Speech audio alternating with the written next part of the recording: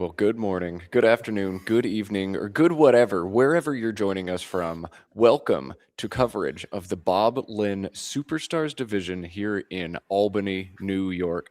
I'm Matt Canick. I'm going to be bringing you coverage all 4 days of the action here on Let's Play Scrabble, and I am stoked to be joined this morning by Nope, other way. Jason Idalski. Jason, how are you this morning? I am doing. I'm doing quite well. I heard you had a really fun night last night, so it sounds like I'm doing a little bit better than you are. But I am just so excited to be a part of this tournament from the commentary side. So stoked to listen to you do your thing for the entirety of the tournament and to be able to contribute for about half of it. Yeah. So Jason is going to be in the booth for, as he said, about half of this tournament. We'll have other guest stars coming in and out across joining me as well. David Eldar, current world #1 among those, as well as Joey Krafchick and some other fun names. So you'll get to know many different Scrabble personalities here as you watch. But you're not here to watch the commentators. You're here to watch the players. And the players signed up for this event absolutely bonkers. Of course, you must live under a rock if you missed the memo that Nigel Richards, Scrabble's undisputed greatest of all time, has come all the way across the world to play in this one. Dave Wiegand is my personal pick to win this one just because he's so good and he hasn't won something in quite some time. Wellington Jighere in the room as well. Defending world champion Adam Logan in the world. Scrabble YouTuber Will Anderson. And we're just getting started, Jason. Tell us about the field a little bit here in Albany. Oh my! I mean, I think the best summary of the field is as I was looking over the round one pairings is that you have Jason Keller, who just finished top 10 at Causeway a few weeks ago, and he is the 17th seed in this event. So you look at somebody who finished top 10, world class field, being the 17th seed, and would any of us be surprised if we saw him in the mix, on Sunday as we come to the end of the tournament? Personally, I wouldn't be. So I think that just goes to show how incredibly stacked this field is. You're going to pick Wiegand to win. I'm going to pick Nigel to win because I'm boring like that.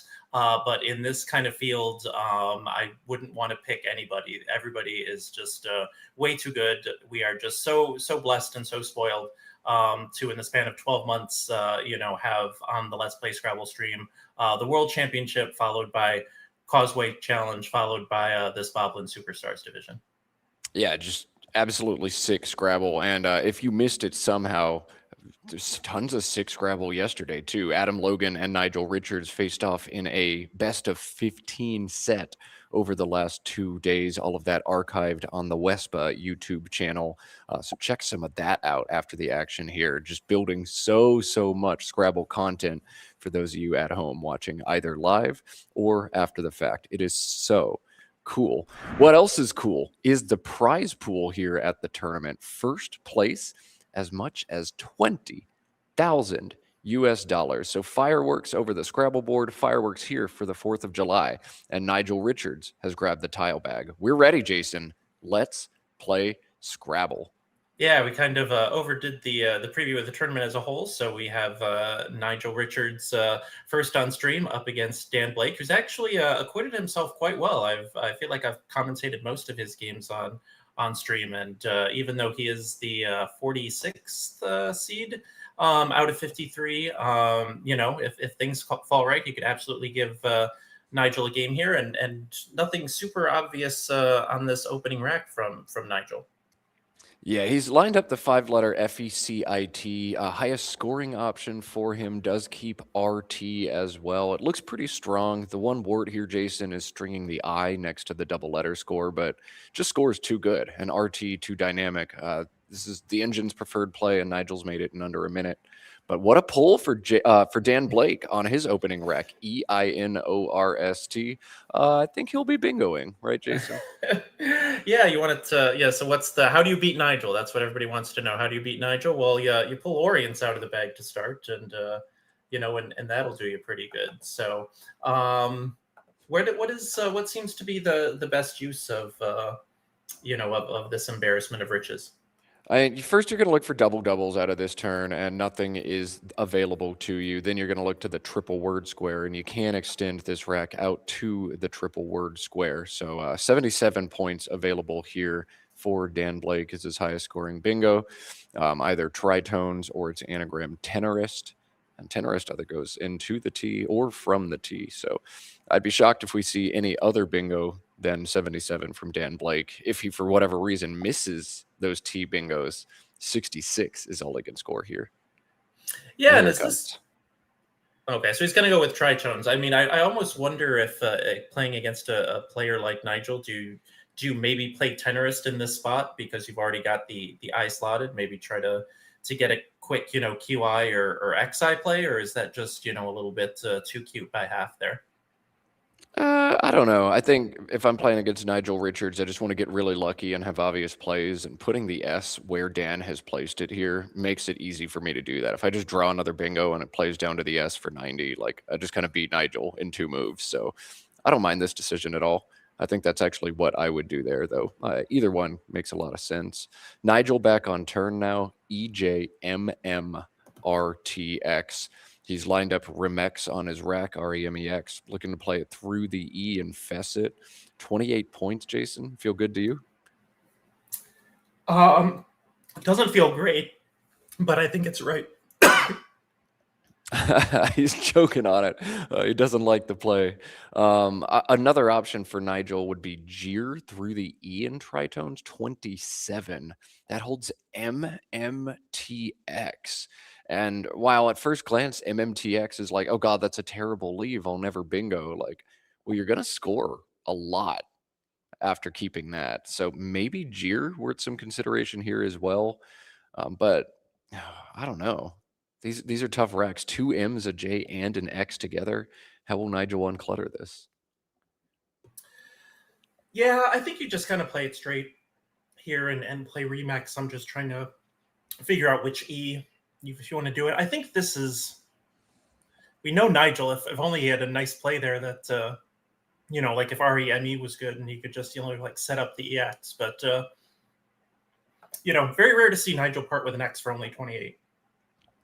And Nigel, the king of setups, he would try to set up that S in some way, or that X, excuse me, in some way if he were able to. But no standout play to do that here for Nigel. Means Remex comes down. Dan back on turn, leading by 21 right now. BENORUW. Synergistic stuff. Save that UW combination. Jason, are you playing both of those tiles off here? I would like to, but I kind of like the top equity play of Bufo through that F and Fesset, especially because it sets up a lot. Obviously, Ox takes a lot of front hooks, but you have the W, and if you could somehow draw a 5 that starts in W next turn, that could be a really nice 1-2 punch. Ooh, yeah. Okay, so Bufo set up the walks and then keep WREN to go with it. Lots. Actually, yeah, I don't think you're going to draw 5 starting with the W very often on a 1-tile pull. But yeah, that depends. It sets up a big hotspot. Will Nigel take it or will I take it is the follow-up question. So that's interesting. But because of the defensive warts you pointed out, this one dropping down according to an engine analysis. So I wonder what what Dan is thinking of here. Like Bufo makes a ton of sense, except, oh God, I'm going to get hit for 50 very often. Dan's now lined up Cub, C-U-B. This 22 points holds ENORW with an S floating out in space. This also feels very strong to me, Jason. Yeah, and it seems to be, everything's bouncing around in Sim here. So there's a few decent options. I'm still seeing Bufo as the top play, but it's going back and forth between that and Cub. If you wanted to do that, I think either of those are fine. There are other really good options, like you said, getting rid of both clunky tiles at once, just playing Bow for 23 on top of Remex, or for 21 underneath tritones, making OB, NO, and EW. Really kind of a stylistic thing here. Yeah, when a bunch of plays sim this close together, you just get to make a statement about the kind of player you are and, how much you shell out for bingos versus how much you choose to take points right now versus how much you want to play a little bit of defense. So we'll see what kind of statement Dan makes here, but no standout option. These are some of the most challenging turns in Scrabble. You want to do it right, but are any of the answers even right? Or is it just kind of a go with your gut? Yeah, I think that's a lot of the game, though. Sometimes you get situations like this where nothing's right. What would you play in this spot? Like I said, even looking at all the information and looking at the sim, I still like Bufo, but I could certainly be swayed that Cub or Bo is better. I think I would go with Cub. Okay. And it looks like Dan has decided the same thing here. Bufo is 4 more points, but just seeds like Nigel's average score after Bufo was 51. And that's just too much.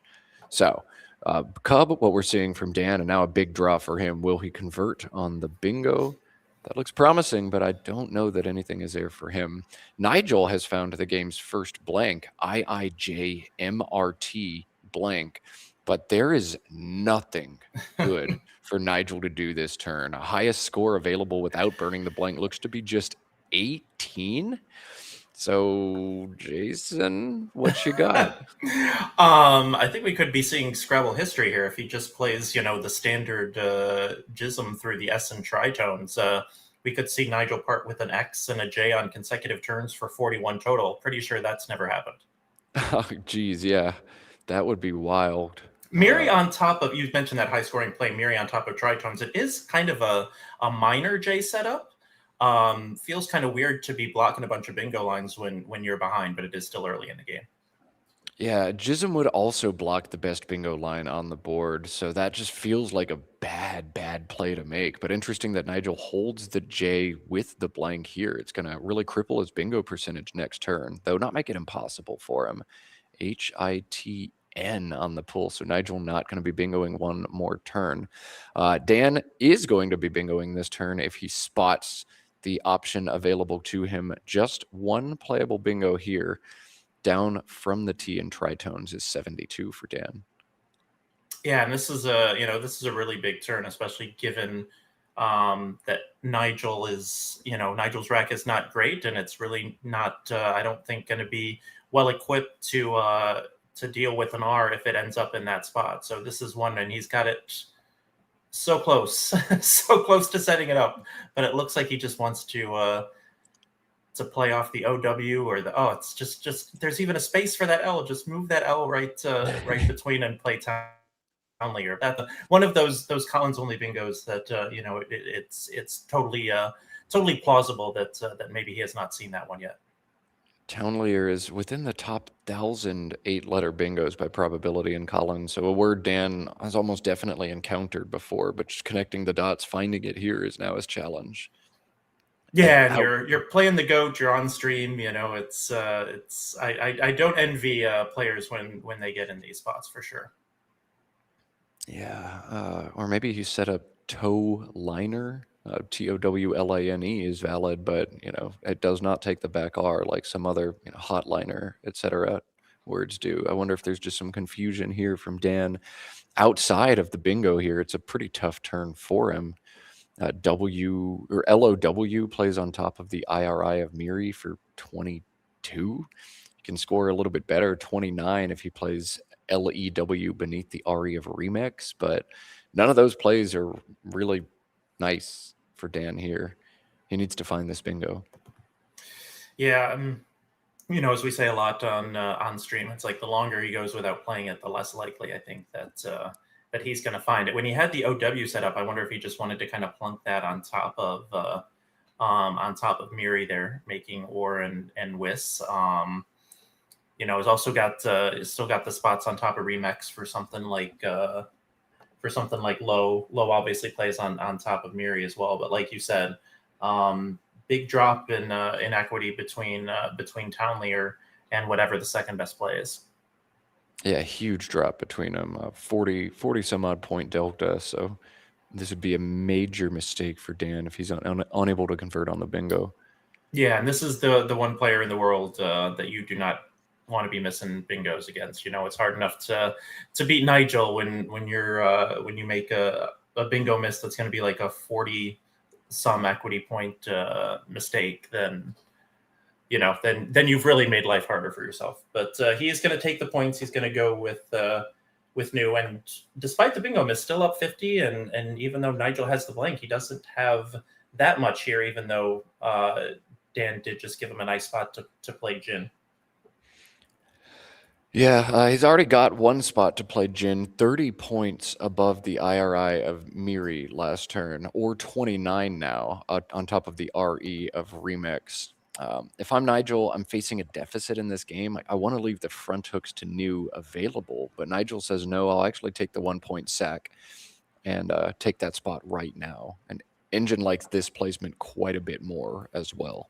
So another well-played turn there from Nigel.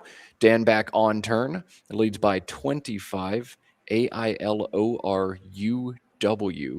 Now the rack for Dan, and there is one play head and shoulders above everything else for Dan. Not a bingo this time, but 36 points available for him.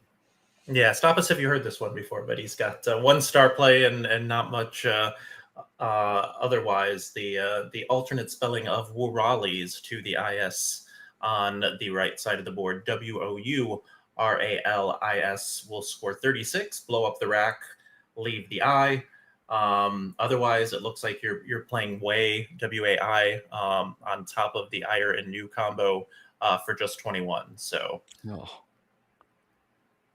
Yeah. I mean, working to Dan's advantage is he has the 7-letter Woorali on his rack. So maybe once you notice the IS on the board, you think, oh, I can just play into the IS. But another big turn here for Dan. Like, you got to find this. One play is like 20 points better than everything else. You got to find it if you want to beat Nigel. Yeah, Nigel actually blocking the bingo Woorali with Jin there. Oh, yeah. Nigel took the 1-point sacrifice to play defense, and it works out. Dan is not going to see Woorali. He's going to continue his scoring assault. 21 points here for LAW. That leave, though, Jason, IORU, could be serious trouble for Dan if he doesn't draw the right tiles here. So we'll see. Keep an eye on that draw as we look to Nigel. He's found another rack without a bingo. So we'll sit on that blank another turn, but the K is going to allow him to cash in the KNEW hook and open this board. Big draw from Dan. Dodges all the vowels. Instead, DH blank. So I guess to score points, keep bad leaves and draw the letters you need to balance them out. That works. Yeah, I was about to say that was definitely playing with fire, especially since we know that Nigel only has one vowel on his rack, but he dodged the danger. So, he's up by 46. Each player has a blank. Actually has he's got one of my favorite adjective noun. Well, I guess not adjective noun, but the old rhodium humidor. If you can picture a humidor made out of rhodium. Also other stuff in there too. Not sure if anything is going to play on the board as presently constituted. But moving over to Nigel, again, not a great option. Looks like he's gonna be a little aggressive here by playing KHET. Yeah, it was between KHET and KEPT, and Nigel deliberating between those two options. This one scores much better, but cedes a lot more defensively. Though with this deficit, Nigel decides, I need these points. So KHET brings Nigel much closer in this game, down now just 19 points. DHIORU blank is the rack now for Dan, and Ket takes a back H, meaning rhodium and humidor both play, making KHETH. Those are the standout plays here for Dan, though if he spots humidor, he can also play it vertically, HE and UT. 3 playable bingos here, rhodium, humidor, and humidor in the other spot. Yeah, those are in fact the only two 7s in that rack. I'm a little surprised. I figured I was missing at least one. But yeah, they both make the blank and M. But it looks like he's considering Howery, which would score very well off of KHET. 35 leaving D blank is actually somewhat comparable to scoring 79 or 77 here. So this would not be as bad a miss as the one he had with Townlier. Yeah, this probably just like 8 or 9 points worse than the bingo here when it's all said and done because of the strength of leaving that blank on your rack. So I think it'd still be a miss if Dan doesn't play Humidor here, but this one might be better than the vertical placement of Humidor, just because that gives so much back to Nigel if you play it there. So if you don't spot the H back hook to Ket, Owry might be your top play.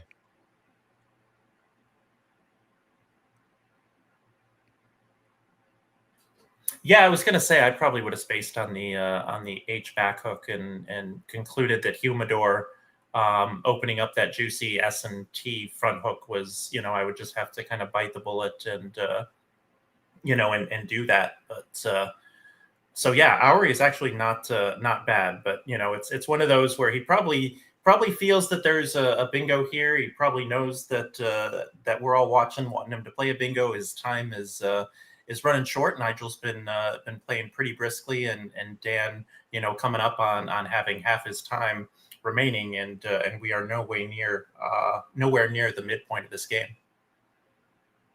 Yeah, this is tough. And I mean, adding to the complexity of the position, you've got to know the hook to Ket, you've got to spot the hook to Ket, you've got to spot the bingos.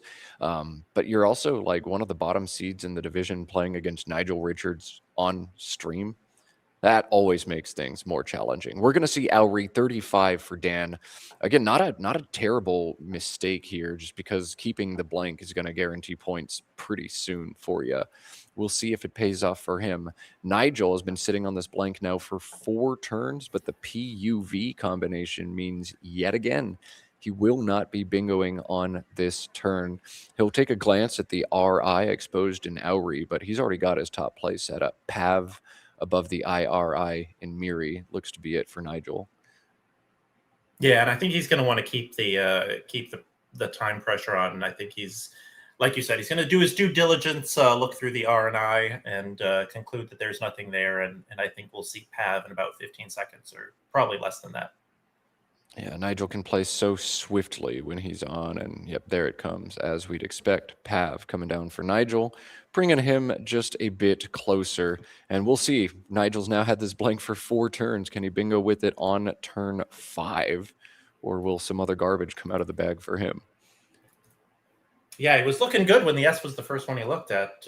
All I see is Pagodas, which does not play anywhere. It does have Adagios on top of the W in Law, and the very obscure bingo through the R. I won't spoil that one, but it's certainly one I haven't seen.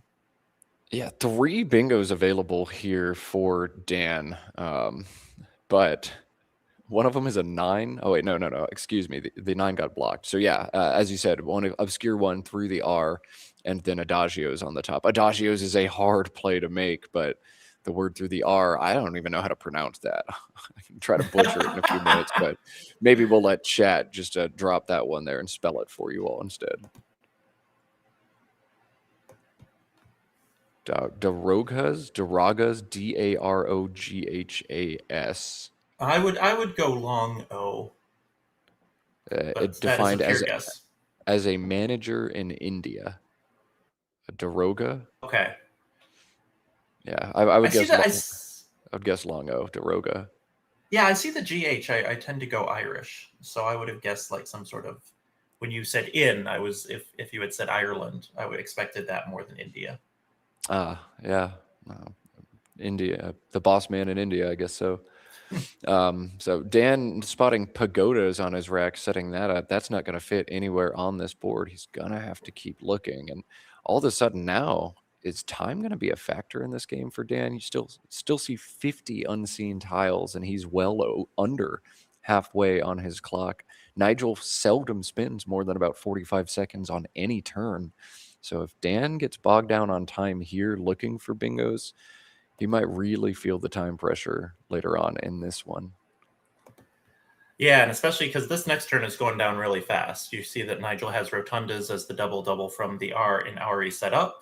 Assuming that Dan doesn't see Darogas, and even if he bingos with Adagios up top, that's going to seed a really nice counterplay of rotunda at a minimum, if not something nicer. So Yeah, he's coming up under 10 minutes, and again, I feel for him. He's got a chance to beat the GOAT. He's had some very tough bingo racks that he hasn't converted yet, and now the time is dwindling on him as well. So, yeah, we'll see. A tick, tick, tick for Dan Blake. He's got to be feeling the pressure just a little bit more with every second that runs off the clock. We haven't seen any indication, Jason, that he's spotted adagios at the top, have we? No, he hasn't set it up. At least not that I've seen. Yeah, and I guess feeling some of this time pressure, like, well, I just need to do something at some point and save some of this time. If I'm going to hold the blank again next turn, like, I'm going to need more time to shuffle for a bingo. So I think he's just going to commit to something here and make a valid move and get that time to stop running. Yeah, the other issue is that a lot of his best non-bingo plays are kind of underneath, that little square on the right-hand side of the board, something like AGA. That G back hook to ARE is something I always face out on.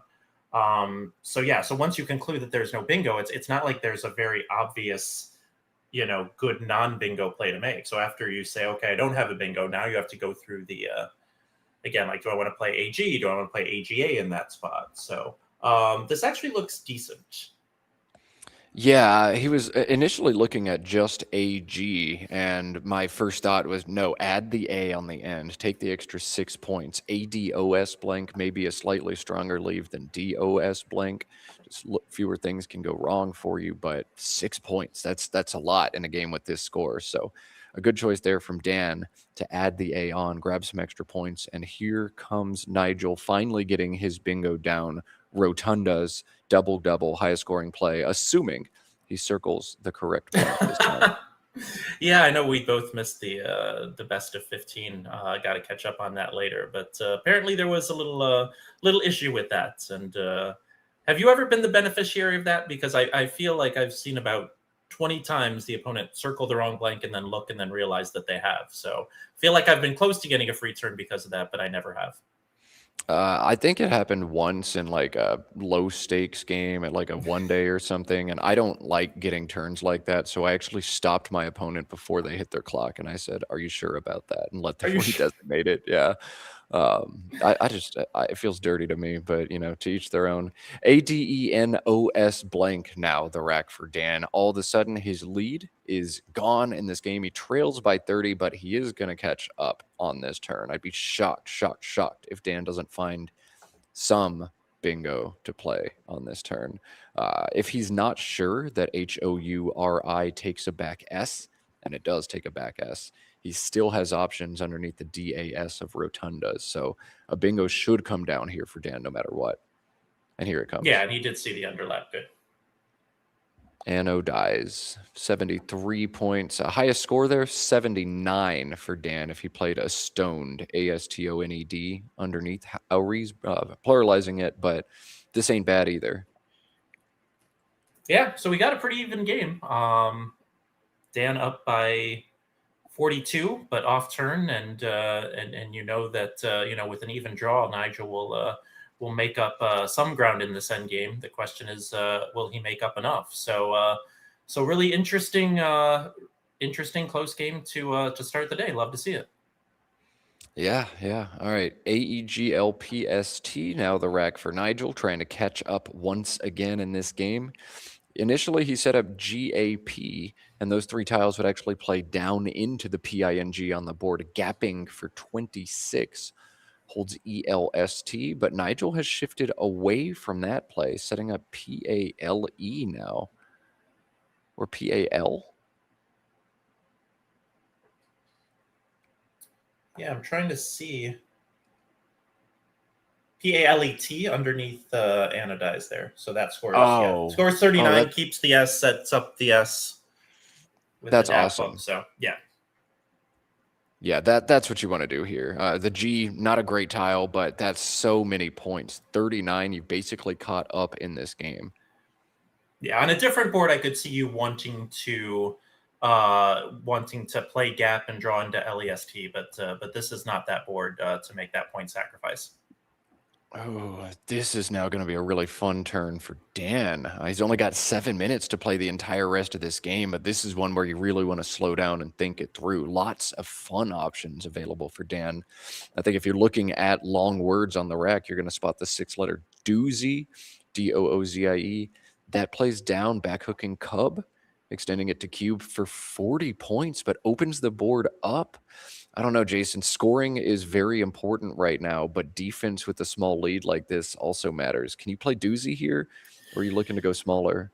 Can you play doozy here? I don't know. Nigel did just blow up the rack. We know that he did not draw well into blowing it up, but when you look at so in a situation like this, I think you really want to look at what's available. And I guess you got the V, both Ys. Yeah, you put the D there, you're going to get hit with some sort of DY word very, very often. There's a lot of reedies, REEDY, a lot of readies. Maybe do you just do zoo and oping then? But even that's not, not without its own set of problems. Yeah, ZOO and oping 32 points, keeps DEIL, which in a vacuum feels pretty strong, but on this board isn't really going to help you too much. You don't want to be keeping bingo prone tiles. Yeah, that play's got its warts as well. Doesn't play the best defense. Maybe you consider holding on to the Z here and trying to score it next turn. He's going to play ooze. Okay, so doozy, but like far more defensive. Okay. Okay, variation on the theme. And Nigel's not going to be able to do almost anything about this. He doesn't have the A, O, or E to make a stacking play with the Z this turn. He does have the B for booze, but like nothing else good to go with it. Q, I, F, B, G, G, S. So I think this has to be B, I, G, G, and booze. Set up the Q, and I don't know, maybe I draw a huge play. Maybe does that seem good to you? Yeah, you got a U and two I's, it looks like. Not 100% sure if the remaining tiles. It should be updated, though, from... So, yeah, with a U and two I's, I think you do just play BIGG and you try to, you've got the nice little QI spot off of Owery. I guess, there is a theoretical QUA for a million up there if you draw the U and the A and can hit that spot. So, it'll probably go away at some point. But yeah, I think you have to do this. Yeah, this is now a huge pull for Nigel. We see Dan has drawn riddles or dreidels, which plays at the bottom of this board. So if Nigel doesn't draw the QUA here, he's probably done in this game. CYOE. That's not what Nigel needed on this draw. So assuming Dan plays the bingo at the bottom of the board here, I do not know how Nigel's going to win. Yeah, it's really hard to see. That's one of those things you play off 2 Gs and then your opponent bingos with riddles, like one short of and you're like, oh, I just burned my 2 Gs for the griddle. So you can't fit a bingo there anyway. So it's not a big deal. But yeah, he, his earlier mistakes, his current time trouble, that all goes away if you find riddles or dreidels and you find it fast. Yeah, I mean, riddles at least, like you would expect him to notice pretty quickly. But dreidels would definitely be your preferred option here. Nigel does have FYCE set up on his rack. This plays with Big E for 51. So it's not quite game over yet. Nigel will have a big counter, but he'll hold the Q on his rack. And yet again, he's going to want to draw that U pretty desperately to threaten a big play. Here it comes, riddles, indeed, coming down. All right, so we're going to see riddles. We're going to see Feist pretty quickly, and a big draw for Dan for sure.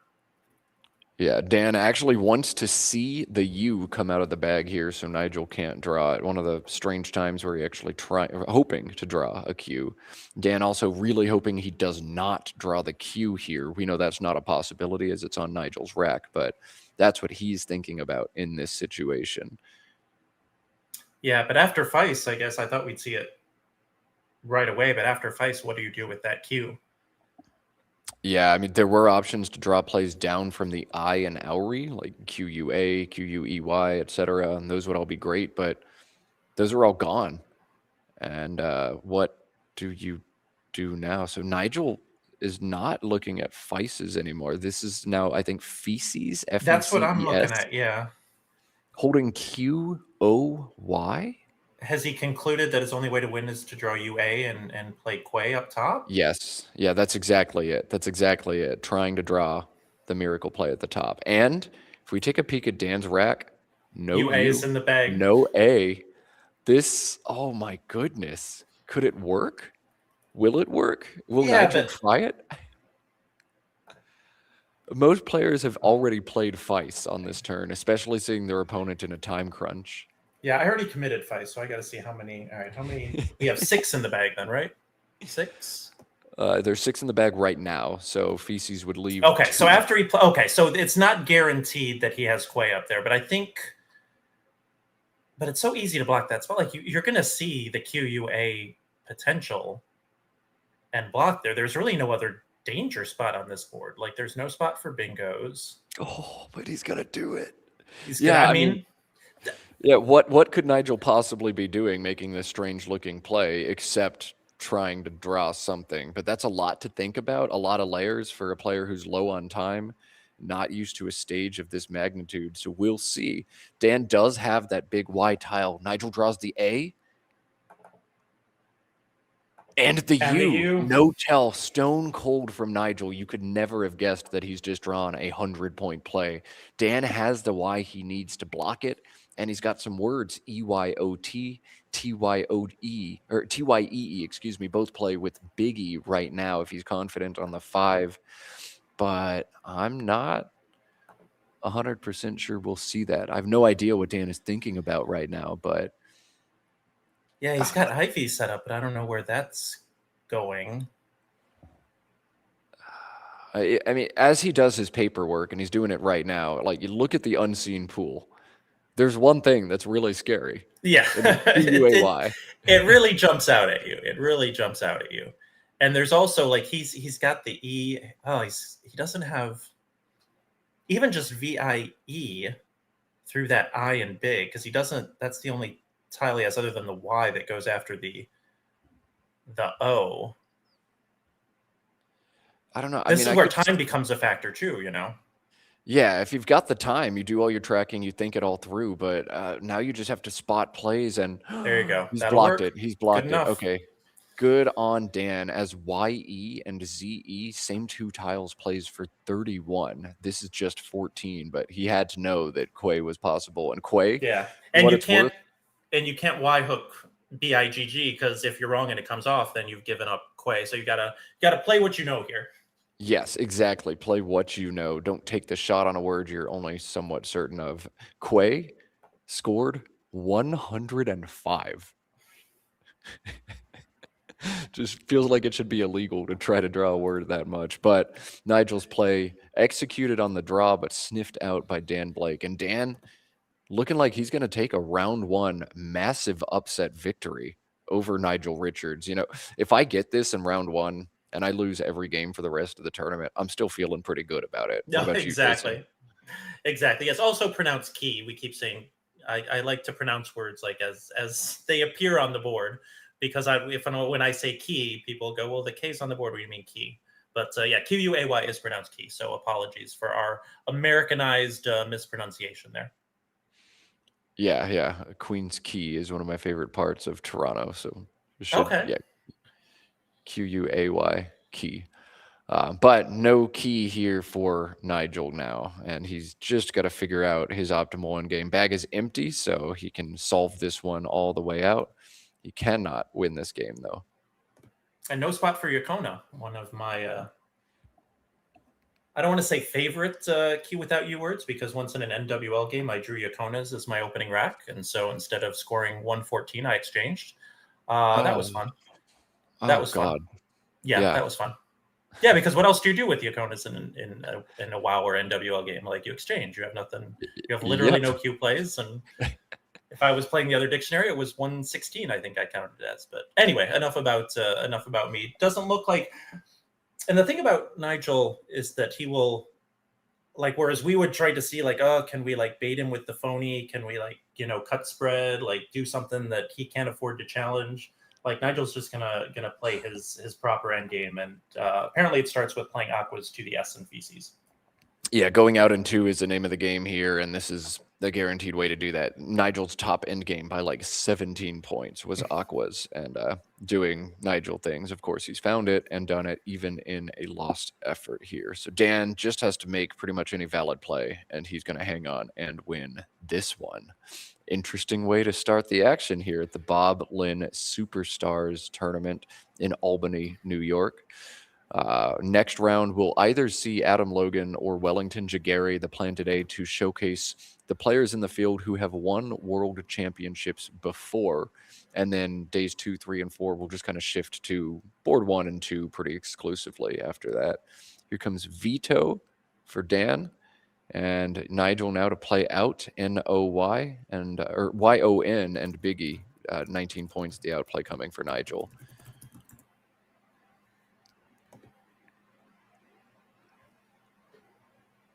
Yeah, too bad we won't get much on the overhead mic, but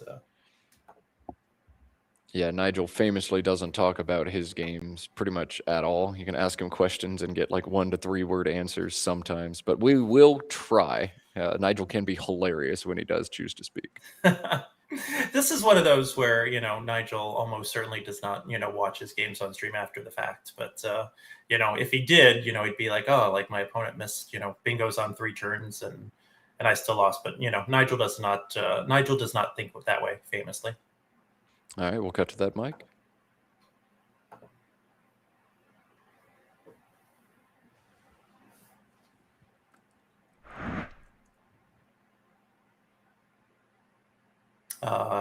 Am I the only one not hearing anything on the overhead mic? I don't hear it either. But you see Dan is pointing at QUAY. Yeah. This actually looks like already more post-mortem discussion than the average Nigel game.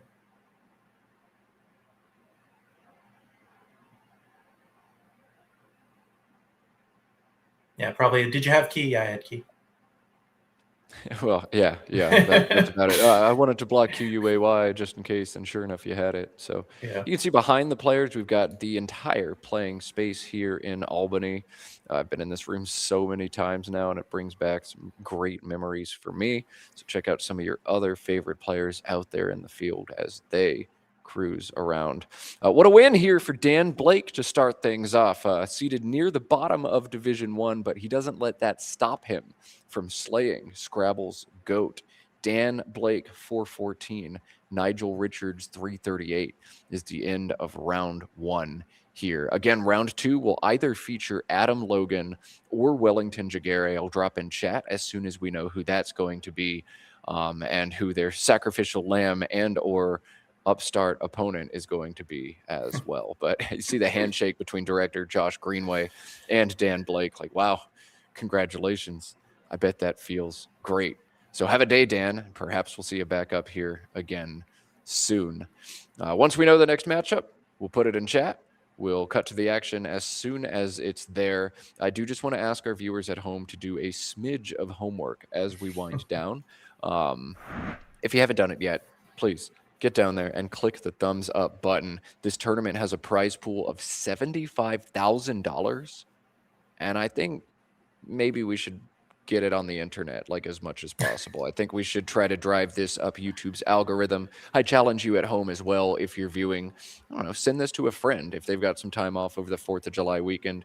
Think of that dorky girl who plays Dungeons and Dragons with you, or that nerdy guy who loves going to Magic the Gathering tournament. Maybe have them check out some Scrabble, because there's really cool stuff going on this weekend. Prizes like you won't get anywhere else. The caliber of play here going to be insanely high. The caliber of commentary, well, that's up to us, but we'll do our best. Dave Eldar coming into the booth, world champion, 2-time world champion. So lots of cool stuff happening on Let's Play Scrabble. And if you could just help us out by clicking the like button, we would appreciate it immensely. So I think with that, we're going to take a short little break. We'll let you at home top off your coffee, your tea, let your dog out, pet your cat, or whatever it is you're going to do. You are watching Let's Play Scrabble. We'll be back in a few minutes.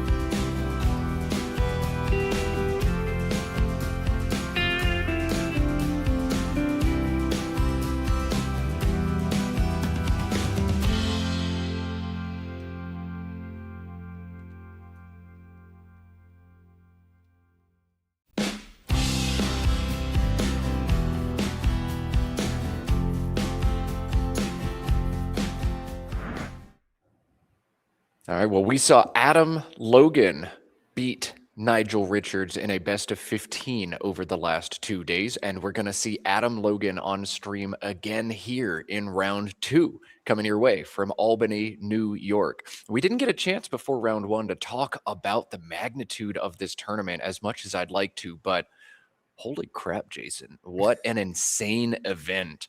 Can you tell us just a little bit about the depth of the field and the prize money at stake? Yeah, like how many 2,000 rated players do we have in this division? Is Like a is crazy it amount. 9? Yeah. Yeah, it is. Like I said, Jason Keller just finished top 10 at Causeway, and he is the 17th seed for this tournament. It's definitely one of the deepest events I can remember in recent history, in North America at least. Obviously Albany has consistently churned out some very good fields, thanks to Bob Linn's generous donations to try to increase Colin's participation in North America. But it's amazing how it keeps getting better and better. I mean, just a testament to the depth of this division. There are 53 players here. First off, Adam Logan, defending world champion, was just defeated by the 44th seed, a player in the bottom 10. And we just saw the same thing happen to Nigel Richards, Dan Blake knocking him off. So even the players located near the bottom of this division are really good enough that they can beat world-class players. Adam lost by over 100 in round 1. So crazy talent here. Austin Shin, the 13th seed. Nigel Richards, not even the 1 seed because of Wellington's high rating right now. Ben Schoenbrunn comes in at 14. Like, there are so many good players here playing for a ton of money. Again, $75,000 is the prize pool here. I never in a million years dreamt we'd see stuff like this in Scrabble, but thanks to the generosity of Bob Linn and the hard work by the Let's Play Scrabble team, that's what's possible here. This has been a magical tournament. It's run for decades, was run by the late, great Annette Tedesco. The Let's Play Scrabble team took it over upon her passing, and I played this first 10 years ago. Never did I think we'd see $75,000. We'd see Nigel Richards and Adam Logan and Wellington Jighere, but here we are. The future is a wonderful place to be, and we're there right now. Adam Logan will be playing second. His opponent, Lori Cohen, is someone I've played numerous times, and if I had to summarize her game in one way, I would say she's a bingo queen. She knows how to groom and balance a rack very, very well. She's got great command of the bingos. She's more likely than almost anybody to just drop 4 bingos on you and absolutely crush your soul. So we'll see if the bingo queen can make that title or can reclaim that title here. ILLOUUS. Jason, Lulu exchange. Oh boy, I kind of like Ulu because you have the L front hook. Like you put Ulu with the second U on the star. I kind of like that. She's going to go Lulu, which I don't like. Although I guess you've got one of the only 4 hooks for that. But I would have preferred Ulu here. Yeah, Ulu, I mean, you set up both Lulu and Sulu, also valid. That felt a little bit stronger to me as well, but Lori's just going to set up the back S alone with Lulu here. And Adam's opening rack gives him Jaunt. This is played super quickly by Adam, but it also seems super correct to me, Jason. Yeah, I didn't think it was that obvious, but it must have been to Adam because it was looked to be the clear best play, and he made it quite quickly. And Lori has not fixed her vowel issues, although she did draw another L, so maybe it was just as well that she played Lulu. Oh, not a great pull. She kept IOS and draws 3 more vowels into it. AIILOOS. So now Lori with the decision to make. Do I cash in my S, Aeoli's and Jaunt's 25 points, or do I try to hold it back and get a bingo down quickly? Olio and JO, 17 points. Those are the only 2 plays that really make sense in my head.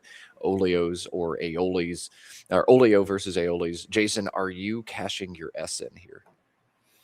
Oh boy. Oh God.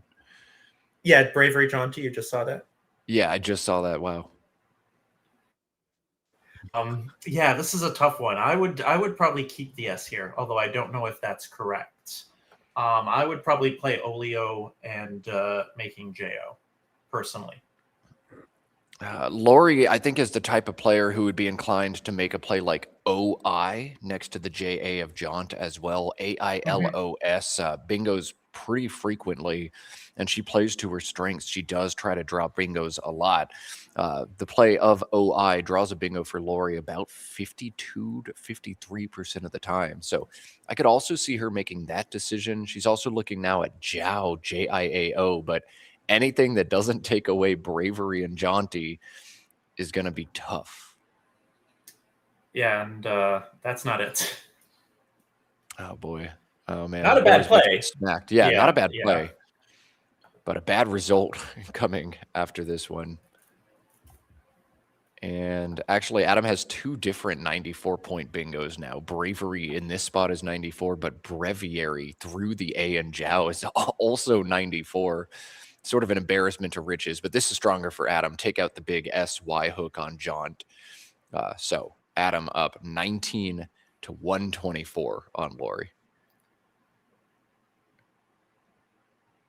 Yeah, and so Adam, as you can see below, didn't get a chance to talk about it, but this tournament is off to a wonderful normal start. Adam, as the 5th seed, lost to the 44th seed by more than 100. Wellington, as the top seed, lost to the 41st seed by almost 200. We saw Josh Sokol lost to the 47th seed out of 53. And we saw Nigel lose on stream. So that's 4 of the top 6 seeds losing their opening game, all to people seated in the bottom quarters. So, tournament is off to a wonderful routine normal start. Oh, man. For those of you who are into it, I knew this was going to be a spicy tournament. Mercury just went into retrograde 2 days ago, and then a giant thunderstorm rolled in out of nowhere last night and just poured buckets on the hotel so hard that the fire alarm went off. All of the fire doors shut on all of the hallways and in the playing room. So weird stuff going on here. Laurie has 1 playable bingo, and this is going to guarantee that we've got some kind of game on our hands. Sholey are coming down. The only bingo for Laurie, 72 points, and she's back in it now, 91 to 124. Adam's drawn pretty well, GIILNNO, his post bingo draw, but there are no playable bingos here for him. And this, I think, is one of those turns where we're going to see Adam already putting his head in his hands, likely going to put shirt in mouth. This turn looks really hard to me, Jason. Yeah, this is one where you said, like, he did draw well, and he did draw well, but I would almost rather, draw badly than have one of these, bunch of singles, like no bingo. Do I keep the ING? Do I blow it up? Do I play Ion? Do I play Legion through the eve of Bravery? Do I want to be playing defense right now because of the early lead? It's a weird turn, but it helps that Adam insta-played his first 2 turns, so he's got a lot of time to to consider what he wants to accomplish here. Yeah, and I've been able to watch a lot of Adam Logan, given his proximity to the Let's Play Scrabble team. He's at a lot of these events, and he, more than anybody else out there, will make his plays in either 20 seconds or 6 minutes with very little in between. This is one of those 6-minute turns. Just so many different ways to approach. It makes a lot of sense to just play Ion and keep GILN and try to bingo through one of the floaters. It makes a lot of sense to play Legion through the E and Bravery. Just score a bunch right now, 27. It makes a lot of sense to play Goblin through the B and Bravery and score. So, man, there are a lot of options that all feel pretty strong. And I'd hate to make a play like Ion for 16 and then not draw a bingo and then be really sad. But I'd hate to make a play like Legion, give Laurie some floaters and get bingoed on for a second straight turn. This is hard. Yeah, this is a hard turn. This is a hard turn for sure. And, like you talked about Laurie being a bingo queen, I definitely feel like I am, kind of similar in that in most kind of points versus leave situations that I'll go for leave.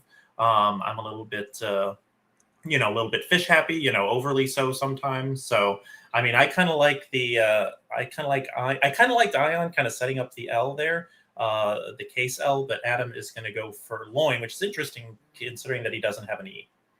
Yeah, no E, no A, and he's playing loin instead of lion in this spot, opening the board for letters he doesn't have.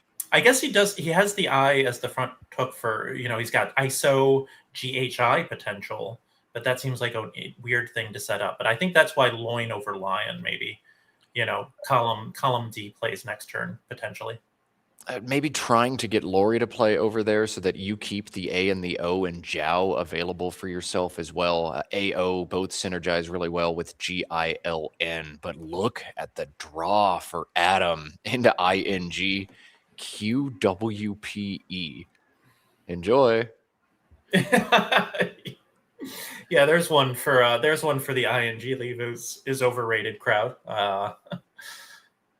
I think no leave is going to be supported by a QPW draw, but there's probably one that exists in the universe somewhere. Lori has exams set up. This is 66 down from the E in bravery. I'm not sure that it's her best option. It may be, but another strong play in the same spot is Xenium, XENIUM.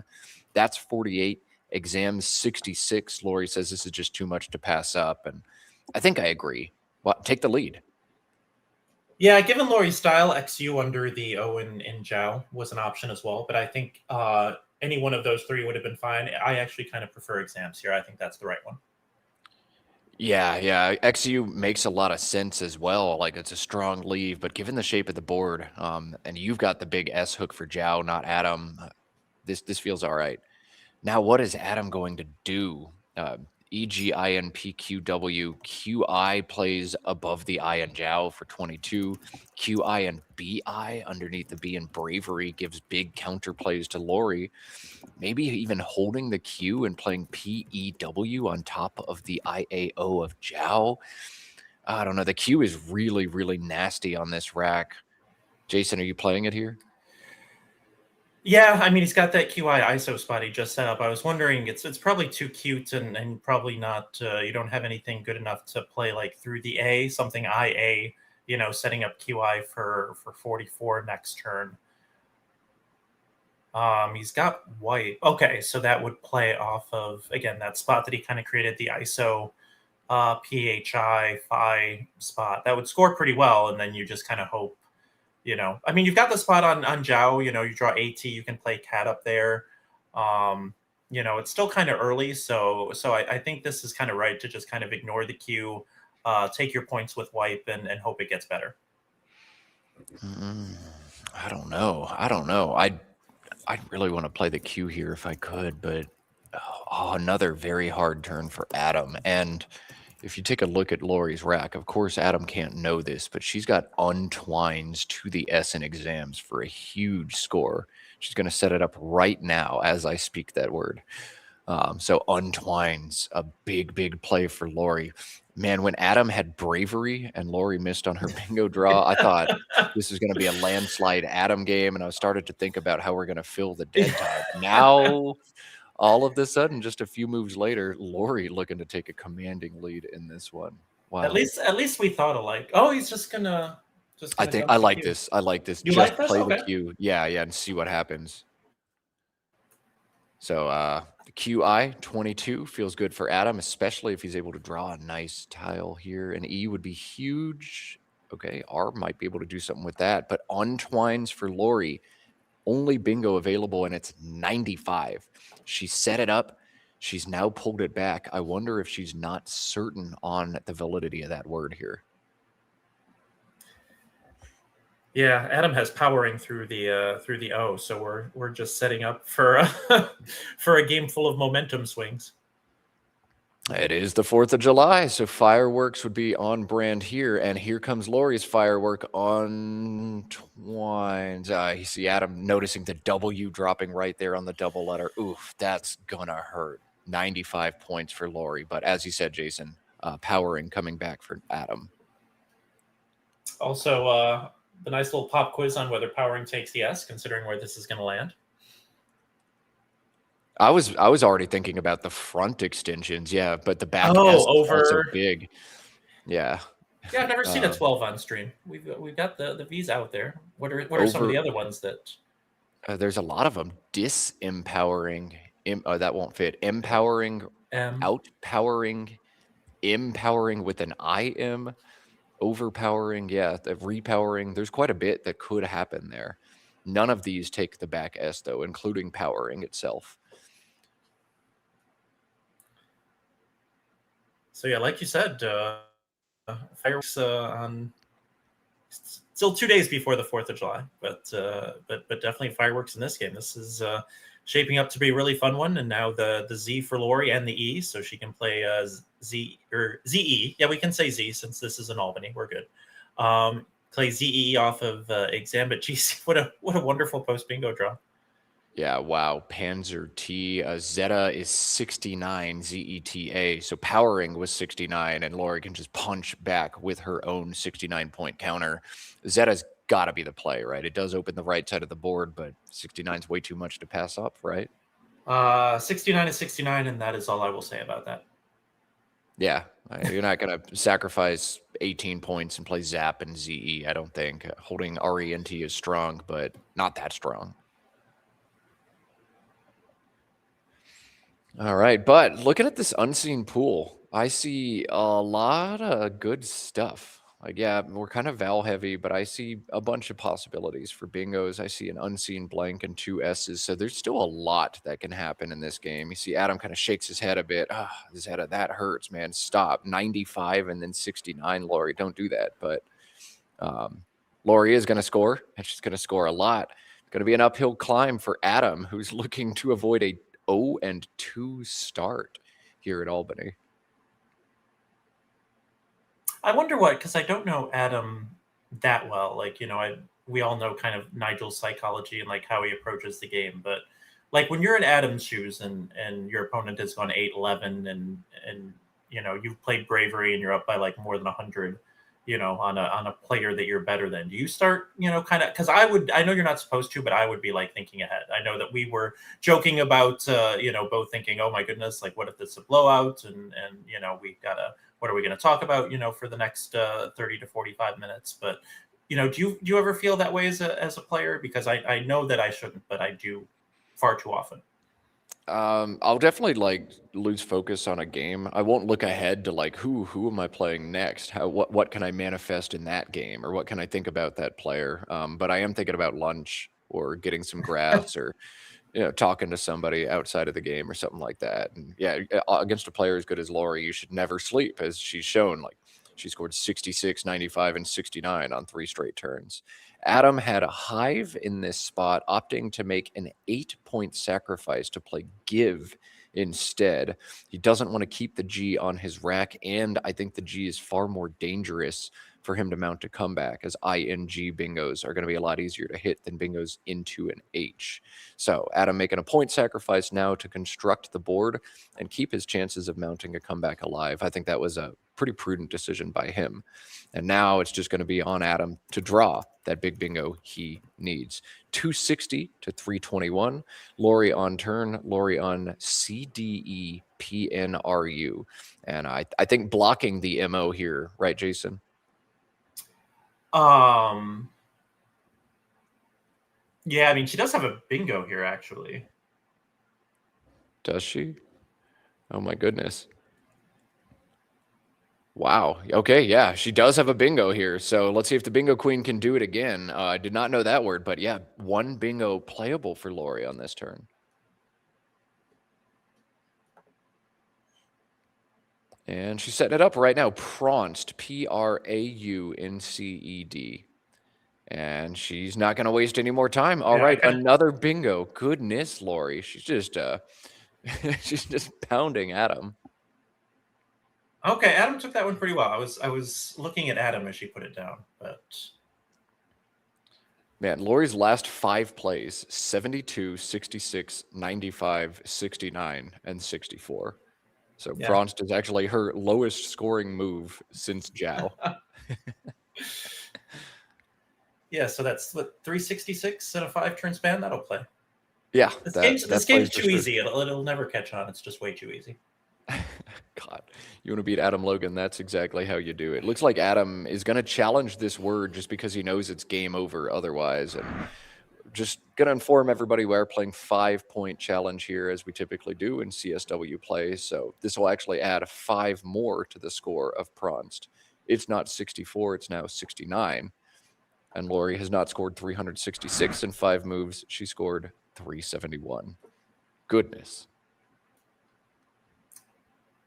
So 269s back to back for Lori, and again, that's all I will say about that.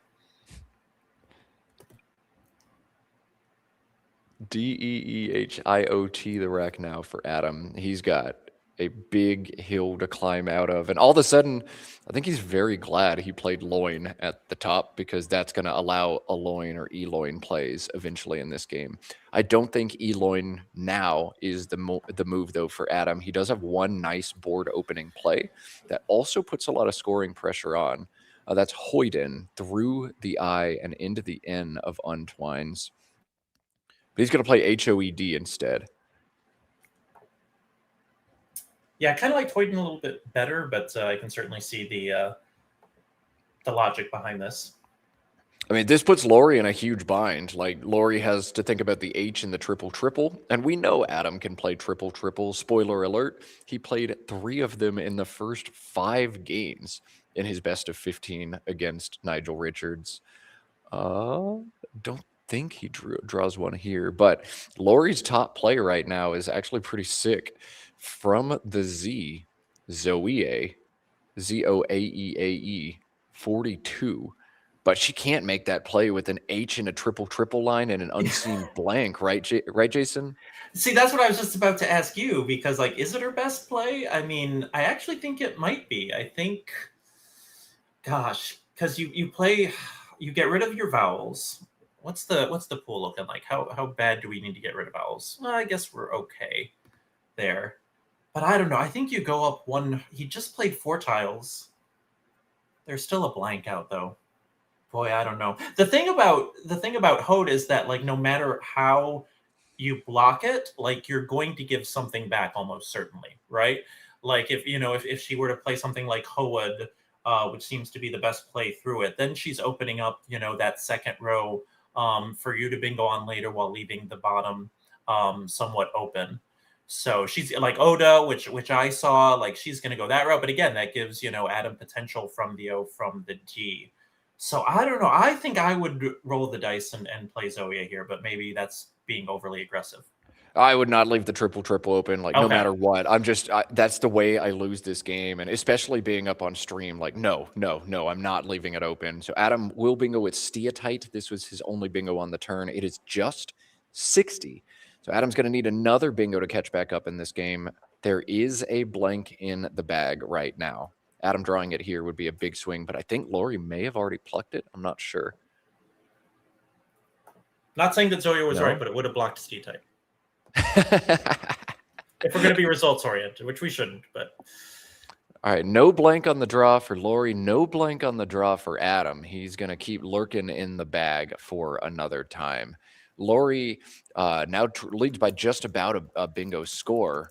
She is on turn, and she can score very well. 49 available to her beneath the ITE of Steatite. In fees, another nice play in the same spot is Mafia from the M. So Lori's going to be drawn right to that spot. Mafia, Jason? Fees for 49? Something else? Mafia sure seems pretty strong to me. 49 is nice, though, especially when you've got, like, that 62 point lead. So yeah, I think you just run. I think Mafia or fees is fine. I actually kind of like Mafia. I kind of like keeping the S if Adam gets, like, super desperate and makes some blatant opening, trying to draw, that or the blank. But I'm not even sure how he would do that on this board. So.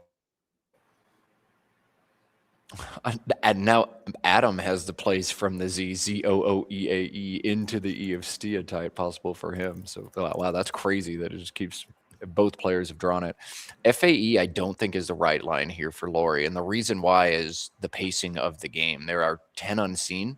If she plays 7 and Adam does get a bingo down now, then Adam has a chance to draw 7 fresh tiles and potentially 1 more bingo out of the bag. And that's really the only way Lori loses this game is probably 2 bingos or 1 very high scoring bingo from Adam. So I would have tried to play 1 extra tile, but the AEIS leave, it feels really strong. And Lori's showing us why right now. She's pulled pretty well. I think I would have played 1 more tile, Mafia or Fees or something, but this is going to end up working out fine for Lori. Yeah, that is a good point too. Left 7, Adam can bingo twice now. Again, very unlikely on this board. Even if he bingos, you're gonna know his exact rack, so hopefully you can stop him from bingoing again. But yeah, as far ahead as Lori is, again, like how am I going to lose this game? And I think you lose it when Adam bingos twice, and you can stop Adam from bingoing twice just by making a play of 4 tiles or longer. Yeah. There's now like another pretty easy line for Adam to win the game. He doesn't need 2 bingos after FAE. If he has the K and plays a 4-letter K word and then bingos, like you still lose. So I don't know that Faye was the right slam dunk play for Lori, but I think it was still like you're going to win this game 90% or higher. But Scrabble's all about those little margins in these pre-end game situations. Can you turn your 90% into a 97, into a 99, and then even 100? Adam is looking at MOOED, which would front hook DSO to make Audiso.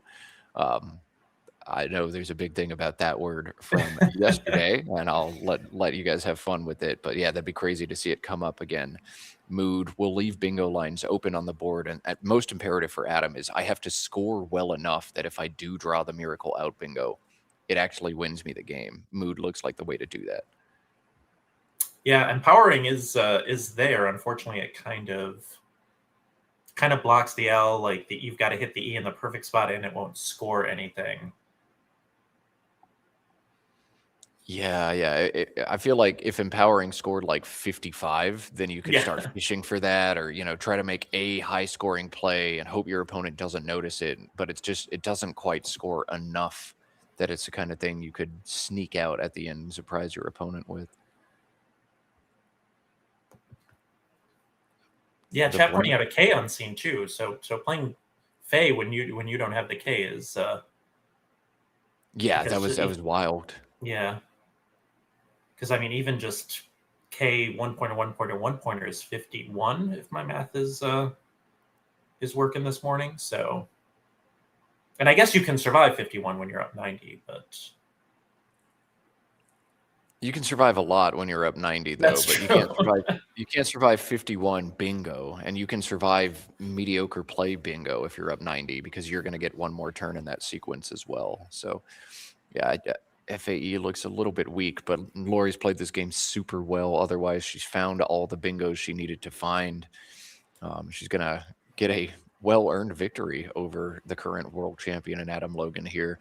I do want to mention while we've got Lori on the stream that in addition to being a very fierce Scrabble player and a bingo queen, she's also a very important Scrabble player. Lori runs a big tournament out in the Phoenix area, where she currently lives. She is also the president of WGPO, which is the governing body sanctioning this tournament and many tournaments across North America. So WIGPO sponsoring this event, and Lori, the president of that organization. So thank you, Lori, for all you do to support competitive Scrabble. And here comes Adam, dropping mood. He's probably going to draw a bunch of garbage consonants and maybe a blank. Yeah, it does stay within hailing distance though, if he can. Pacify isn't going to go anywhere. It does. I mean, maybe something from the L, maybe something you can fish for. No bingos available for Adam as the board is currently composed, but Lori doesn't know that the K and the R are still in the bag. And I mean, fracking, croaking, foraying, all possibilities into the G of give right now. So that has to be terrifying for Lori. There's also, with that K unseen, the non-bingo of Fikery, Fikery, Oh wow. is 84 points underneath FAE. So there's a lot for Lori to be scared about here. Oh boy. Oh boy. Yeah, but it's good that she's got 11 minutes to figure it out, and plenty of time to look at how she's going to lose this game. We can see the remaining pool up there. So yeah, I mean she's almost certainly going to play something on the left side there to like you said, stop frocking and fracking from coming down.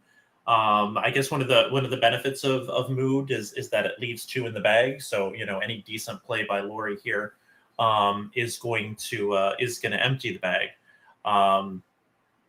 Again, and with that A, with the A in the blank, if he has a 7 that starts with A, in addition to something on the right, then he's going to bingo out. You don't really have a lot. You can't really score enough to outrun.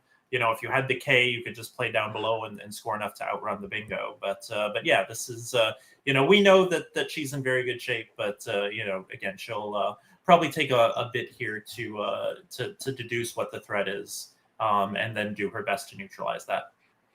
Yeah, once you realize the threat is the G in give more than anything else, you have to think, how do I obstruct it? And well, one of the benefits of watching Scrabble on the internet is you start to absorb words that you may not study or may not have studied anytime soon. Those of you watching yesterday, you got the front hook to ODSO. You know that it takes a G, and Lori can cash her G to play Gib and Godso, GIB. That blocks all of the bingo threats down to the G and give and scores super well and lets us flex the word that we just learned. So that's why you watch the stream, to learn the stuff. Now you see Godso and you know it and you're confident on it. It's just too bad we will never get the N back hook to Godso to make Godso. If it were later in the tournament and Adam were out of contention, I could see him burning the blank just for lulz. It does. You could see Adam doing that, because Adam strikes me as really straight-laced and not one who would. I know that Nigel has. I remember he famously, played SOS in a lost game just for the lulz. But I don't know. I don't see Adam doing something like that. Yeah, and I don't think Adam's the one to give us the troll content. But yeah, Nigel certainly would, just for fun. So I think Lori was settled on Barge, Barge, along the ED of mood. That should get it done as well. Barge is not 100% to win from Lori's perspective. Like, in addition to the bingos down to the G and give, it's definitely possible that Adam could be sitting on a bingo right now. Things like airlock and a loin are also possible. And I think if Lori plays Barge and draws the Y and the F, she loses. Yeah, but if she doesn't block, fracking or frocking, and then there's two tile combinations that lose. So yeah, which again just goes to show, like, Adam, Lori had that 5-turn sequence where she scored 371, and yet here we are in the pre-end game with 2 in the bag, and Lori is not 100% to win. So the greats like Adam are just so good at finding those winning sequences. We just saw Nigel on stream, kind of come up with a Hail Mary, drew what he needed to, but then Dan Blake kind of snuffed out the threat. But it's just amazing how they're able to to turn hopeless situations, or seemingly hopeless situations, into ones where their opponent still has to sweat it out. Okay, so Lori actually has ways to, I think, just 100% win this game. Chat pointing this one out as well. GIBERS playing alongside, making that Godso hook, but playing long. That's actually going to score so well that it's going to survive airlock. If Lori plays Geibers, she wins by 6, should Adam be sitting on exactly the airlock rack. So I think that's a 100% win here for Lori if she spots Godso and thinks to go long on this turn. If she plays just GIB and Adam does have the airlock rack, Lori would lose by 6. So playing longer if she's trying to outrun the bingos, is the move.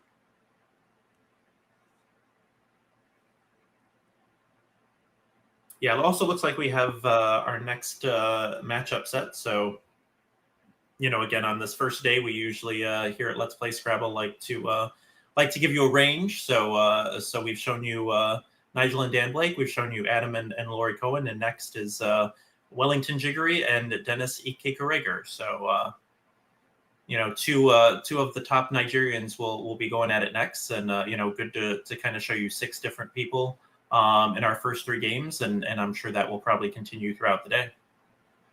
Boy, what a treat for us. Dennis is a multi-time African champ, and Wellington, of course, needs no introduction as our 2015 world champion. Wellington also gave us the game of the tournament last year here at Albany, and just an immediate classic against Harshan coming from the UK. So that is going to be super, super exciting.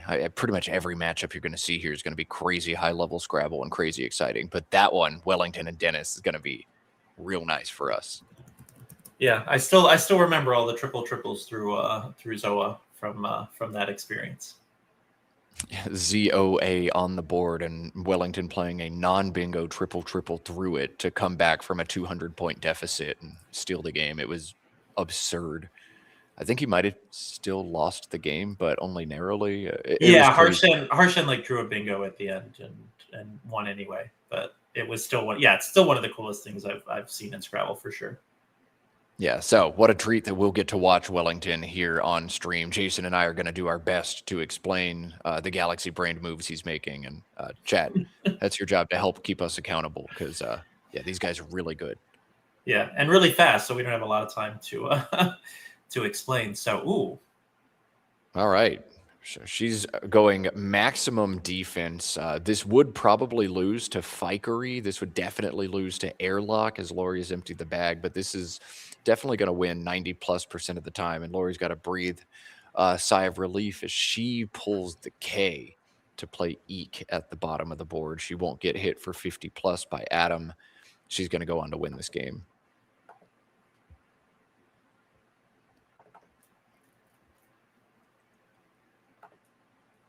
Yeah, so 0-2 start for Adam.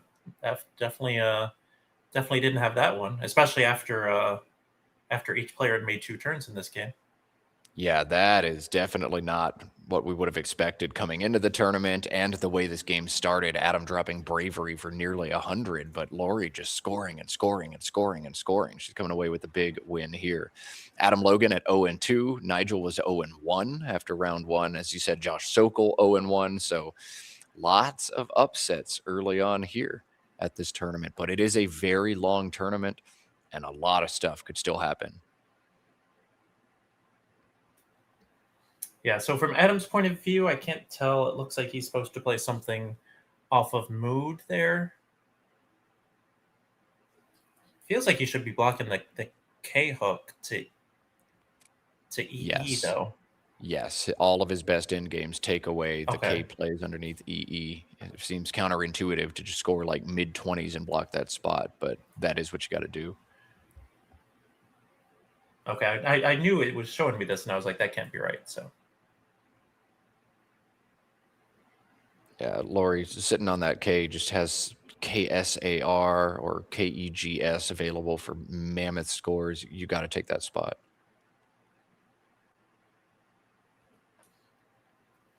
Frustrating part for Adam is that not really a great way to deal with that. Yeah, his best end game is weird. It's Folic, FOLIC, making IFF and TAO, like not even able to not even hitting out. But then YA would Shoal go in off of mood and off of untwines for points. So yeah. Yeah, 2 good spots for YA. Yeah. Nigel would have played it already, but that's okay. All right, but whether Adam gets this end game exactly right or not is purely academic and spread, as Laurie is going to win this one for sure. So have a day, Laurie. Have a day, Dan Blake. We've seen 2 upsets so far here on stream, but hey, that's why you play the game. Exactly, and like you said, I'm starting to buy into this Mercury in retrograde thing. I didn't even know that was a thing until a couple of years ago, and now it definitely seems that there might be something to it. There was like this 1 week stretch of my life where nothing made any sense and all of these bizarre events kept happening. And then I thought to myself, is Mercury in retrograde? People say that a lot. And I Googled it and it was. And since then, every time Mercury goes into retrograde, the weirdest stuff always happens. So you might Huh. be rolling your eyes at home if you're not into that astrology stuff, or you might be nodding along like, yes, I've noticed it as well. Mercury in retrograde. We're just coming off a full moon. We had crazy thunderstorms, and it's America's 250th anniversary this weekend. Plus, we just had Canada Day yesterday. So, Yeah. uh, a lot of weird stuff is lining up. I don't know what that means for us at home, but I think it means things are going to be quite interesting here, if nothing else. I used to be an eye roller to that, but now I'm more open. I'm more open to considering that maybe there's something to it. I used to be an eye roller. Now I'm not so sure. I was a guy where as soon as like star signs and astrology would come up, as soon as I heard one girl say, "What's your sign?" I would just immediately try to exit the conversation and find something else to do. But now I'll vibe with it. Sure, that's fine. Okay, because you're a science teacher. Like, isn't that like you have to? Are you going to get in trouble at work if anybody hears you say this? Or Who knows? Who knows? Am I allowed to have a personal life as a teacher? Am I allowed to have my own personal well, opinions as a that teacher? wasn't what I was implying. You're allowed to have a personal life. I don't know if it's allowed to contradict what your day job is all about, but Right, right. maybe they don't contradict. Maybe that is a me thing to think that they do.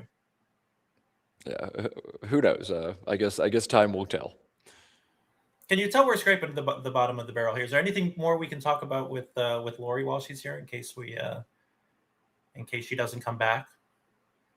Let's see. She actually just moved back to the Northeast. I know she's kind of ping-ponged between New York and Phoenix, Arizona. Do I like the hot or the cold better? So I think we'll actually get to see more of her on the Let's Play Scrabble circuit. If she's back up in the Northeast, then she'll be on many of these streams as well. Let's Play Scrabble, at least for right now, Let's Play Scrabble is largely a Northeast US endeavor. Of course, we also saw Let's Play Scrabble brought out to the Causeway Challenge in Bangkok.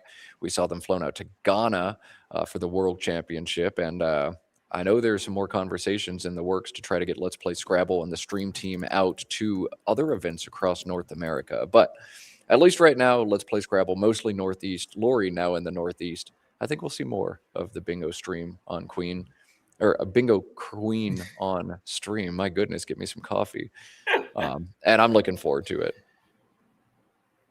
So yeah, where in the Northeast? Do you know exactly where? Or New York. the upstate New York hotbed then? I think she's a New York City in Oh, my New York safe City. guess, Okay. but Oh, okay. but I I mean, mean, not it's like also there's close. nobody there. Right? That's Yeah, also yeah. not bad.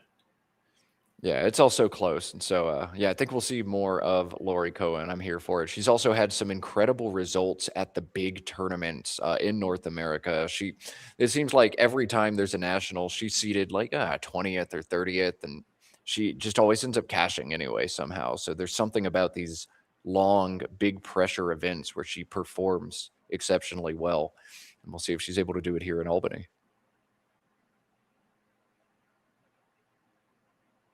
Yeah, somebody is. I've heard the non-moon landing. Sorry, chat has gone a bit sideways as we have gone sideways. So there's somebody that's the flat Earth conspiracy I've heard. The non-moon landing conspiracy I've heard. I've never heard Titanic never sunk. Somebody has to give me Womble Scrabble. You got to give me a link for me to do my research over lunch on this because have you heard this conspiracy theory? No. Okay. No. And I don't know. I'm already teetering on the edge with this Mercury and retrograde stuff. If I read any more, I'm gonna go grab the tin foil and make me a hat. So I think we'll call that one right there. Well, that could be good. We could come back from lunch both wearing tinfoil hats and really set a tone for the rest of this tournament. I love it. We'll get all the Adam players has Folic set up. across. If he makes this play, I'll be very impressed. That's insane. Yeah. So Folic is one of Adam's 2 correct end games here, and it's much stronger than anything else. At like 6 points. Folic or Finca, same spot. Finca, holding OY back, are Adam's 2 top end games. Here it comes. Well done, That is Adam. so impressive. I hope he wins the tournament on spread now, and you know, and on Sunday we'll be looking back at this end game as the difference in the tournament. Yeah, wow. Like very, very few players are going to play this end game 100% correctly. But yeah, well done by Adam doing it here.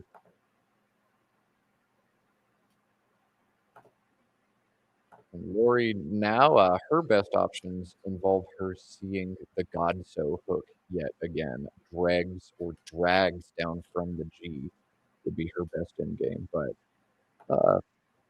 those are tough to spot. So a lot of other lines within just a couple points of that one here for Lori.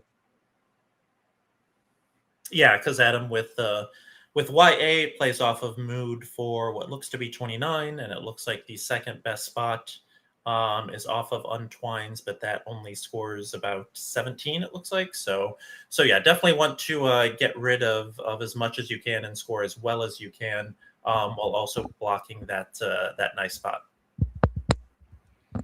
Yeah, trying to take away your opponent's highest scoring out is very often correct in these in-game situations. So Lori's looking at ways to do that.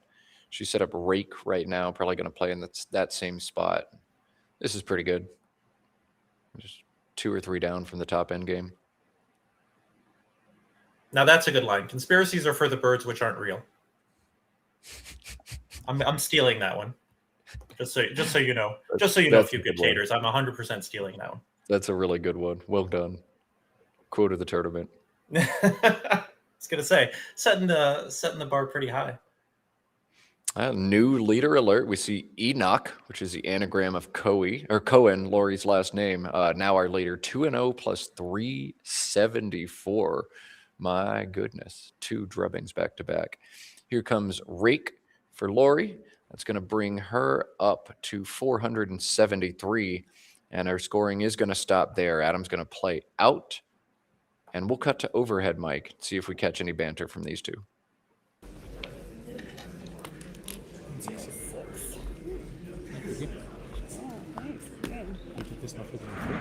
What's that? You didn't have a game for that? No. Yeah, I was lucky I drew it.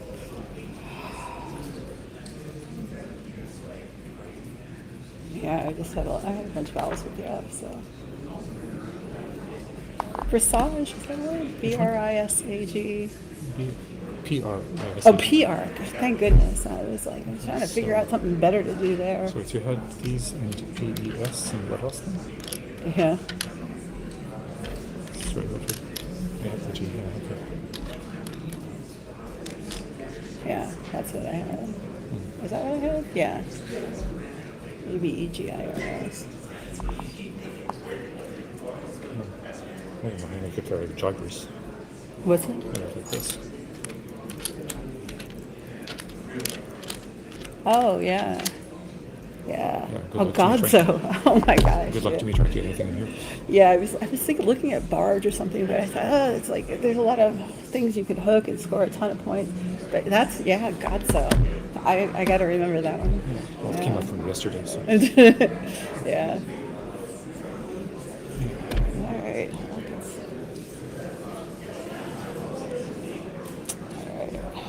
Let's sit with it. So it's final 473 to 435? Yeah, that's what I thought. Okay. All right, so speedy precision from Adam Logan pointing out, oh, Geiber is available, Gibers. Yeah, good luck to me stacking alongside that one, but I'm just spooked how fast Adam saw that once he got the remainder of Lori's rack and figured out that is what's going on inside of this man's mind. And you heard Adam even say, came up yesterday when Lori missed the God-so hook, so that is why you watch Scrabble on the internet. So you learn these things. It seems Lori was, I don't know, too busy playing in the early bird to watch the stream. What's wrong with you, Lori? Come on. Always watch Scrabble on the internet. Right? Of course, yeah. Of course. What else would you do? All right, so watching Scrabble on the internet is what you are going to continue doing. As we mentioned, Wellington and Dennis set to face off next. We're going to have that one as soon as we get the players. So a short little intermission coming your way now. You're watching Let's Play Scrabble. Wellington when we come back.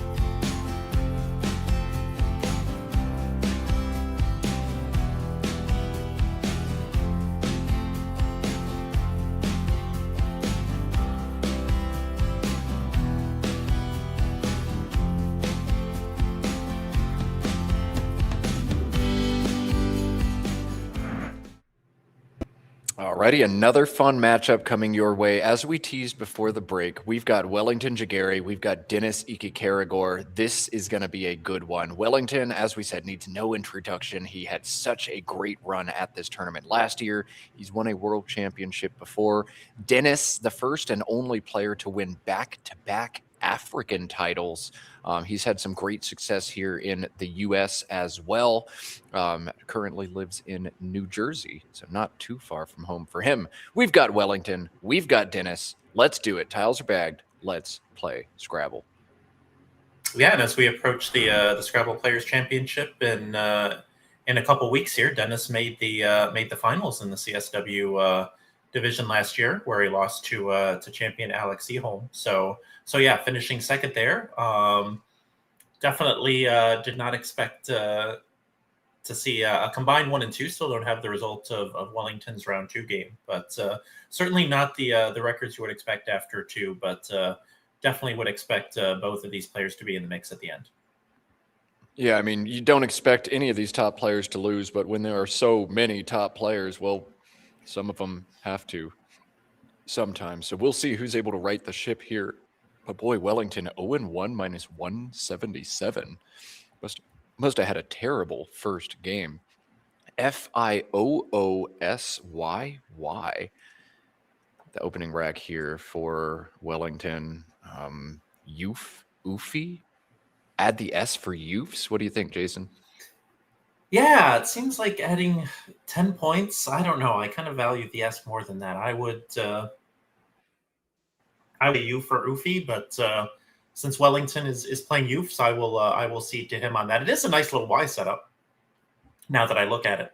Oh yeah, it does set up the Y pretty nicely. Generally, putting that S on the star is like very, very hard to do. Bingos into the S or down from the S are insanely common and insanely lucrative for your opponent. They're going to be at least 80, probably 90, so that's tough to do. But because of the way this sets up the Y, it does look like it might be the strongest option here. So Wellington doing something a little bit untraditional, but a computer's backing this up. It likes to play from Wellington here. All right, Dennis now to play. He's only got one vowel, so he's going to cash that in and play corny on his opening move. How does this feel to you, Jason? Yeah, interesting that he chose that instead of crony, although I guess it doesn't really matter when you have the C out there. There's not a lot of overlaps there. So yeah, certainly seemed like the best of a lot of not great options. It was his highest scoring play, and it leaves quite well, so can't really argue with it. Yeah, it seems pretty straightforward. Like it not bad. Like nothing's better than it. So you can get caught up in the weeds about stuff, or you can make a play in under a minute and save that time for later on tougher turns when you may need it. HIIIOPY now the rack for Wellington. That went pretty south into IY. He draws 2 more I's. He's looking to play this turn pretty quickly as well, and it looks like it's going to be PIOY. Yeah, looking like it. Could do HIOI in the same spot. For those NWL viewers, this word has 2 back hooks, an S and an E. So this is not a defensive option by any means, but with an ugly rack, you've got to do something. And this scores pretty well, gets rid of at least one I and the Y. So just hold your breath and hope you don't get hit with the bingo that has an E in it. Yeah, well, he's got the E and he's got the V that he can put on that triple, but nothing great. See, I would be tempted to go veg and draw into rent, but this is probably not the board for it. And it certainly seems that that he is leaning toward verge or venge or venger here. Yeah, you're going to play PIOYE, but yeah, how? Are you going to play veg? Are you going to play venge? Are you going to play venger? Are you going to play vet or vert? And some of that comes down to your opponent and shaping your opponent up for failure in some way. There's some players who can't play closed boards very well. Some players who don't play open boards very well. Wellington plays every board very well. And so I think with my opponent being someone as strong as him, I'm just trying to make what I think is the best move. As you said, Jason, veg doesn't lead to a lot of success on this board. You don't want to keep rent and be forced to bingo from that C. So Venger makes some sense. The one bad thing about Venger is it puts tiles out in space, and that E is exactly what Wellington was hoping to see. Yeah, I was going to say you're blowing up a good rack and you're giving floaters to your opponent. That's why I kind of like to vet and maybe try to draw one of the 8 eyes, for some sort of ing word. But this is a spot where I would have played short, and Dennis decided to play long and kind of got the worst case scenario. Yeah, that's tough. Decide to play a little bit longer, take your extra points. I'm not going to get caught up on trying to bingo, and then, oh, God, I gave Wellington a bingo. And that was a rack that otherwise would have been pretty tough for Wellington to navigate. So yeah, and into the T drew 2 more T's and a V and an M, and only 1 vowel. So yeah, just a huge swing in the game. I got bingoed on, and I drew terribly right now. So I was wondering if he would even play here, if he would just opt to throw back and keep ST, but Motto does open a line on the top of the board. I'd be really worried about just getting hit with Avenger right now and a little block, and like that feels devastating given the shape of the board. But Motto, you got to score some points, I guess. This feels all right. Yeah, the problem is when your opponent has B odds, then just about no matter what you do is going to be devastating, because it hooks finisher, it hooks Venger, and yeah, this one may be getting late early to steal the Yogi barrel line. Yeah, geez. All right, so Ballad's coming down, 87 more points for Wellington. It is 209 to 64, and my, how quickly this one's just spiraled. A little decision can have such huge consequences, and you see Dennis just kind of frozen. Okay, I play Venger instead of Edge, and then you bingo, for even more, and I've still got garbage, and I have to play Vils. And Dennis does have to play Vils. There is nothing else for him to do here. Yeah, Motto did seem to be a little bit of an S setup, which will work pretty well. And I mean, still, quote unquote, only down 100. You've still got the S hook to Venger wide open. You've still got both blanks. We certainly saw a very big momentum swing in the last game with Laurie scoring 360 or whatever it was over a 5-turn span. So, just gotta keep plugging away. But like you said, it is amazing in this game how big the little mistakes can get sometimes. Indeed. Oh boy. So Wellington, bingo, bango, will not be dropping a third with this rack. BEIIUUP. There's really only one play that makes sense to me, and that's PURI through the R in corny. Otherwise, this is an exchange. Puri is 18, exchanging obviously 0. Jason, are you playing here? I am probably not. I'm just looking at the board. All the S's are on the board. But, you've got both blanks. You've got the X, the Z Dennis just drew. But I think that I'm just going to throw this maybe all back and try to see if I can draw a blank. Because if you draw one of the 2 blanks, it's going to be hard to see how Dennis comes back in this game. So I'm probably just throwing back. I mean, although if you wanted to play Puri is 18. It gets rid of your double W, double I. I just don't like hanging that P there, which is going to be very, very difficult to block later. I guess you could play off of finishers and really play defense, but I don't know. What are you doing here? I think I'm exchanging, but maybe Puri is probably right. My gut says exactly what you said. Just throw back probably all 7, maybe retain the P, given there's a lot of vowels in the bag. Wellington is going to exchange 6, but he's going to hold the E here, even though there are 10 more to come. So we'll see if this works to his advantage. I think holding a consonant might have been smarter there, but I'm not going to question Wellington too much. He's a world champion for a reason. Here comes Azo, A-Z-O, 56 points for Dennis. So 0 for Wellington, 56 for his opponent. And suddenly we got a game again.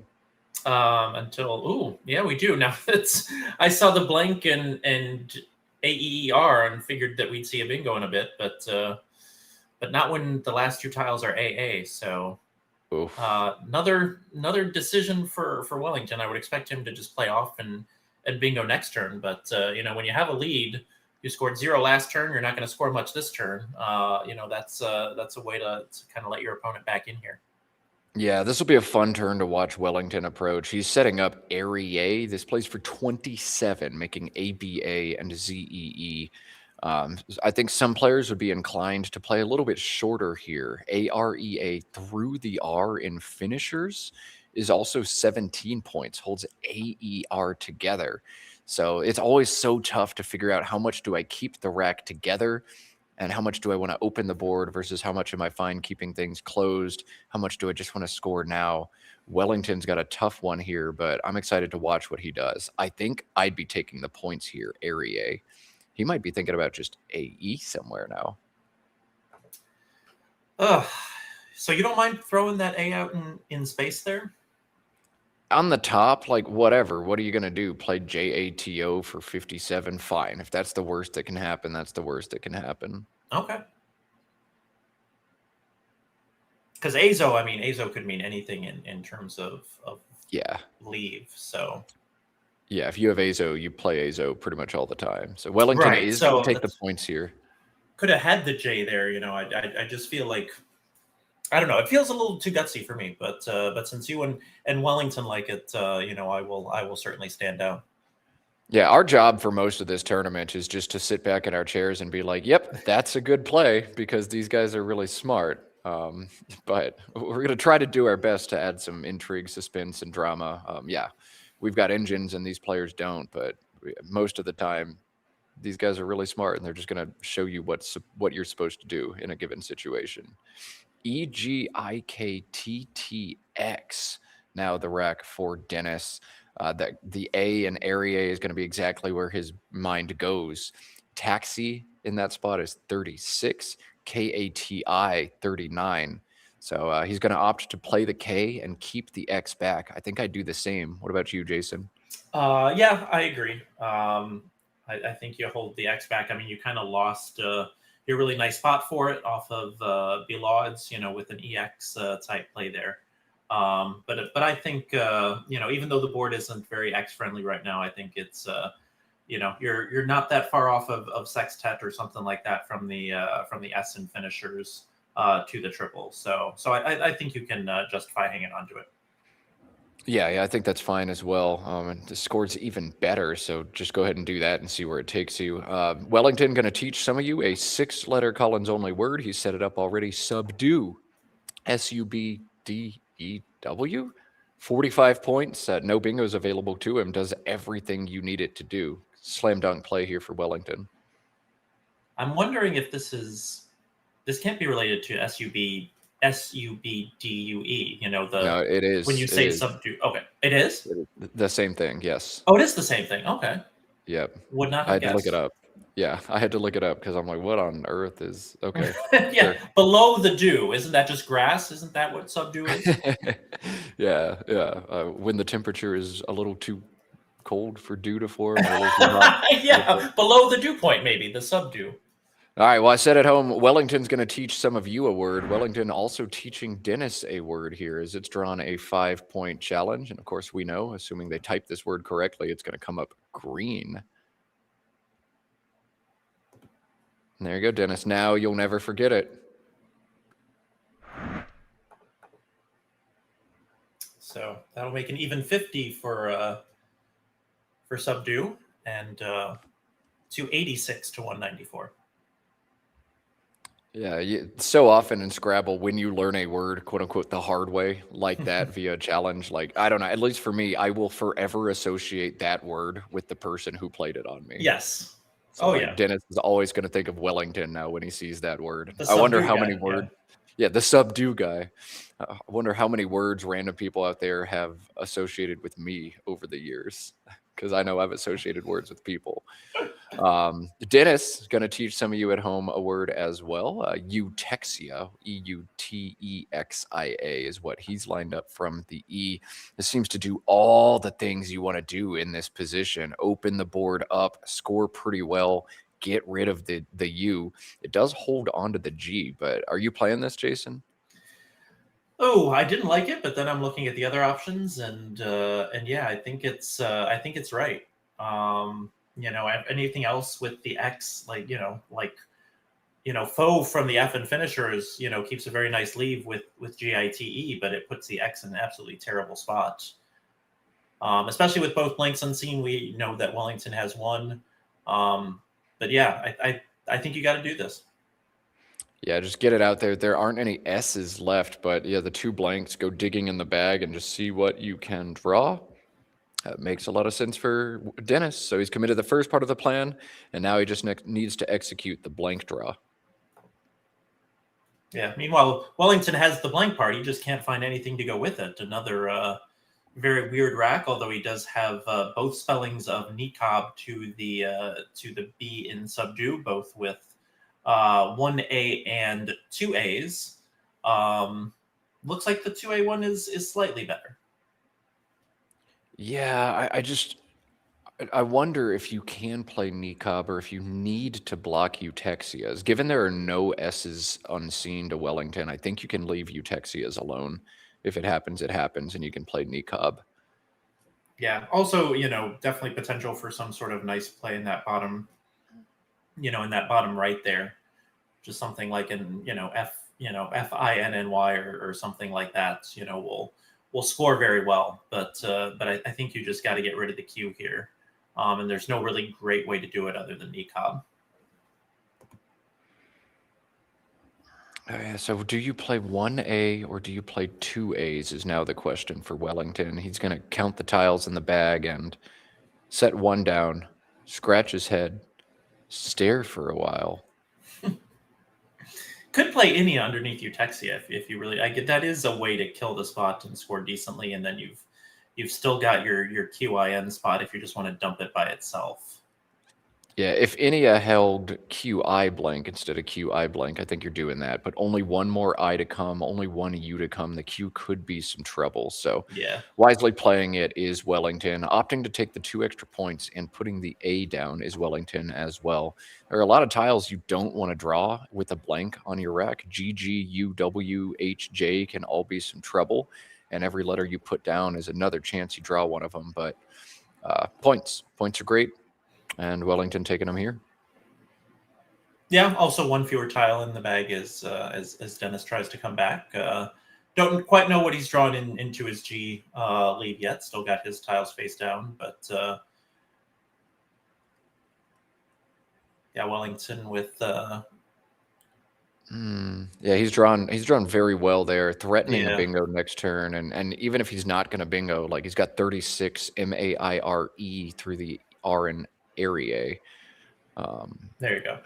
Yeah, I see acidemia into the A and Eutexia. Okay, there we go. I was looking, because the way the board's set up, you've just got that V, the I obviously you don't need up top.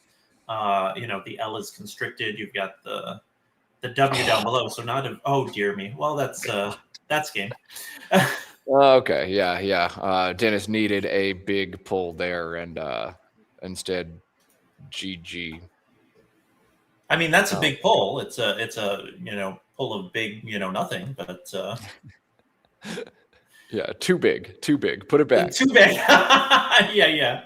Be careful what you wish for, as the saying goes.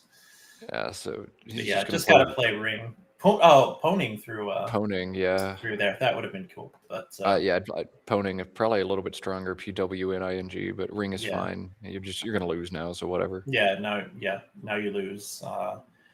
I would expect acidemia. I wonder if that's the only playable bingo on this board. It Probably. Is, yeah.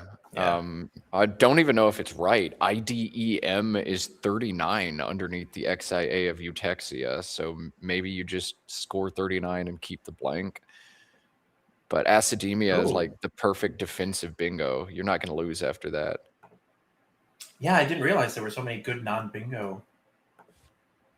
I was just so focused on the fact that you could play AC blank DEMIA, and then you could bait your opponent by making it an I. The old joke. You could say A and circle I, and then your opponent goes until they come back from the challenge computer, which is obviously super unethical, and please don't do that. But yeah, don't ever pretend to designate the blank as 1 letter and then designate it something else. That is unethical, and you would be kicked out of my tournament if you tried that. Man, he's got like media or medii underneath the NIQA of Niqab as well. He's just got like a lot of very I know. strong plays here, but playing the bingo right now is effectively game over. Academia can't be stacked effectively along the right side because of the placement of that C. So I think that's going to be it here. Yeah, well, I mean, anything is basically game over. Like, at 90 item actually underneath Eutexia is currently winning the sim that I'm running at 99.95 versus Academia, which is 99.89 win percentage. So, just about any good play he makes here will be game over. In a vacuum, I think I just like playing the bingo, like getting the blank off your rack and just kind of ending the game earlier. Like item is obviously a very strong play, but you could draw badly into that. You could have a draw like Dennis just had, and then that kind of complicates things. So I think if you see Academia, you play it, but item actually certainly seems to be the stronger play in a vacuum. How can item go wrong though? Like you keeping the last I and the second to last A, so it's not like you can draw I, U, and die. If you do Yeah. happen to draw a lot of vowels after item, then your opponent's got only consonants and is completely screwed. So like it feels like you can't really lose after this play at all. When you can keep tiles that aren't in the bag, you stay out of trouble so often. So Wellington is going to play item for 39. It feels great. Yeah, I wonder what happens in the 0.05%, the 5 out of 10,000 times that you lose this game. I mean, I think it's a sequence like what we're about to see. Dennis has one strong 6-letter play, Pongee, Pongee, above the W in ring. If he can play that and then draw a bingo down from the P or down from the I in Kati, like that is how this game goes south. But look at this pull from Wellington into AI blank. He draws DEOR. Pretty sure he's going to be bingoing on that next turn. Yeah, pretty sure that that Wellington can find something here, even though again this board is not pretty. Yeah, he's got Soridia and Zees right now. So. Oh, that's right. So that's going to be done. Man, both of these players have played this game extremely fast. Neither one even at the halfway point on this clock. I think Dennis always plays very fast and generally very precisely on top of it. But wow, speed run.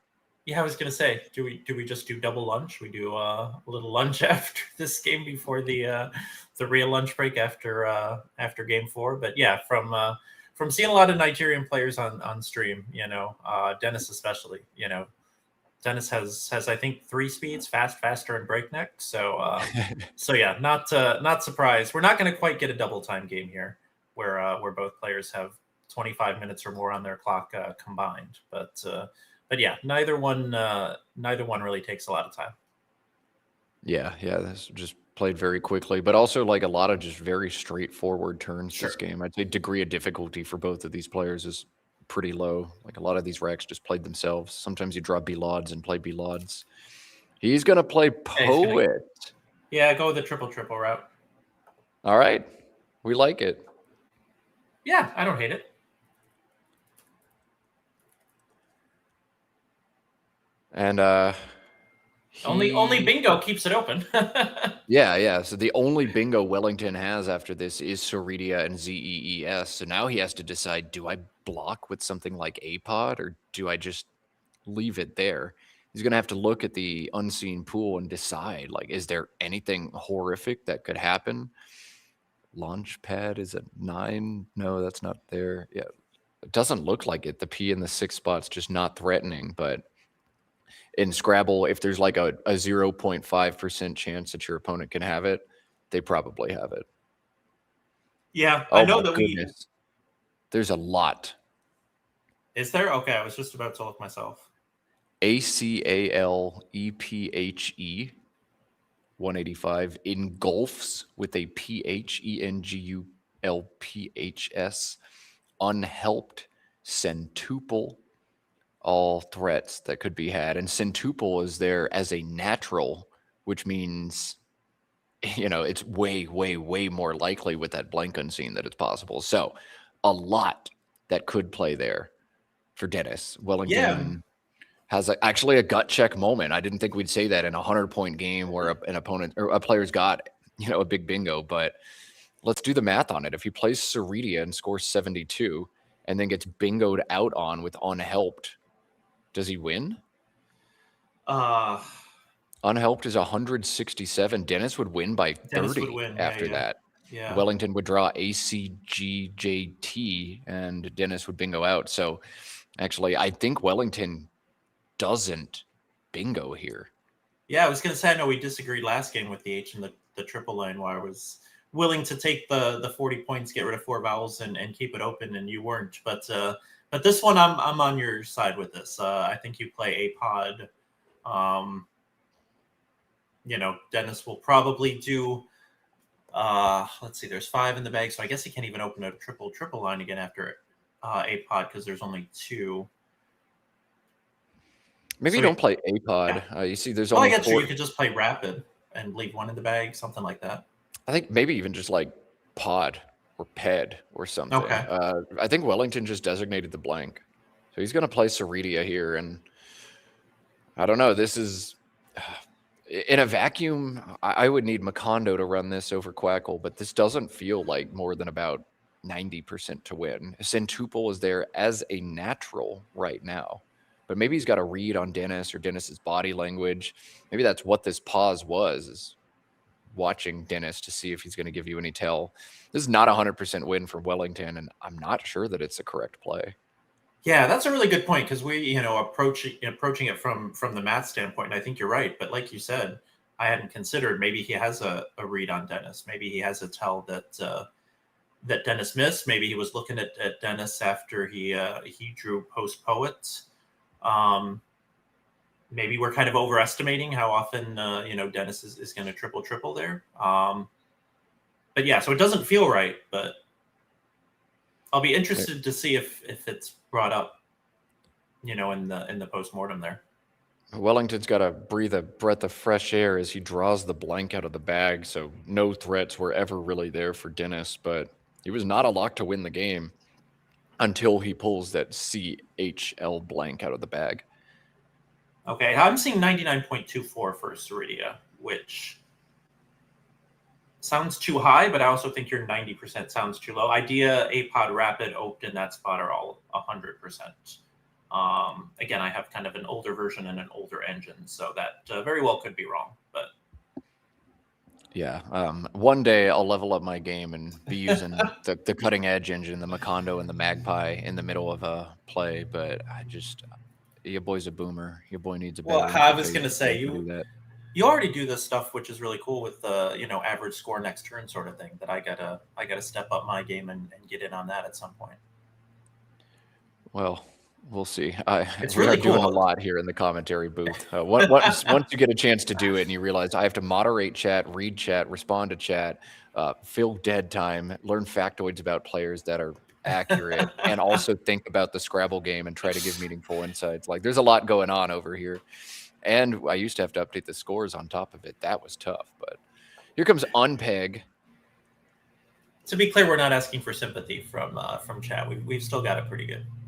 Oh yeah, no, I love my gig, but it is hard, and adding more.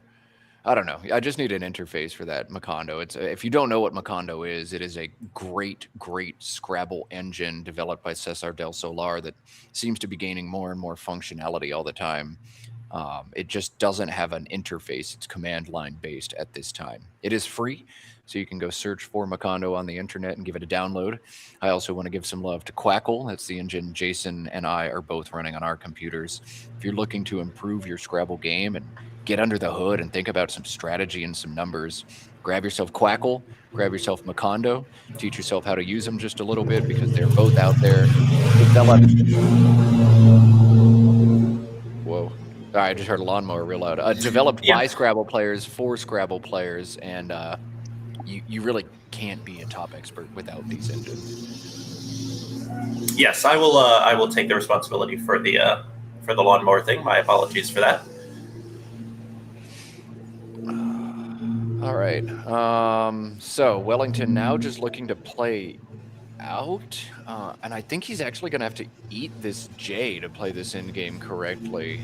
C-H-I, C-H-A, C, or just C-H above the IA of Utexia are all his strongest in games. I guess just play CH and hold the blank just in case, but can't play the J here to maximize his points. Yeah, that's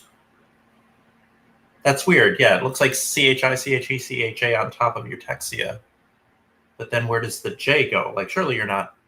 Oh, I guess he's just... Okay, Genesis is just going Genesis out. is just going to go out. Yeah, so you just eat it. Okay, got it. But yeah, I definitely... sorry, I got distracted by the distraction that I was causing with the lawnmower. But yeah, definitely, you know, when I talk to especially intermediate players, like, how do I get better? It's like, you know... I mean, there are even some expert players where I was like, you know, you study the word so much, like if you just use Quackle a little bit more, like you would be really, really dangerous. Like there's, you know, sometimes strategic leaks, you know, that I uncovered, you know, in my own game through Quackle. So, you know, definitely cannot recommend that enough to anybody who wants to get better. You know, I think it's useful for everybody except basically Nigel. Yeah. You'll definitely learn, although it can be a very humbling experience. And anytime people come up to me after a tournament and complain about their racks or their letters or something, Jason, just mute your thing. Anytime players come up to me and complain about their tiles, complain about their racks, complain about their whatever, I usually hit them immediately with the question of, did you write your racks? Are you going to analyze your games? Because if the answer is no, you're not going to write your racks, you're not going to analyze your games, you're not going to see what you might have missed. I really don't care. I really don't care at all. So often there's something you may have missed. Here comes the outplay from Dennis, and we're going to cut to overhead mic and see if we get a post-mortem in this kind of blowout of a game.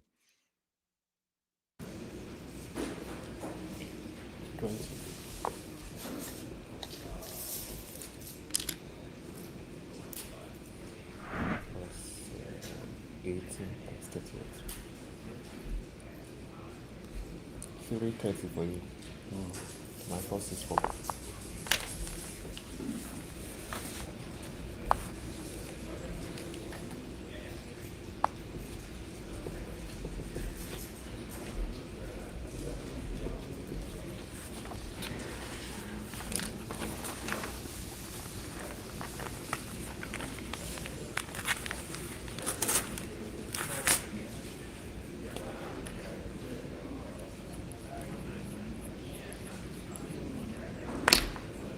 You won't snap. You won't snap. No. I know about how you get down. They done knocked me 166 shots now. 177 on me.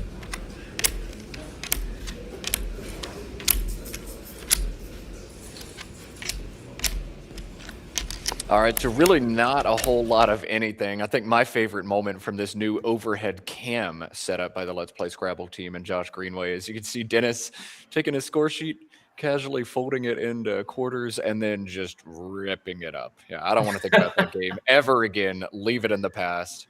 I'll square exactly my 50 tiles and then get right out of here. Yeah, that was a frustrating one for Dennis, who can play some very good Scrabble, but he's got to be given a chance. And really no chance in that one early on. So round 3 finished up here in Albany, New York. Plenty more Scrabble to come your way soon. We'll drop the next matchup as soon as we know it, but we have now seen each of the 3 world champions in the field, Nigel Richards, Adam Logan, and Wellington Jighere. We're going to try to focus on those 3 guys today and then turn to board 1 after that. Once I know the next matchup for you, I will let you know. But once again, this teacher is going to give you a little bit of homework. I'm actually going to have my associate tell you what to do. Jason, get in there. Well, yeah, we've got a nice break here because they were done pretty fast. So I'm going to finish mowing my lawn. Apologies again to all who had to hear me start. But yeah, we got after a couple of Africans, back to a couple of Americans in Will Anderson and Thomas Rinke, both top 20 seeds.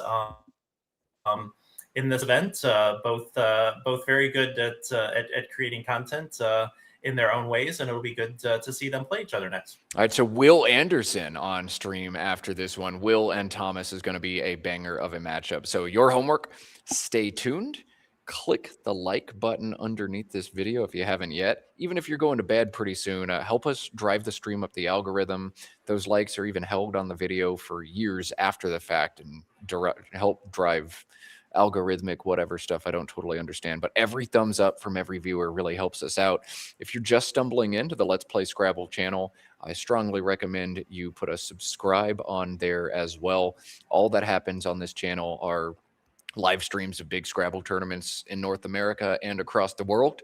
If you don't like watching Scrabble on the internet, you should probably just stop watching the stream. And if you do, you should probably subscribe to the channel if you haven't done so yet. I'll also give one little plug for Let's Play Scrabble Super Friends. If you love watching Scrabble on the internet and you're in a financial situation where you're able to do so, you can become a super friend. It's about $5 a month as a donation to the channel, and the Let's Play Scrabble team takes all of that money and invests it directly in refining their streams, making it better. I saw a nice thick wooden board that's being used for this one, custom ordered by a woodworker for the Let's Play Scrabble team. That it just looks beautiful and makes the stream production even higher. So appreciate all the super friends who have signed up so far. And if we get a new super friend or two during this stream, that would be wonderful. Excellent. We'd love to have you aboard. So thanks for everything you do. Clicking the like button is free to do. Clicking the subscribe button, free to do. The join button, the super friends, that's a little donation, but it goes a long, long way. So thank you for keeping up with your homework. As Jason said, we will be back soon.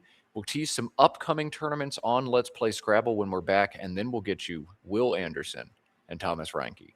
You are watching Let's Play Scrabble. We'll be right back.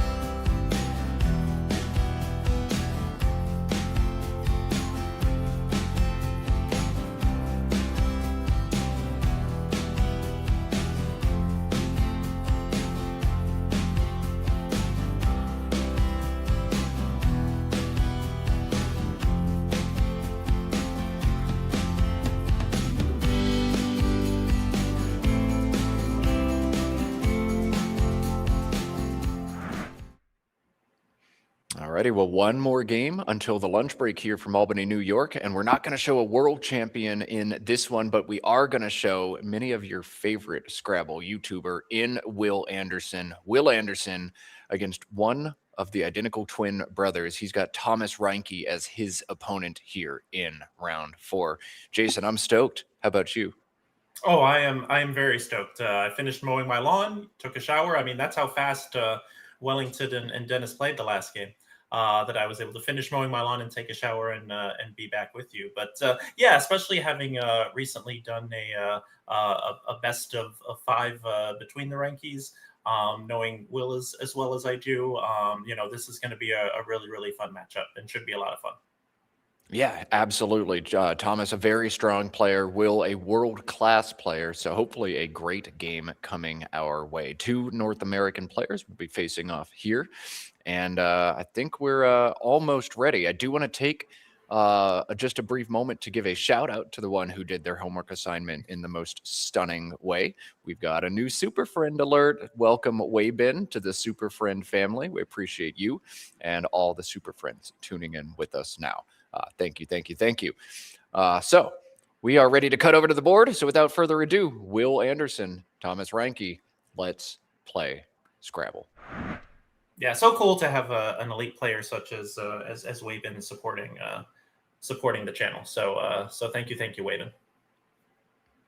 Yeah, and thanks to all the players hanging out with us today. Every single viewer matters, but especially to those who are helping us out in chat, shouting out some plays, giving us some banter, some talking points. Really, really appreciate having everybody here spending your holiday weekend, whether that's Canada Day weekend, 4th of July weekend, or maybe you're not even on holiday, you're just blowing off work.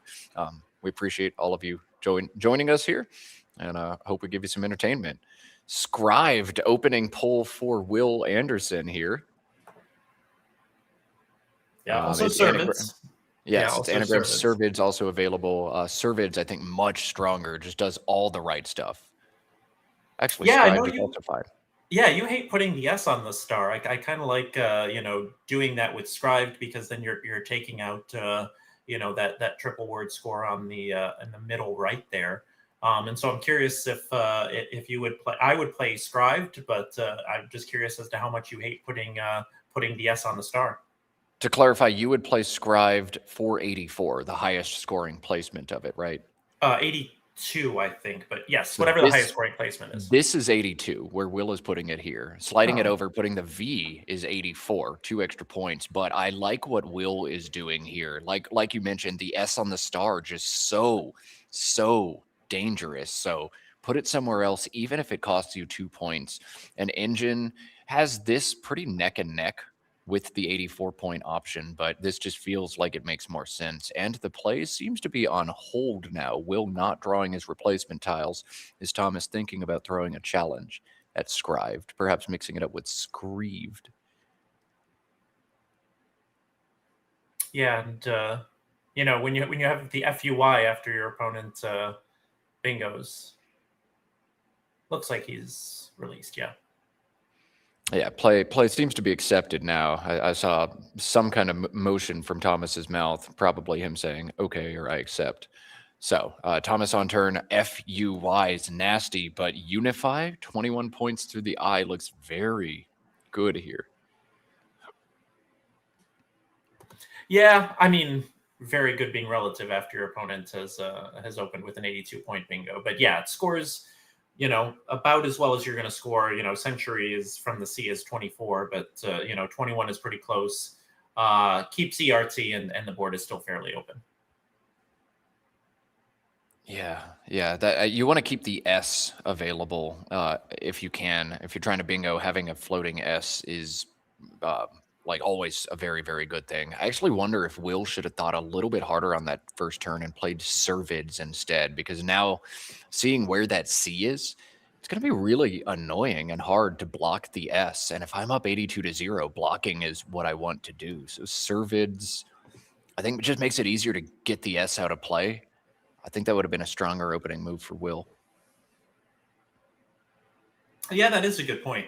I hate taking super long on those opening turns. I just put it down somewhere, and then the worst thing will happen. But at least you've got time to deal with it.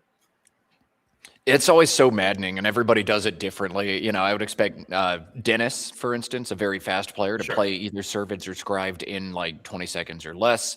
I'd expect Will to slow down a little bit and think it through. But like famously, I forget which player it was. It might have been Coman, but one of the top Thai players drew, I think, Satire Blank or Retina Blank on his first rack and spent 13 minutes trying to completely optimize which play to make. You can't do that. That's too much, too long. I think the version of the story I heard was Retains and Panupal. So maybe that one's apocryphal, but I have heard something very similar from one of the Thai players. Yes. Yeah, maybe it was Retain and Panupon. Yeah. Oh, Retain's just the natural sevens rack. That's yeah. crazy. So you've got the 9, I guess, and although that's NWL, but yeah. So you've got like 77 options, and that allegedly went through all 77 to figure out which one was correct. That's wild. Absolutely wild. But I mean, that's Scrabble too. All right. Will on turn, 5 vowels, the post bingo draw, AEEINUV. You've got to be trying to play off vowels, and you might want to start thinking already about defense. I see a strong play through the V, Jason, of Scribe, through the V of Scribe, making Uvea, UVEA. Will's also set up on Cuvee, CUVEE. Which of those do you like more? Kind of like UV or Uve, actually. Uve, also doesn't take the S hook. At least I don't think it does. So yeah, just switch the E and the A. I kind of like that one best. Kuvi isn't bad. It does kind of blunt the E. So he's going to go with Vaughn's. That's kind of off the board. Well, this is going to knock that S inscribed out. I was saying it's going to be difficult or annoying to do this. So if you can make just a small little sacrifice right now and make it go away forever, yeah, that seems good. And where you've put that V, it's going to be really hard now to get out to the left side of this board or up to the top of this board. This is what you want to do when you've got a lead. So Vaunt seems like it makes quite a bit of sense from Will here. AELRTYZ now the rack for Thomas. I'd love to have like Zealotry, but not quite there. So are you playing the Z for points now? Yeah, I mean, Lazy played off of Unify, making YU, scored well and drew into ERT. So that's one of the benefits of Vaunts, something that Uve or Uvia or Kuvi did not do. So even though it's a little off the board and a bit of an equity sacrifice, I think you can kind of see right away why he went that route. Oh, man. Okay, so Thomas is set up Azerty, A-Z-E-R-T-Y. This 6-letter word plays down alongside the Y and Unify for 41 right now, but opens the board up, gets rid of a lot of bingo-prone stuff. It doesn't feel like a slam dunk play. It is definitely the highest scoring play, though. I'd be looking at playing down from the S and trying to figure out if I can set up the Z, if I can play like STA or STE something down and threaten 70 with the Z next turn. That feels really strong as well. I'm not seeing a play that does that right now, though. Yeah, I mean, Azerty is gutsy, but, after Will's Vaughn's play, the board is, from an opening play ascribed, these are basically 2 plays to muck up the board as much as possible. So, we went from potential for wide openness to a bit of a mess pretty quickly. Oh, boy. Okay, so Engine's got a ton of plays, all pretty equivalent to one another in terms of win percentage. Nothing looks great, but Yuzu threw the 2 U's on the board. Shells out 100% for a bingo. Just 16 points now, but AELRT super strong. This is kind of the opposite of that. Just score all the points now and figure out where next turn takes me. So Will nodding a bit. All right. Azerty coming down for Thomas here. I like Yuzu, but I tend to go more toward the bingo prone leave in those cases. Yeah. Yuzu is tasty, but I don't like how little it scores. There were kind of some splitting the difference plays, just playing ZA on top of the ED of Scribed, for instance. That was simulating all right as well. I don't know. I don't know what I would have done in that situation, but Azerty feels fine. I think just one of those turns without a clear right answer. Now Will on turn sees the Y in space. I'm actually very surprised he hasn't already played POGEY. That just same. so Yeah, good. that seems super obvious to me, but Will's going to do his due diligence here. Yeah, I mean, Yogic throwing the C out in space isn't awful for a 3-point sacrifice. Yogic instead. Yeah, just Maybe throw the C out in space. I still think Poji is right, but he may be considering that. Yogic has 3 fewer points and holds EEP over CEI, but definitely shapes the board in a more defensive way.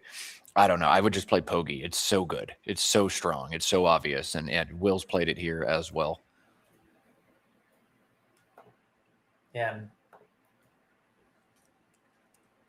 Back over to Thomas, who is only slightly closer to bingoing than he was before. So, one of those when you draw into an L, that draw was probably kind of, average, could have been better, could have been worse. Are you taking the points here with Swiler or Swoller from that S inscribed, or are you seeing something better? Yeah, 35 points, Swiler or Swoller. Hey, I love that Swoller is a word. I know, isn't that great? That's sick, yeah. Yeah, that's a lot of points in a game where I'm down quite a bit. So those plays make a lot of sense. There's also WURLIE through the R in Azerty. And that gets me in bingo range a lot faster, a lot more often, but it only scores 20. The one thing I do like about Whirly, though, is it opens this board up in a game where I really need to open this board up, but I feel like I'm going to get punched really hard through that E with plays down to the triple word, so maybe that's not the right line. I don't know. Swoller, probably, but then I don't know. Would you play Swoller or Swiler if you're going to play over there, too? Yeah, that is the question. Kind of like the OU leave better than the IU leave. Yeah. I mean, generally, I is a better vowel than O, like almost all the time. But this particular confounder, the U versus or the I versus the O, like OU just feels better. So Thomas lined up Swoller on his rack. He's seen it. Now he's looking at was, I think, just WUZ for 15. And trying to get a bingo down as soon as possible. This play also seems all right, though I'd like to score a little bit more now. Yeah, it's kind of back to the Yuzu turn where, kind of somewhat hard to justify scoring only 15 here as good as the leave is. Oh, boy. Okay, so he's going to play was. He really, really wants to draw bingo. EILOR can go south if you find vowels, the A and the S. All right, he's in good shape. Also in good shape is Will. The 7-letter codeine on his rack does not play, but Will setting up his only playable bingo right now. Recoined is 65. Will's also got 48 points available as a non-bingo. Described is valid. So we'll see if that comes back up later on, but Will can't play that here. He's got to take the bingo, right, Jason? Yeah, only bingo, got to take it. Yeah, only three Ds, so you kind of like, oh man, wish I could take the cheap 45, but when you got the bingo, you got the bingo. It's the only playable one. He's got it set up again, just wants to double check that E, that D, that V, all of that stuff to make sure it's the only playable one. Maybe that's why Will chose to play Scribed where he did over Servids, because he knew he would see Described, and there's a chance maybe that his opponent missed it. There you go. I like it. Do you take it as a sign of disrespect, Jason, when like your opponent sets up a hook and expects you to not know it or not see it? No, it just means that they've accurately deduced their opponent's weaknesses, in my case. So. Fair enough. All right, here comes Recoined. Will Anderson ahead 205 to 77, but Thomas threatening bingo's back. However, despite how nice his rack looks right now, the highest scoring bingo for Thomas is just 62. That is pretty sad. We could see Seredial the game after seeing Seredia, though. Oh, that'd be cool. Yeah, That would Seredial be after fun. Seredia. Just play the same words over and over in Scrabble. But yeah, Will putting that V in like the exact wrong spot for all the options, like 4 options, and nothing just hits anything. So yeah, pretty tough here. I feel like oversail is the way to go, because then maybe you can open up the left side of the board later, whereas the other bingos, which I'll start with V, won't accomplish that. Varials, Valorize, and Valeri's, you've kind of created that little corner effect, which is going to make it kind of difficult. So, but I'm not really seeing anything stand out among these 6 options. Yeah, I mean, if you want to go completely crazy, you can play Valorize, ISE, one short of that double word square, but that just feels a little bit too desperate for this game state. I like this idea. Play Oversail. If you draw the J later on, you can play something like Taj, Hodge, or Raj for about 40 and open that side of the board. So that's going to be annoying. You can also play down through the O and Oversail. So this allows you to get out to the left. If you're going to score 62, I think this is the way to do it.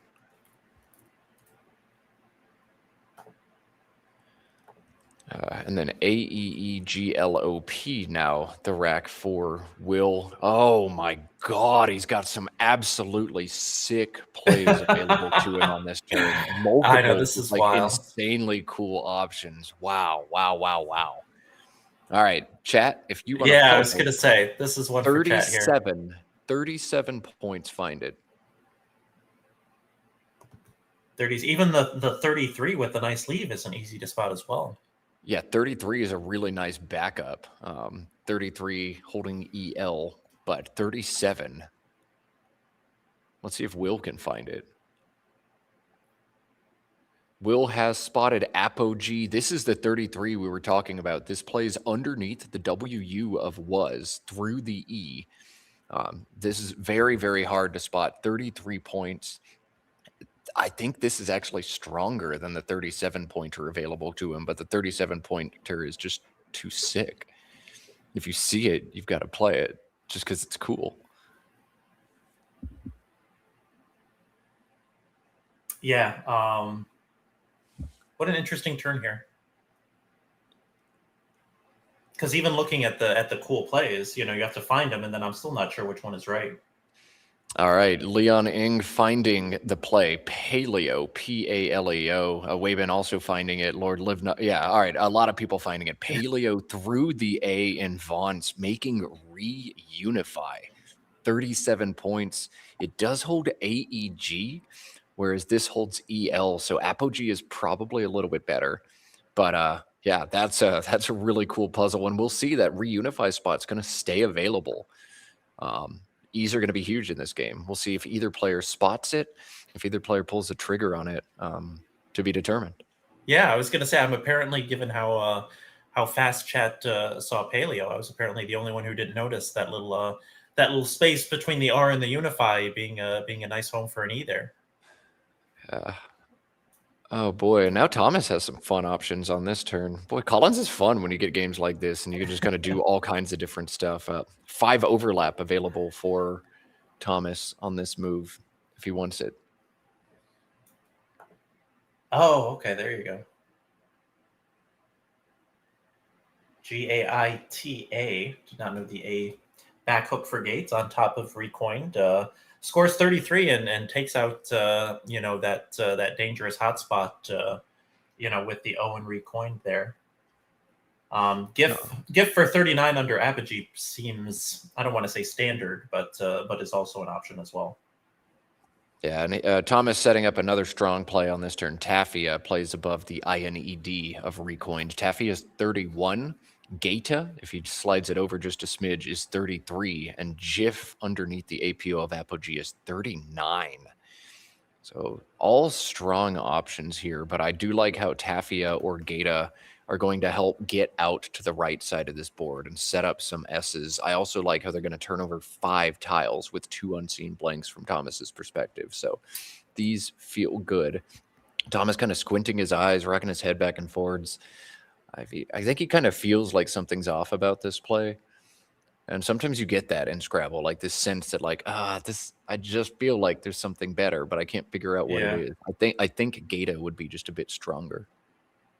Well, I don't know. Geta gets stacked on top so often, and Tafia doesn't, as Effie's got no front hooks. So maybe this is better.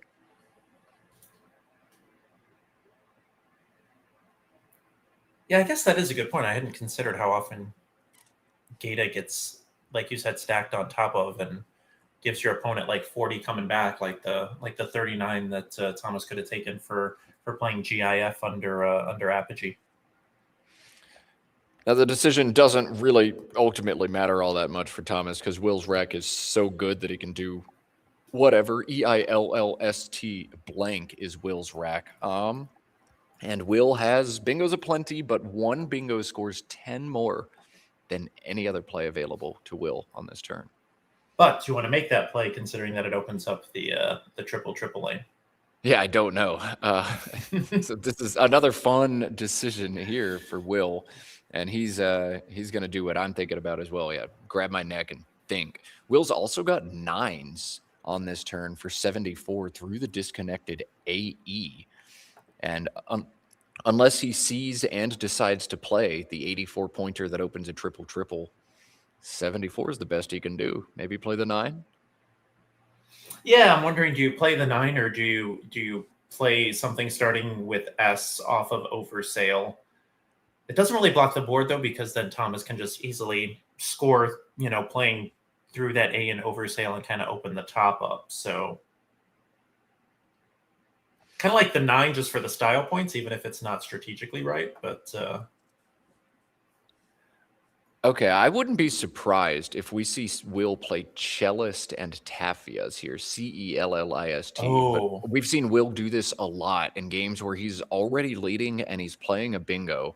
He tries to pick like the most defensive blocky bingo, and Cellist putting the C out there would do exactly that. Cellist just 67. Skillet here is 74. So Will says, you know what, 7, a bit too much. I'll just grab the points. And if you bingo with Tafias, you bingo with Tafias. I think this is right, but Cellist was probably what Will was thinking about as a backup option there. Yeah, Cellist is really nice. I kind of like that idea. I've never hated, my opponent bingoing in that, second column, from the end, because it gives me, he bingos with Tafias, you're going to get either huge side lap potential or huge potential for playing something to the triple on the bottom row, as long as you can keep your rack reasonably balanced. So yeah, I'm good with Will taking the extra points here. Yeah, I love trying to make my opponent bingo in that second to last column, because then I get the triple word back. You bingo for 60 some odd, and then I hit the triple for 45 or 50. Like, cool. Did your bingo really matter? Not all that much. So yeah, Will's not as concerned about those bingos.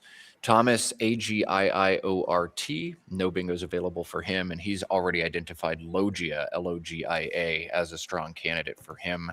GIO plays underneath the APO of Apogee for 27. Logia opens the board more, but I think points are at such a premium right now, you might actually want to take the shorter play here. Yeah, it's pretty close. Also, again, playing one fewer tile, giving yourself kind of a little more time to catch up. Like in some sports, when you come back, you run out of time. In Scrabble, you run out of tiles. So maybe playing 3 instead of 4 there. I think it's pretty close between the two. It does look like Geo was maybe a little bit stronger, but I totally get this play. All right, well, Logia is what Thomas opts for, and now that spot under Apogee is finally going to get pounced on. Will's got 61 down there. Just the straightforward hawks and walks. GG. Yeah, and that'll pretty much be GG. Easy for me to say for Thomas here. It's not completely done. Thomas actually drew a bingo. He's setting it up right now. BATTERIE through the T in Skillet. Somehow fits on this board. That's a tough spot to notice just because it doesn't really look like an 8 would fit there, but it does. Thomas has seen it. But Will's going to score 61 for his X, and then Thomas going to score just 64 for battery. Yeah, it's not good when you bingo and you only make up 3 points on the deficit, though. Yeah, that's tough. That is tough. But nice find. I forgot about that T and skillet, technically being a bingo lane. So Yeah, I punched in Thomas's rack and hit generate choices, and I was like, wait, what? Where does he bingo? and if you're gonna play a disconnected 9, A space E is kind of the way to do it. Yeah. Which is how the board will look like after battery. Yeah.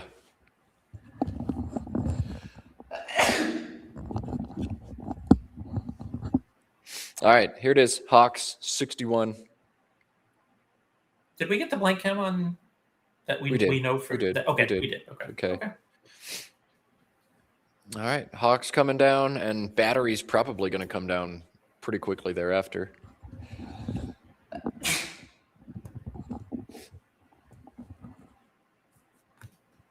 Yeah, I thought we'd see it right away, especially when you had it set up, but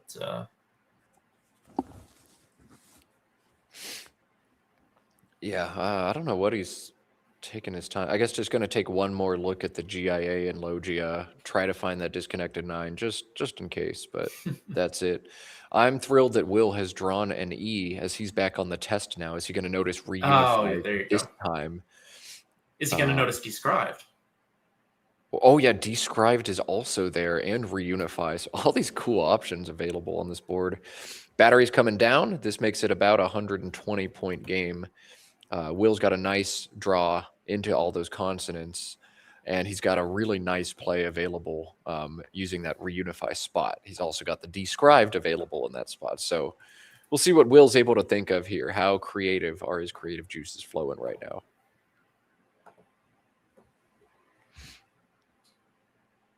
Yeah, I think if you see described, you just take the 45. Although it is, this board is very, very difficult to bingo on, and so, maybe if your opponent gets the perfect draw. I don't even think described is the right play here. MANEH through the A in Vance is 46 points. Like, that's really awesome, and it doesn't open the board back. How many E's are there? Hang on, I just got. Will's got the final E. Ooh, You can't have both reunify and describe. Yeah, I was gonna say, can you? If there's even one E left, you can play, Mane and then keep the D for described, which normally is the harder part of the equation. But there's actually a D left, but no E's. So. Oh yeah, I don't care about opening up the D and described if there's no E's. Look how bad that pool is too. Just 5 vowels. J, K, Q, W. Oh God. Yeah, that's about as bad as a pool can get with a blank unseen.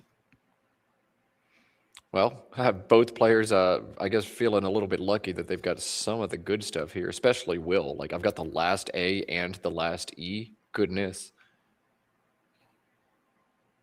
Didn't Will hold BDHN after Hawks? I thought it was DHMN. So he drew the B. Okay, yeah, okay. He drew the B. But he kept 4 consonants and drew AE somehow. That's like incredible. Yeah. I know. Yeah, that's true. Yeah, in this pool, yeah. Yeah. There is still a blank unseen. Like, this one's not totally over. Thomas has at least QI for 31 right now alongside Skillet. I wonder if he's going to try to set up, like, the big bomb. I don't think he can, though. Those games are kind of fun, though, from Will's perspective, where you kind of see that there's, like, no vowels, and then you just keep picking vowels, and you're like, okay, this is apparently a you problem and not a me problem. Yeah. Oh, check it out. Will has spotted MANEH and reunify. Ah, so sick. I was wondering if he would notice the spot, and he has indeed. Hasn't pulled the trigger on it in part because he's got to do some math here. How much does this play score? I have to count how many parallels. And in part because described is still there. Playing off the last E doesn't feel great. Is it even right? But, I mean, the first part of the battle is finding the play, and Will's done that part. So kudos to him. Yeah, that's definitely not an easy spot at all. So I think I'm coming around to your point of view that Mane is probably better. What is he looking at now? Maybe just ba in that spot and save described. Oh, yeah, okay, so just BAH, keep the DE. Yeah, score 38 and then 45 or 48. Yeah, that. Oh, Ba's only 30. But yeah, I think that's fine Yeah, too. but you've also, I mean, with that G and Logia, if you draw an I, like, decent chance that that maybe you get one more bingo down. I think what's most important for Will Anderson is you've shown the universe that you noticed MANEH. Exactly. Now that everybody knows you saw it, you don't have to play it because everybody knows. That's the important thing on stream. Yeah, everybody knows that I am smart now. See, because in a real game, you have to play the fancy play if you see it. Otherwise, your opponent won't understand. If you see a cool play in the woods, but no one's around to hear it, does it make a sound?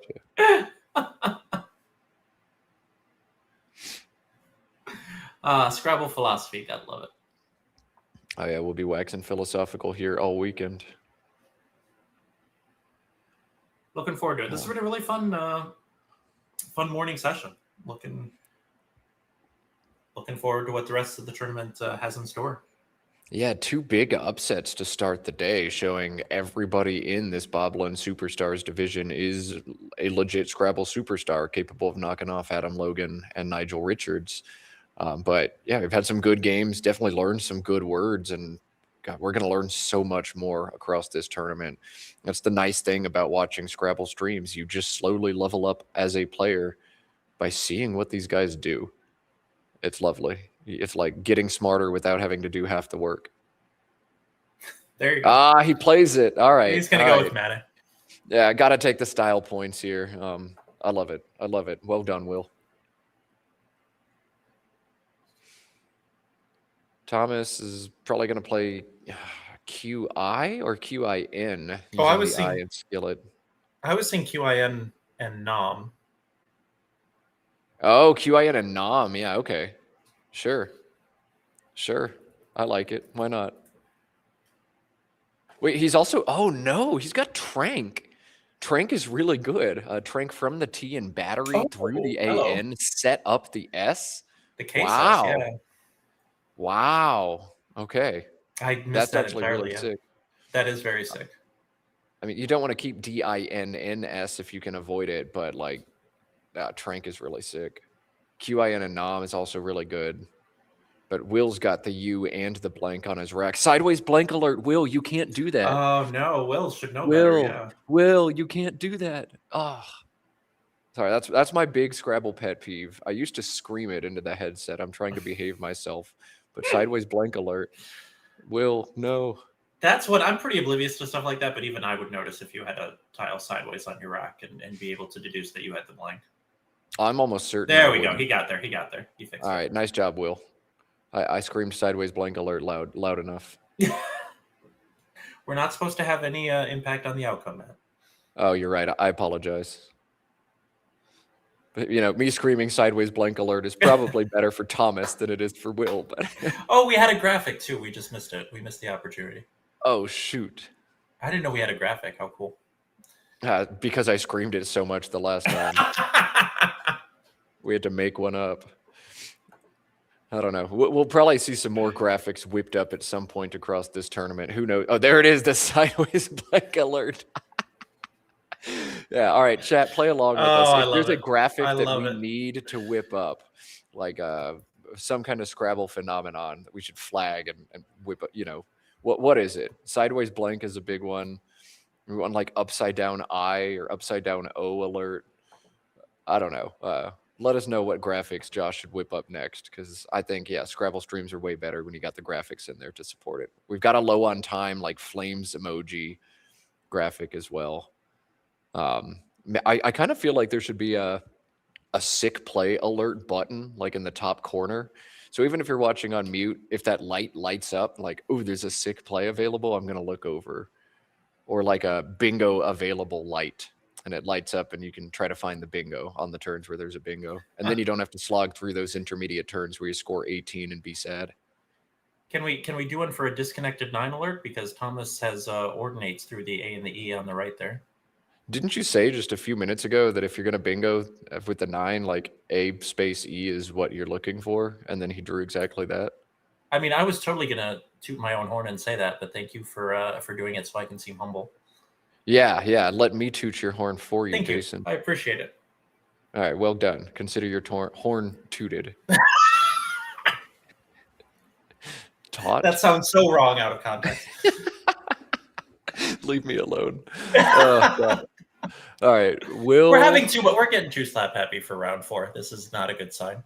Not a good sign for our viewers at home. No. Will's actually thinking hard about this turn, and he really ought to, as look at the unseen pool.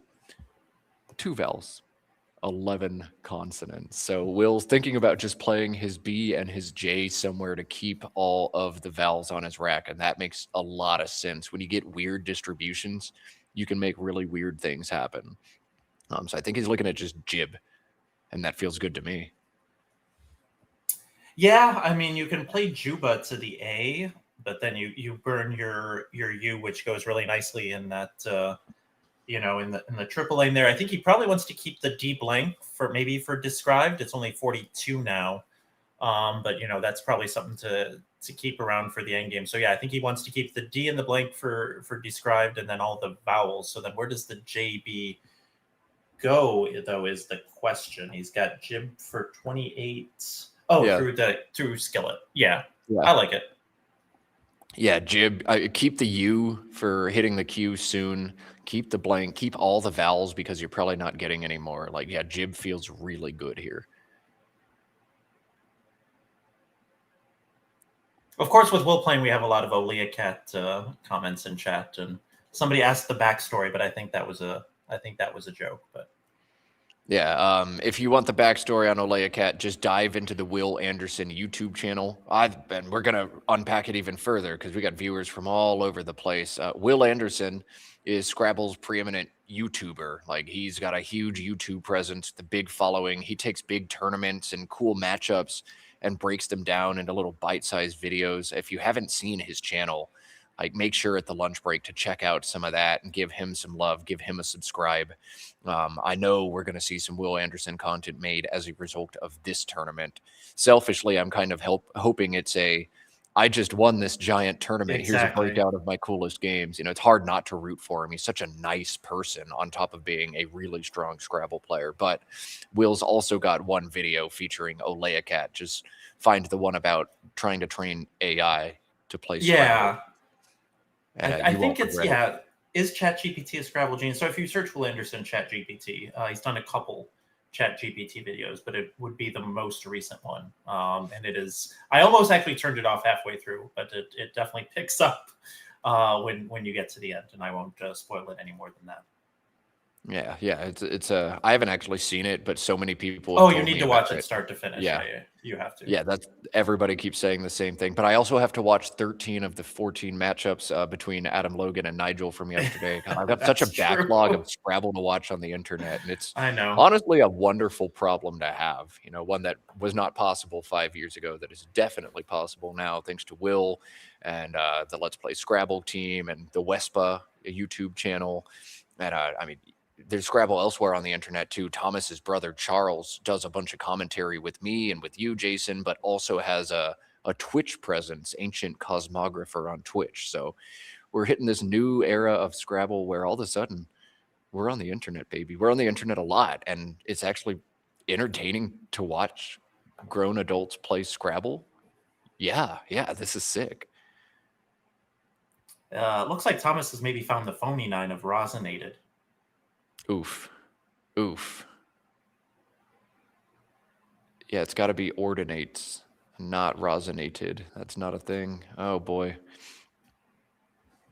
Will's drawn Quokka, which I just had a lengthy conversation about Quokkas a couple days ago, and I'm going to see it played in Scrabble, I think. Yeah, I saw... Ooh. Oh, darn. Will, try your poker face. I'm sure Will knows this is not good. Yeah. And there it is. Hold. Yeah, I saw Quaked, but Quokka would be really cool to see. Yeah, Quokka. So Will's gonna just hold on. Let's stop everything. Let me do some math before anything else happens. He's going to look at the unseen pool, and it looks like unseen after this bingo is MRWT. So if you let it go, Thomas is in quite a bit of trouble, and you can coast to a victory. But also, you can just play Quokka and draw that stuff. And the challenge is indeed coming. So this is going to come off the board. Clever attempt by Thomas, but Yeah, alas. so now when Will gets back to the board, the old do I block it? Do I block ordinates? Oh, yeah. Or Okay. can you do it while also keeping your Quokka, Quake, stuff like that available? Yeah, very, very interesting. One, does Will take the time to figure out Thomas has ordinates? I think yes. I think yes. Will's probably already seen that he has it. Then two, do I actually block it, or do I assume you're going to miss it? You had the chance and you didn't play it. And then three, if I do block it, what do I hold back? Oh my goodness, he sets it up immediately. I guess he saw both and maybe thought ordinate was likely to be an adjective. That is true. Those ATE words are always so weird. I've messed up ordinate before, and I remember this one. Ordinate is like a coordinate. And so it's a noun, at least in NWL. I think it's actually a verb in Collins. But you can't have coordinates without having ordinates. So ordinate is a noun in our book. Let's see. What is Will going to do? He's setting KA off to the side. This would block ordinates. Now that he knows the 4 tiles in the bag, is there something he can maybe fish for here? You could fish for some sort of triple. Liquored, LIQUORED, but knowing what Thomas has, you know it's that MRWT in the bag. You can't draw that. Yeah. But he's really going to take his time here. Yeah, the Q's unlikely to go away. So can I fish for any bingo there, or even better, like a triple? I don't think it's there, but it could be. Props to Will for grinding this with 1.5 minutes on his clock and a 150-point lead. I would be, especially the game before lunch, I probably would have just slapped down Quaked already, or Quokka or something like that.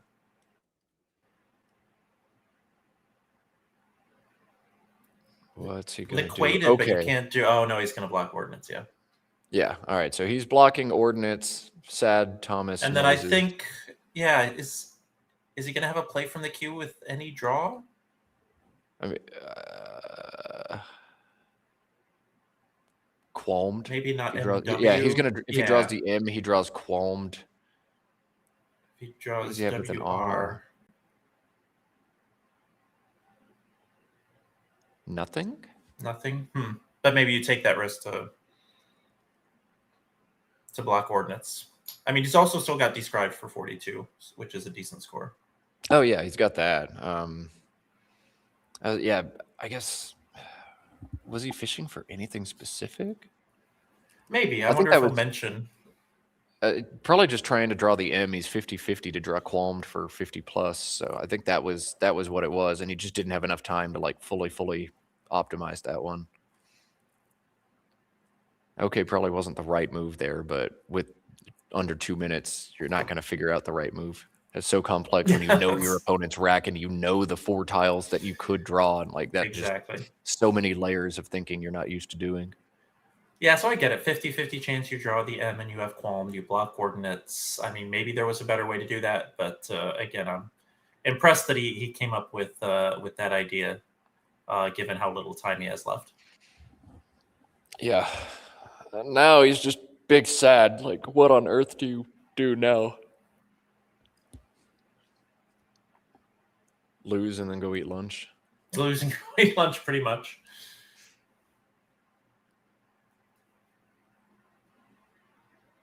Play DA for 3. Yeah. Right. Yeah. No, somebody mentioned that in chat. Yeah, that's gonna hit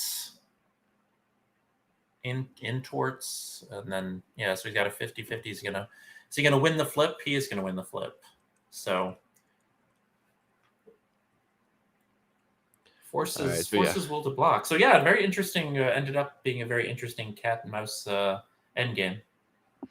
Yeah. Will's going to be able to think through everything. He knows MT was in the bag, so he knows Thomas is 50-50 to have intorts and 50-50 to have IMNORST, which doesn't bingo anywhere on this board. So 50% chance my opponent's got an out bingo. Do I block it? And if I do, how do I go out in 2? Also, Will, you've got 30 seconds. So good Have luck. fun. Good luck. Have fun. Yeah, we had interesting end games, although not in close games. That would be my only critique of this morning session, is that we didn't, other than that first game, didn't really have a. I guess that first game was a close end game, but. All right, Will's got 2 seconds. I guess I'll block it. Sure. Ooh, whale keeping described, but again, only a couple seconds on the clock. So. Yeah, it's going to cost him 10 points on time already. For those unfamiliar with competitive Scrabble, you do not lose when you go over time like in chess. You just start to lose points. It's 10 points for every minute or partial minute you go over. Will drawing that M has to realize, oh, I picked right. Intorts was there, and I have thwarted that threat. But he's got to know that Wade wasn't the right way to do it. Yeah, actually, you can't play whale because then he hooks with swale. So Will knew what he was doing. Thomas has 39 on this turn. 39. 39, yeah. All right, chat's got to help me out on this because I'm not seeing it. Yeah, just trying to add one more layer of something interesting. 39.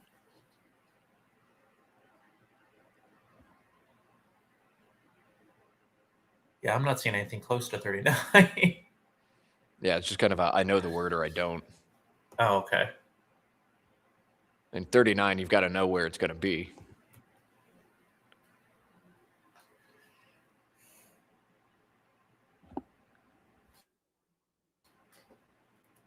There it is. We've been finding it. Stotinka into the KA on the board. Stotinka.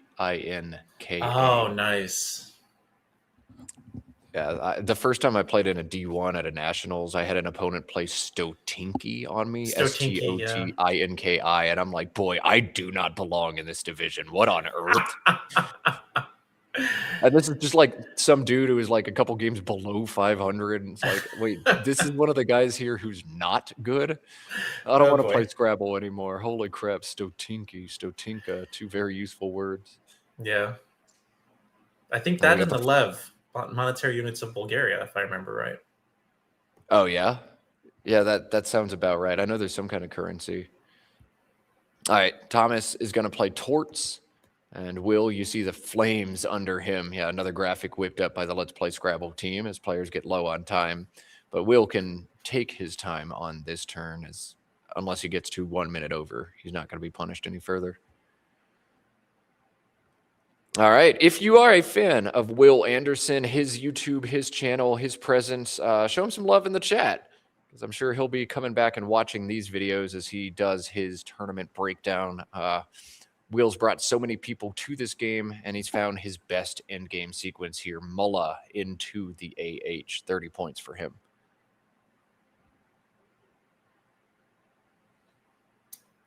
Yeah, so that'll put him at 504 IN. I was going to say that's the spot. And we'll cut to Mike. Yep. 331 for you. I've got 332. Okay. Let's see. I have something. Yeah, I agree. Okay. Yep. And 504. Minus 10. Yep. Yeah, 494. Yep. Good game. That was so weird. I feel very guilty for going overtime. Putting you maximally in. I have to endure that for more than the maximum amount of time. No, I didn't think about it that way, but yes, you should feel guilty. I do, yeah. You should, yes. I wasn't going to judge you, but now I will. Well, there were weird situations because of the vowel shortage that it seemed like on the jib turn there was a real chance that the right play could give me triples through the queue because I had U blank on my rack at that time. So I was trying to figure out, like, because I had a U and I could play Juba for many more, but the vowels were quite scarce in this spot. I think it's definitely right if you've got the U blank to keep it. It just seems like the random upside if I hit it. It's like I actually, absolutely gargantuan. that's what I right? thought about. It's like, do I even want to do this? But I mean, you could draw the like I could. I could, but you're gonna The- block it if you don't have it. Probably. The blocks don't, unless I can hit. Yeah, unless I can do this. I think you're up by enough. I'm pretty sure this takes DE in front too. I kept having DE, and it kept not being the right play. I'm pretty sure described is a word. Okay. So, Is yeah, ordinates just the normal? just ordinates. Yeah. Just- I was like more serve. I think I've rosinated. made. Yeah, I think I I've was made more this. serve. I think I've made the mistake of rosinated before and been like, "What? How is that?" Like it's the Right. most verb-looking word ever. But Right. I I'm guess like, it's just. I'm like, ordinate. Oh, it takes an S, and then I'm like, but rosinate for sure takes an I E. know, So it's- that yeah. was pretty bad. Yeah, that was another time sink because it threw me for a loop because I was like, oh well, I can just play Quokka or something, burning the blank there for a Right. great But score. then you just but let your then bingo. I'm sure you're gonna play Ordnance the second Yeah. time, so I have to address it. And then the question is, do I just play Ka or Ache? But I didn't really see anything great with the O The O that is I not could keep. helping. I was trying to get to Liquored at some point, but Yeah, I I was don't looking know, at maybe it's- looking at the pool. It wasn't looking great for like you bingoing there, so I was okay Yeah. with that.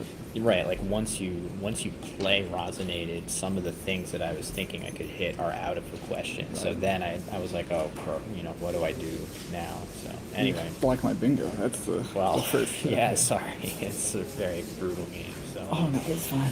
You played well. Good. I had a lot of like really nice. Like that was. I hope I didn't especially miss a nice. reunify play on this turn. Like Oh, crazily through. I looked for a little bit, but it doesn't seem likely. Yeah, the and I was EI trying to- has to go in. it's not or easy. actually ET. Yeah, I guess it could. Maybe. I don't have quite enough hooks to make it that good. And then on Mane, I left BAD, so I was thinking like just BAH, leaving amend with the vowel shortage is potentially better. I don't know. But that's. I mean, you gotta do the flashy stuff on stream. Well, like that. unfortunately, I was influenced by that. I was like, oh man, I'm sure BAH has a good chance to be the best play, but am I really strong enough to not play Right. Mane and Ryu? And you are not. It turns out you are not. I was strong weak. enough. I was too weak. Exactly. I was hoping you would just like give up on blocking and just play like Qualmed or something. And Yeah, just let I me mean, have I my was, 60. I might have if I had a better play, but you have a half from my POV. You had a 50% chance of intorts and a 50% chance of nothing. So, all right, let's get this in.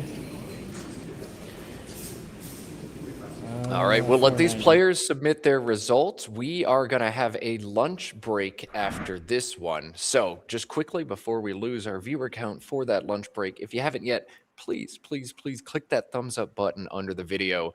Keep that momentum going. Even if you're, say, in Europe or Africa and planning to hit bed during the lunch break, those likes stay on this video forever and help drive us up the algorithm. So do your homework if you haven't yet. The lunch break will end at 2:45 Eastern time. That's roughly 85 minutes from now.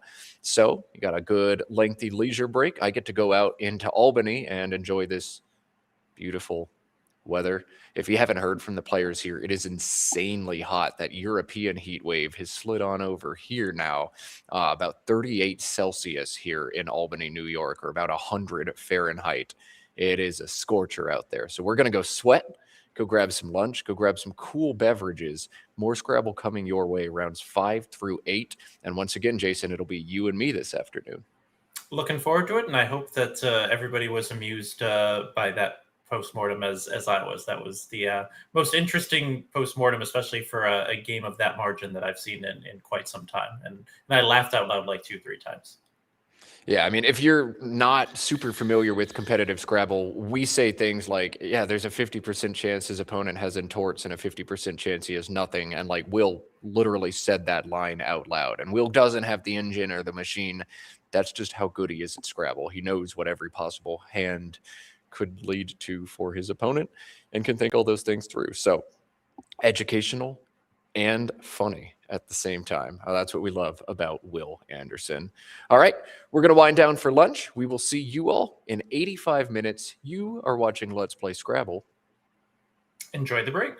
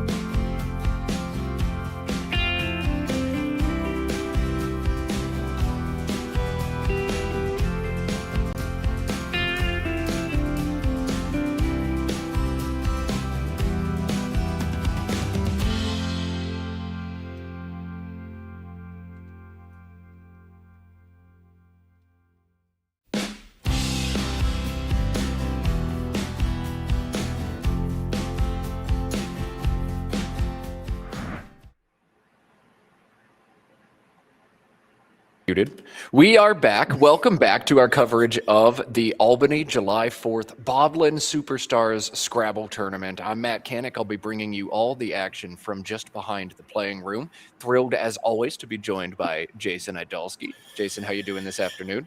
I'm doing well. Hopefully you had a nice, enjoyable / restful lunch. Yeah, definitely just walked down the block in the sweltering heat here, had some nice Indian food, and we are back ready to go. Rounds 5 through 8 coming your way now. Still early on in the action. This will be going all weekend through Sunday afternoon.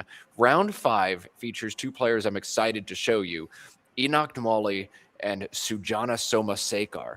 Sujana is playing in her first North American tournament ever, but she, in just 6 or 7 years of playing competitive Scrabble, has already become an international master player, and her last 3 rounds saw her score over 500 in each of those 3 games. So Sujana going to come onto the stream. I know little about her as a player, but if the results are any indicator, she's running hot right now. And Enoch Damali is an extremely strong, extremely precise, and extremely fast player. So this should be a good matchup for us, Jason. Oh yeah, I'm very much looking forward to this. It's good to see India kind of appear on the Scrabble stage. You know, obviously with Madhav being a world-class player at the age of 15, and so yeah, I've been reading up a little bit on Sujana during the lunch break, and hopefully we'll get a chance to talk about her a little bit more. It's also good to to see a master player who is female. We certainly don't have enough of those in the game as well. Yeah, so Sujana, Enoch over the board. Tiles are getting bagged. We're ready. Let's cut over. Let's play Scrabble. And there she is, Sujana. She comes from Bangalore, India. That's in the southern half of the country, playing in North America for the first time. Just so excited to see what she can show us over the board. And Enoch, just an absolute speed demon, fierce over the board. We'll see. Over under 12 minutes left on Enoch's clock, Jason. I'm taking the over. I'll take the over right now. You can see these 2 players are 1 and 2 in our scoring leaders category right now. Sujana averaging well over 500 points per game, as is Enoch. So something's likely got to give. And on this opening rack for Sujana, we're not going to see a ton of points. 5-letter plays available, MONTY, is 28, but FG as a leave. I'm playing Fogey here, Jason. What about you? I too am playing Fogey, and she has Fogey set up, and so that's what I expect to see. Probably with the standard O on the star placement. Maybe there's an argument to be made for GYM, and I think we'd actually put the Y beneath the double letter score to set up FY. If you want to go extra defensively. But if you score this many points like Sujana does, I think it's going to be the offensive play. Fogey, or now she's looking at Monty as well, flipping back and forwards between these options. FG's just so yucky. Fogey feels right to me. Sujana feels the same. Here it comes. And ABHOUYZ, the opening rack for Enoch. The placement of the Y and Fogey key as FY now open for Enoch. He can score very, very well on this turn by cashing that in. You can always use your Z to score points. There are a lot of fun options here for Enoch. Anything jumping out to you on this turn, Jason? Yeah, just looking at the placements of Bayou, I think the one making FYOO and GU jumps out, but it actually still works if you slot it 1 over, so you can actually play it with 4 overlaps, and then just kind of looking at where that slots everything and how you're gonna cash in your Z, ideally next turn. Oh, wow. Bayou with 3 overlaps or with 4 overlaps, 32 or 33 points. Fun turn there. Zobu, ZOBU, also plays above the FOG and Fogey for 31. So do you play the Z here? Do you cash Bayou and see if you can do some damage with the Z next turn? A lot to think about here for Enoch. A tough first move for him. Yeah, I mean, well, we're already seeing him take a minute and a half on his first turn. It's not very often that he takes that long on any turn. So also doesn't look like he's kind of he doesn't kind of telegraph like what he's thinking, kind of set up the candidate plays on his rack like most players do. Yeah, I just considered that you would probably want to hold on to the Z here, but Zobu is, really the board after Zobu is going to be kind of really yucky and very difficult to score much of anything at all. So it does certainly have some defensive merit. Wow, one Bayou placement is way stronger than the other Bayou placement by running a sim, and that's Bayou with the 3 underlaps, FY, OO, and GU. I think the reason is holding that Z behind. If Sujana does underlap the B in Bayou, which is very likely with BE or BI, then you're threatening Bez or Biz next turn. So thinking 2 moves ahead makes Bayou with the 3 underlaps an extremely strong play here for Enoch. Yes, very very smart and very clever indeed. I wondered if it was just because like maybe you had some sort of ZA ending word or ZO. Maybe you hit Diazo a bunch, but that makes a lot more sense. Now, depending on the placement of Bayou, after he plays the 4 underlap, he averages 40 points per turn on his next move. But if he slides it over just a smidge, 1 square, he averages 48. That's an 8-point difference between the two. He's going to go a different route here. He's going to play Habu, keep things tight, keep OYZ together, but Bayou setting up the Bez or Biz is much stronger than this option. Yeah, a little surprising that he didn't go one of those routes. Perhaps fishing for the E for Oye, which now plays for about 40. But again, 40 is an average play on your next turn after Bayou. So meanwhile, back to Sujana, who does not have a lot of great options for the second straight turn. Close to bingoing, but not quite there. Yeah, these are some of the most challenging racks in Scrabble, but Sujana's done what most people will do here. Grab MOT, the 3 worst tiles on your rack, and figure out where to play them. Now, that's another question in and of itself.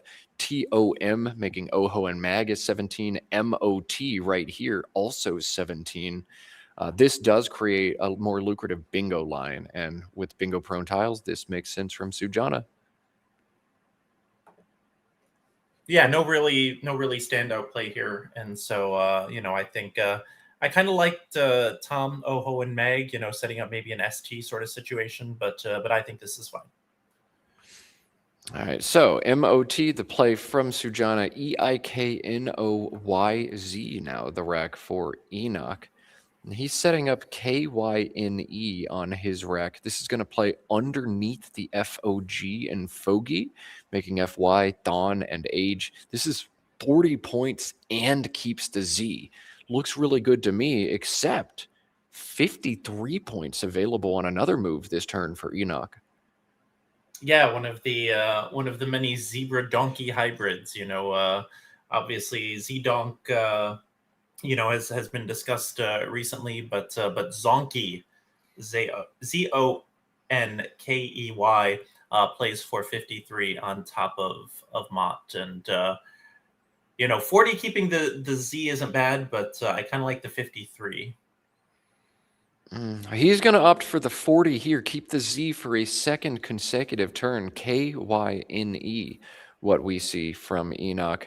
EIINOST means, I think, a very fast play coming from Sujana after she verifies a score on Kine. 1 7-letter bingo in this rack, 1 spot to slot it. This is going to be Inosight for 76 very quickly. Yeah, and again, one that would have fit, making ET if she had gone the TOM route last turn. But you would still want to do this anyway. And again, against a player like Enoch, any simple plays that you can make quickly are to your advantage. Yeah, you want to keep that clock on Enoch and not on you. If he can play that fast, then you got to keep pace with him. Enoch probably going to slow down a bit on this turn. Now, all of a sudden, he's trailing pretty large, 115 to 66. And keeping the Z, he's also drawn the J. Things getting really weird here for Enoch. My brain would immediately jump to the play of Uzo, O-U-Z-O, from the O in Ino site, but opening up that triple right here, Jason, feels pretty bad. Is that a play you can make? I don't like making that play after your opponent has just bingoed, because it's more likely that they have those tiles with the crooked numbers at the bottom of them, because they haven't really been grooming their rack to bingo. So especially slotting a vowel out in space, I would prefer to avoid that and just play something standard. You can play the 4 tiles that you just drew by playing a jute to the left of InnoSight, and that looks. Again, not great, but it looks like your best play. Yeah, jute does look pretty good here as well. You got to play one of the J or the Z, and the J's so weak compared to the Z. Like, that's the one you want to get rid of if it's pretty equivalent scores. A nice pull here from Sujana. So she's threatening more points next turn. All right, this is going to be an uphill climb for Enoch. Yeah, not a great option here. And also, board is not looking really nice for someone who's behind, especially someone who's behind without an S or a blank to InnoSight. Yeah, S is going to be pretty big to unlock the bottom of this board now, and neither player has one. Doesn't look like Sujana has a playable bingo now. We'll see if Enoch's decision changes that, but otherwise she's got kind of an awkward turn coming her way. Yeah, nothing really great. I'm just seeing Berm making MM, but again, we know that Enoch's been sitting on the Z for a while, so. Trying to figure out what kind of thon extensions are possible here. Will that come up later on? Like, that just seems like the kind of word where you can do some cool stuff to it. Talkathon, walkathon, radiothon, phonathon, trillathon are the 5-letter extensions to that. So we'll see if any of those come up. Well, Talkathon with the K is out is quite unlikely. Oh, yeah, and walkathon as well. All right, maybe not. Here comes Jute. Feels solid. I don't think you want to do anything else on this turn. And BERRMT blank. As you said, Jason, I think Berm and MM just looks too good to do anything else. Yeah, it'll give Enoch a chance to finally cash in that Z, but in a vacuum, drawn into RT blank is very rarely a bad thing. One other option for Sujana could be the 5-letter Bream, B-R-E-E-M, through the E in InoSight. Depending on what you think of your opponent, Bream is an adjective, no back hooks at all. You could try to bait a mistake out of your opponent, an S hook, or maybe they'll even try something else. So if you're very confident it doesn't take an S, and you think your opponent could be shaky, that's another line Sujana could think about. But I think a player as strong as Enoch, you don't want to even set up that opportunity for disrespect. They won't take your bait. Yeah, that is a good point. And with 3 S's and 2 blanks out, that seems a little bit too gutsy. Just trying to see. I mean, I guess you could play Berm off of the E in InnoSight, take the 2-point sacrifice to not put the E next to a double word, but I don't know. I still feel like I still feel like playing it up top is the better placement. Now, you never play it by the E in InoSight. Berm takes a back E, and you just don't want to set that up for your opponent at all. So Berm and MM much stronger.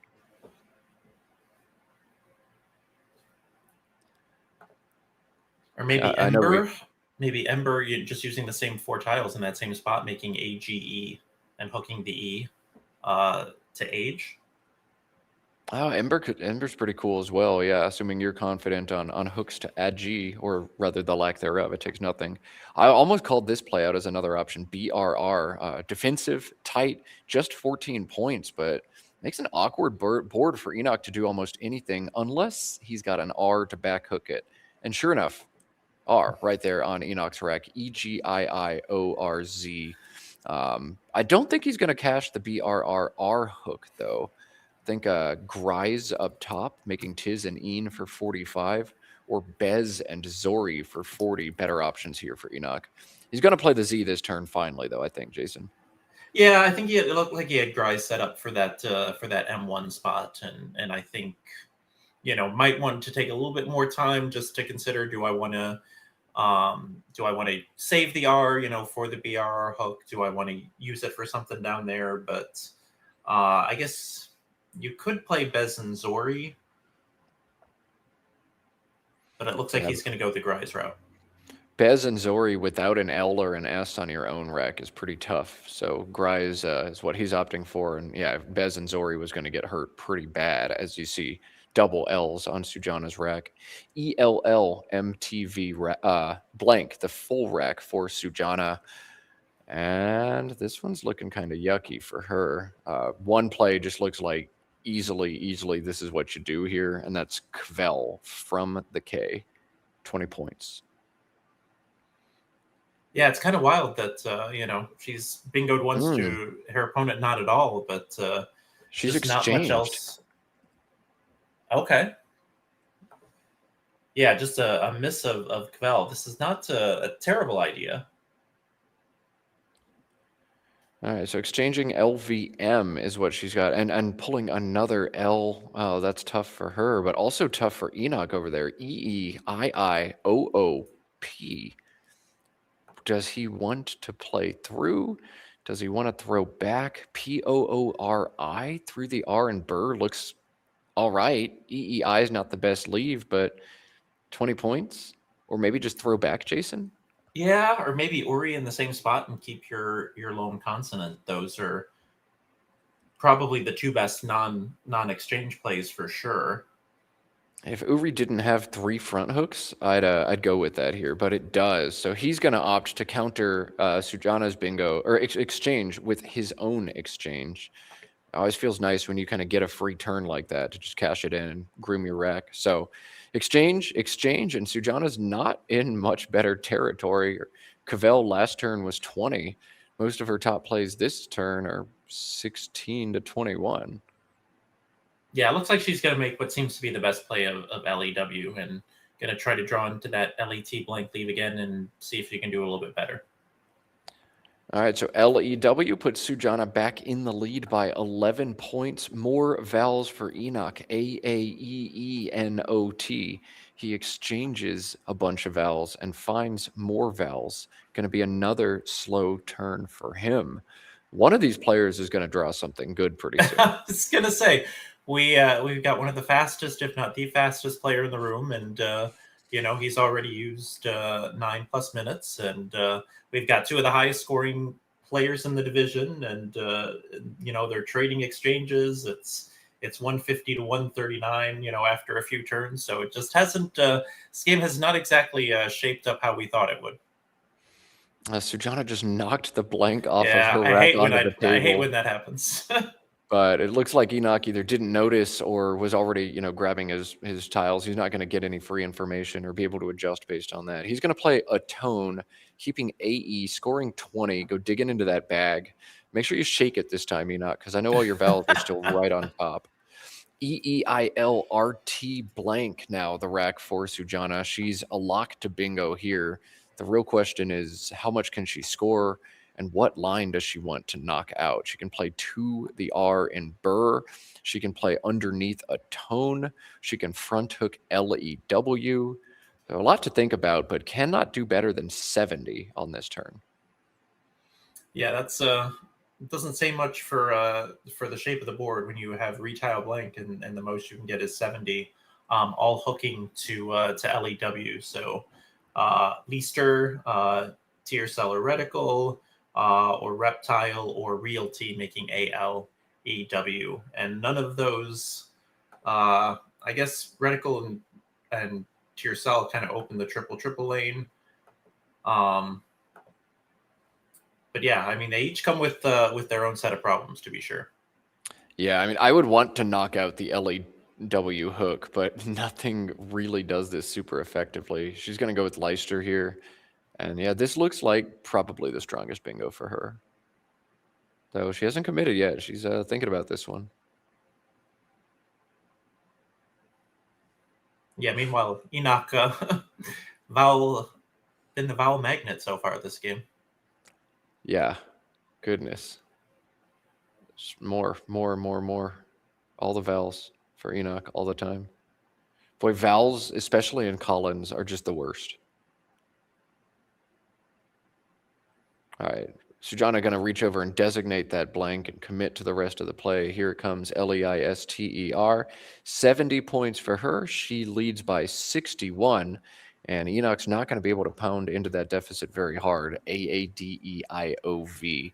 He can go long yet again and play Avoider into the R. Just keep digging into the bag. But now one of those two unseen blanks isn't unseen anymore. It's on the board. So digging, not quite as appealing as it used to be. It's still pretty appealing. Yeah, it's still pretty appealing. You got 3 S's, the blank, the X. I think you have to keep playing long. Virando, Virando, plays through the disconnected R in as well. And that just opens up the right side of this board completely, leaves the back hook for atones available as well, or a toner, or atoned. That guarantees a wide open board, but once again would be holding AE. And after I've drawn this many vowels as Enoch, I don't want to keep 2 vowels again on this move. So we'll see what he wants to do here. Virando doesn't seem bad to me given the score in this game, but maybe a little too aggressive. Yeah, that's what I was just about to say again, similar to the Uzo play that we talked about a few turns ago, putting a vowel out in space like that when your opponent has a random rack is, could be a recipe for disaster. Yeah, it definitely could be. Aaeennrt is Sujana's post bingo draw. All right, wow. Enoch, we teased that he was a very fast player going into the game, and he's used nearly half of his clock already, but I mean, he's had a very tough go of it. A lot of challenging turns in this game, so I don't blame him. But yeah, Josh Greenway, our director and organizer behind the scenes, saying there's no better jinx than saying this guy plays fast and he's going to go over time. Looks like we got him, Jason. We did. The jinx remains undefeated. VOAR is what Enoch is going to play here. Open up the left side of this board completely. And now with no playable bingos, another tricky turn for Sujana, who, neither one of these has had very many, obvious easy plays other than Innosight. Goodness. And now, yeah, these turns are so hard. Again, Sujana's got to figure out what to do. Do I play an A and an E? It's kind of my gut instinct. There's places for me to plunk those down for 14, 15 points. But AENRT, I've got to draw a bingo or I'm going to be big sad.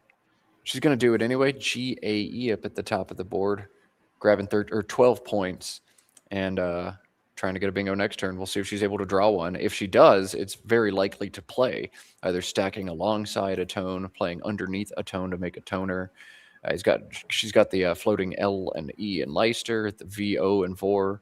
So what is it, an A and an S? Oh, that's huge for her. Transfer to the 2 R's if nothing else. So. All right, Enoch back on turn, has 3 consonants on his rack for the first time in a while, slowly crawling his way out of vowel jail. He does have the D's to cash in atoned, but I think the only good scoring play for him down there is Caddy, CADDIE. And after my opponent has just played AE for 12, Caddy is not a play you want to make if you're Enoch. Diode is a similar play at the bottom that doesn't expose a triple, but even that opens a triple line. So this makes more sense to me, Jason. Do you agree? Yeah, I agree. And Caddy would have given up refasten or fastener. So yeah, after your opponent plays AE for 12, Caddy goes out the window as a potential option. Could have played Jared if he wanted to burn a vowel, but only 3 E's left. So I'm perfectly fine with this play. Yeah, I was going to say exactly that same thing. Jared for 3 more is not the line with so few unseen E's. You want to keep yours back. Looks like a little scoring dispute now. Players are going to try to figure out where the math error is if they don't have the scores lined up. That's why we got the clocks paused. 4 different bingos available to Sujana on this turn. Well, I mean, I guess. Yeah, transfer is 2 of them. being the two transfers. Fenestra through the E of Leicester, and then Seafront through the O. Also, my pick of the over has officially lost now that Enoch is at 11:59 on his clock. But I think I had lost that one a long time ago. Yeah, after those first two moves, I think that's basically it. I'm trying to figure out which of those bingos I like. They're all between 71 and 74 points, so close to each other in score, which means you get to make a decision about shaping the board. This board is so wide open right now, though, that I don't know what the easiest way to effectively control it is. Or maybe you say, forget it, I'm not controlling the board. I'm just going to try to score a bunch. Are any of these bingos like stronger in your eyes, Jason? I would say, well, Fenestra, among the 274 pointers, puts an F in kind of not a not great spot. So I would probably just play the 74 point transfer to the second B, or to the second R in Burr. It scores the most. It takes out both of those R's. It kind of blunts the A in Vor as a bingo lane. And yes, you're still going to have the atone hooks and the open O and the open L and E up top. But, in a situation like this where you can't close the board, I'm just going to, take the most points I can and do what I can to shape the board the way I want it. But looks like she's going to go the seafront route. Yeah, I don't know. For whatever reason, my gut is saying play seafront here. Even though this is the lowest scoring bingo she has, this one's just 71. Like, that V and the O are just going to keep hanging out there. This also blocks the L and the E and Leicester's all at once. So you've really just got that lower left quadrant to address now. And then it's essentially game over. So this also has the merit of setting up a big scoring spot in the top left of the board. Just a 4 or 5 letter word there could be 50. And you actually like having spots like that open with the lead. If you can just score 40 2 more times, you're probably going to win no matter what. So this does a lot of cool things. Sujana playing seafront here for 71. Yeah, and especially with Enoch after the exchange going atone, VOA, and ID, it certainly seems like he's not sitting on like a W or an H or something that would really pound that spot that you should be worried about. So especially seeing it on the board, I'm starting to think that maybe seafront is better than the 74 point transfer. Yeah. I think because you have Enoch on low scoring tiles most of the time, seafront starts to make a lot more sense. And nice pull here once again from Sujana. All right. Maybe able to do some damage with that. Enoch, ACDEGIO, now has to make a decision. Do I play in the top left of this board? Something like Goad, GOAD, or EGAD, IGAD is 31 and knocks out this big threat for scores. Or do I play along the bottom of the board? He's got Geodic set up. This plays with Atoned for 35 points. Opens up not one, but 2 unique triple lines. Do you like this play of Geodic, Jason? I mean, it is really gutsy. And again, I kind of hate opening up high scoring spots when my opponent, see the 2Ps, VWX, like, they could have all of that. But at the same time, the A1 plays aren't exactly thrilling either, with Goad or something like that for 31. So he's going to go the Geodic route. I might have just taken the 31 for Goad and covered up the hot spot that Seafront created. But I certainly don't mind this play at all. Yeah, this board is now just wide open, and it looks like we're seeing a challenge here from Sujana. Geodic is a rather weird word, just a 6, and 6s are among the very, very last words any Scrabble players study. So, gonna draw an extra 5 points if we can spell it right. If we can spell it right, and I think you might be a little stuck because. Director, I broke the computer. Yep. There we go. All right, so Geodic +5 now for Enoch brings him up to 250 on the 40-point play. But Sujana will remain on turn on CEII PLS, I believe. Yes, I splice, as somebody pointed out in chat. Iraq is I splice. I splice. Okay, so Let's take a look at what we've got. Our chat pointing out if she had played transfer, then she'd have policies through the 0 and 4 right now. But we wanted to block that O because it felt like an important threat for bingo. Didn't realize I'd be the one drawing that bingo. Exactly. Yeah, it looks Now like she's got Clipper Clipe set up top left, and I'm just trying to look at the pool. You do have the last E. So how important is it to hold on to that, or maybe you just want the extra 5 points? She is going to hold on to it. Oh, smart. Heads up stuff from her. It's so easy to just slot that E on. 5 extra points feels really good, but no, you do want to hold it here. I think that's stronger. Enoch setting up Aphonias on his rack, and that nearly fits on this board alongside Atoned, but not quite there. He is still going to be able to score very, very well. Phoca is 48 through the C in Geotic, but the board's starting to dry up. The clip play in the top left, and then you're going to knock out the triple in the bottom right. Really leaves just 2 lines left for you to mount a comeback. Can you still play Phoca, Jason? I think so. I mean, because if you don't, what else are you going to do? I feel like, I guess something using the H hook to bet, making Beth could work. So something like Pho, and then maybe set up now that, well, no, because I guess that's why you hang on to the E. You have an S, so you would be setting up your S. So kind of like Pho, but 48 is a lot. HOA instead. Oh, yes, there you go. Because then it's only the S hook, yeah. Oh man, HOA alongside the TON of Atoned feels very, very good here as well. It is 35 points. It holds ANPS. It sets up that S. And yeah, there is one more unseen, but if Sujana doesn't have it, you can make her really uncomfortable there. Phoca is also a very good play here. As is Ashpan. If you look all the way at the left side of this board, ASHPAN plays down from the T and C front to that triple. They're 47 and opens up a lot of different possibilities on that side of the board. So there are a lot of good plays here for Enoch. Nothing that makes me think I'm going to win the game, but a lot of plays that'll pull me closer for sure. Yeah, interesting to sim this one. It still Sim still likes Phoca for me anyway, although now it likes Ashpan. Okay, now it says Ashpan is number 1 by a pretty good margin. And nothing is going to win you this game more than probably 15 or 20% of the time, but you just want to expand that range as much as possible and make as much possibility on the board as you can.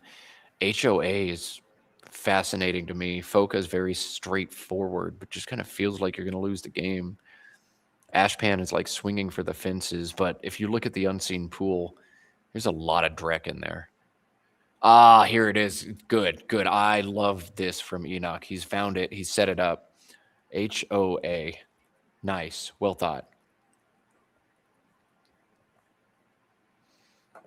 Now another situation where where Sujana probably wishes she had not blocked. Oh no, she's gonna. Oh no. Oh boy. Oh, this is not a word. Indoors must be spelled with the E in front. So Enoch just holding his poker face. He's trying not to show any emotion, and she has locked it in. The immediate challenge from Enoch. This is coming off. Sujana's going to lose a turn.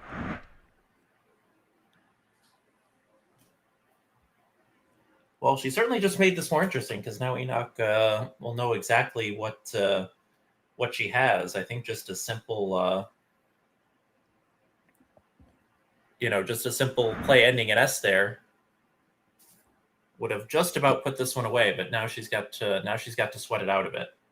Yeah, I did not notice what Enoch drew. Did he draw bingo? No, he drew VMP, but Vamps there is going to come pretty close. I don't know if he can play Vamps. I got to see how many are in the bag and all that, but the other blank is unseen though, so he can play something like Vamps and Bets and try to draw the blank and get back in that way. Yeah, whoa. Okay, so Vamps has come down almost instantly from Enoch. That makes this just a 14-point game, and Sujana DEINRSU doesn't really have much of anything. She can't score well at all on this turn. Maybe 25 for nice. through the C in Geodic, but that holds pretty poorly. DRSU.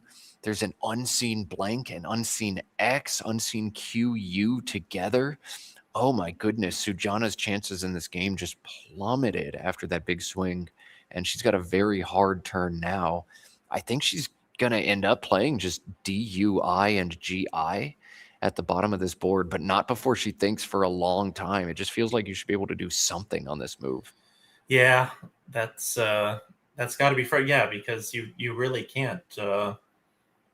And I'm not sure what to do. Do you just take the 25 with nice, leave 2 in the bag, and hope that you can outrun your opponent having the blank? I mean, does the blank do anything? Does the X do anything? These are the questions you've got to ask yourself. Blank could definitely bingo like into the R, but with no unseen E's, that seems unlikely. Oh, please don't play Sundrier, the famous phony. Sundrier. Oh, never seen Sundrier, that played. Sundrier. Yeah. Yeah. I mean, there are so many traps you can fall into with these high probability racks. And when you get too good at anagramming, then your brain starts anagramming into phonies all the time. Oh boy. Does the X do anything on this board? I'm looking at the unseen pool from Sujana. What would I be worried about? QUOD at the bottom would be really bad. AXIL at the bottom would be really bad. Even just EA, AX, and OX underneath Geodic would be pretty bad. But she's got to prepare for 2 different possibilities. 1, I draw the Q and I need to deal with it. Or 2, Enoch has the Q and I need to defend from its top options. A lot for her to unpack on this turn. Yeah, well, she's got more time than Enoch's opponents usually have in this situation. So she's got that going for her. But yeah, definitely a lot to unpack here. Oh, man, oh man, this is hard. Like I would want to hold on to US, maybe UIS, maybe even EISU or EIRSU if the Q is coming. But holding what the do you feel about because you pointed out that Quid and Axel and all sort of stuff goes off of Geodic. Are you just going to take that out with something like a DUI? Well, I guess you can't burn the U in the I, but is that where you're going to be looking to go to kind of take that spot out? Yeah. I mean, like, what if you play just Nod through the O in Geodic? That's only 8, so maybe I get caught up on, but it does take away, like, the big threats that I'm scared about and keeps exactly the letters I'd like to keep. But that seems nuts. The DUI and then draw some clunky consonants, you're just going to lose the game anyway.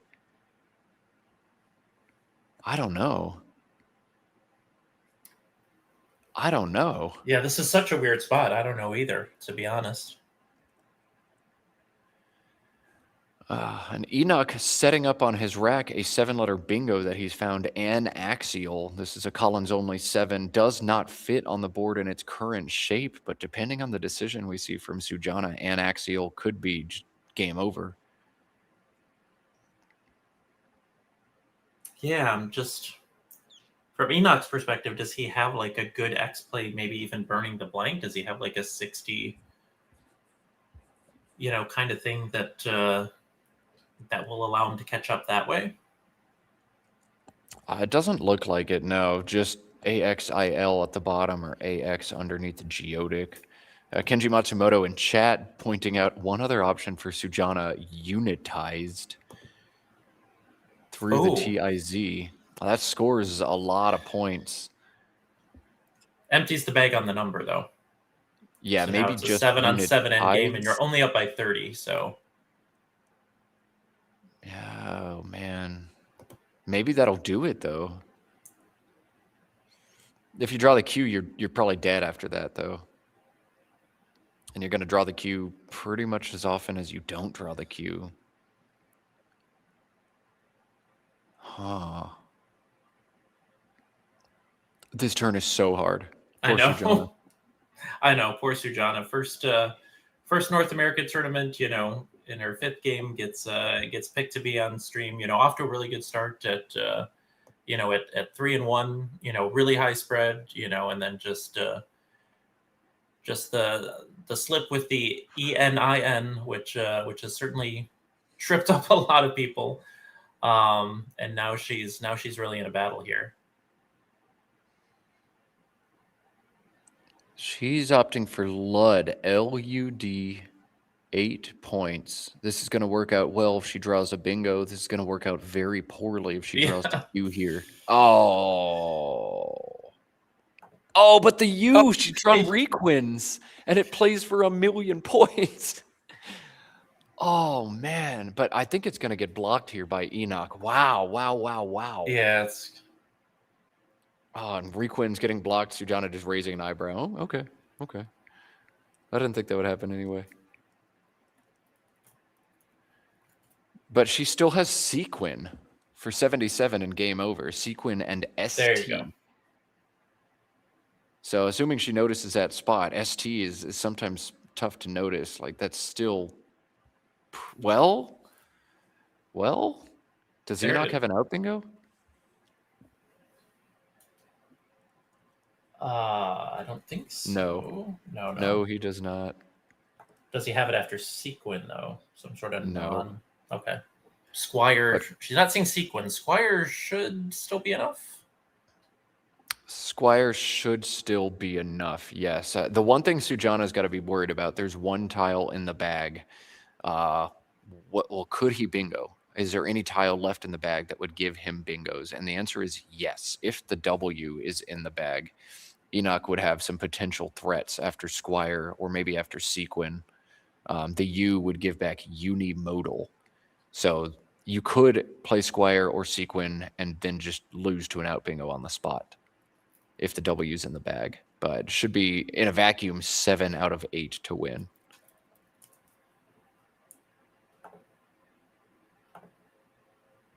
Yes, I wonder if Sequin is the only 100% winning play here.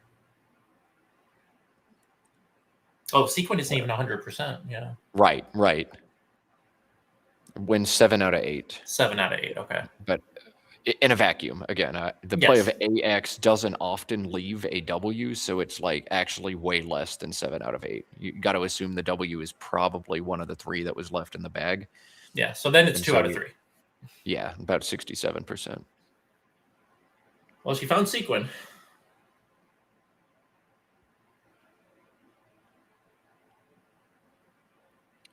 And she's going to play it.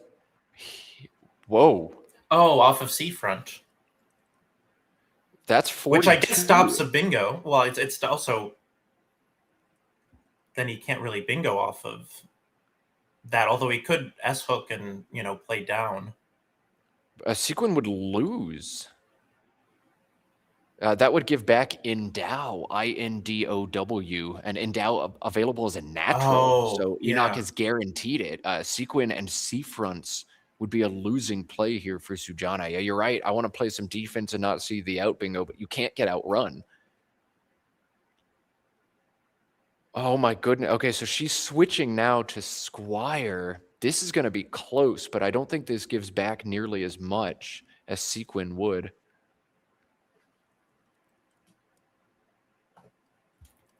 Yeah, but I still think it's Enoch because I think he can play some sort of SW word coming down. Yeah, Swoln, SWOLN. He's playing this like instantly, or Swale. Wow, yeah, this is Enoch's game. This is going to put him up by 20, and Sujana can only go out for 8. Game over. Enoch wins.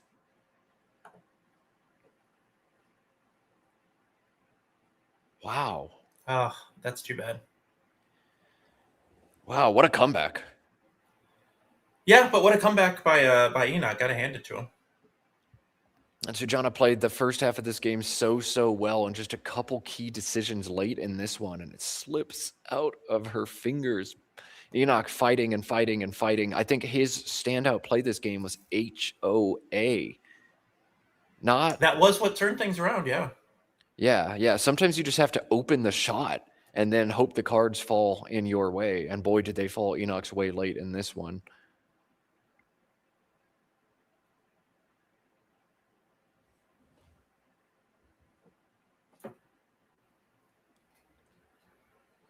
But yeah, maybe just spacing on the ST. Yeah, maybe she just didn't see it. Yeah, maybe just kind of tunneled on wanting to hook the S to C fronts, maybe not wanting to throw open the bottom of the board and give back bingos. I wouldn't have even been confident enough to play C-fronts. Like, that seems like it could definitely be an adjective, and with the game on the line, Oh like, to yeah, pull the good point. trigger on that, already gutsy. But wow, you can see it on her face now, just like, oh my goodness, how did this happen? I was in such control. Enoch got him.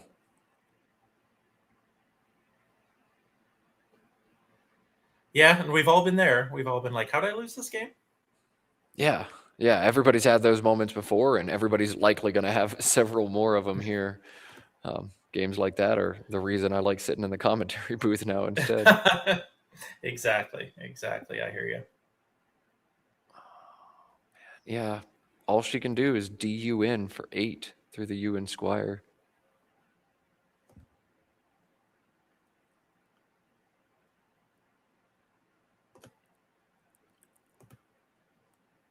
This is the first very, very close game we've had so far on the stream today, and maybe that's an indication that this afternoon is going to be some really good ones. I hope so. Yeah, we had some good ones this morning, just not particularly close ones. Yeah, there's still some neat positions and some neat words and all that, but I love when there's drama. I love when I literally have no idea who's going to win until the last move. And it's like, wait, that guy won? I thought that guy was going to win.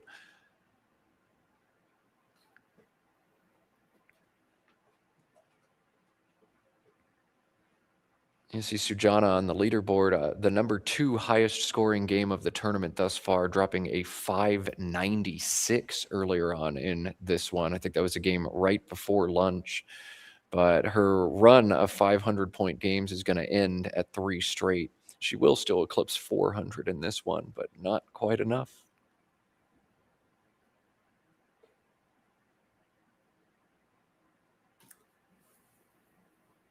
Yeah, definitely feel for, probably first time on stream. It sounds like, again, started playing about 2019. Looks like she leads like one of the biggest Scrabble clubs in India. Started doing that last year. Looks like she's also, directed a tournament or two. So definitely somebody who seems like a credit to the community. And it's too bad she couldn't pull this one out. Yeah. She does a lot for the game. Anybody who runs any tournaments or any clubs deserves a big ol' round of applause all the time. Directing, organizing. Did she pass?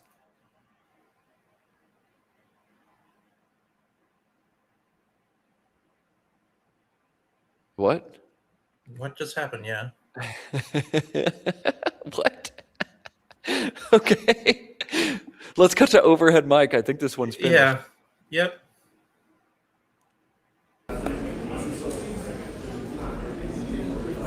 Lovely. 404415. 46. Sorry? 406. For me? Yeah.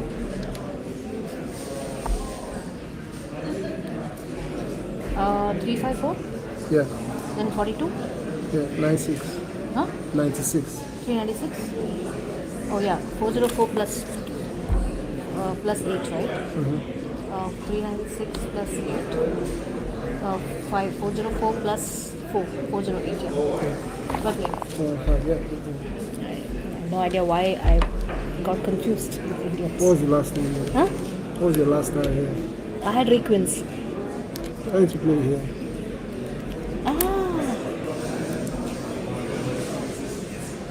Oh yes. That's so stupid. I just want to close the bingo line. Yeah, I should have just played here. Oh, I had sequin. So bad. That was a terrible miss. That was a very bad miss. Very bad miss. Yeah. I actually saw it and then I didn't play it. Yeah.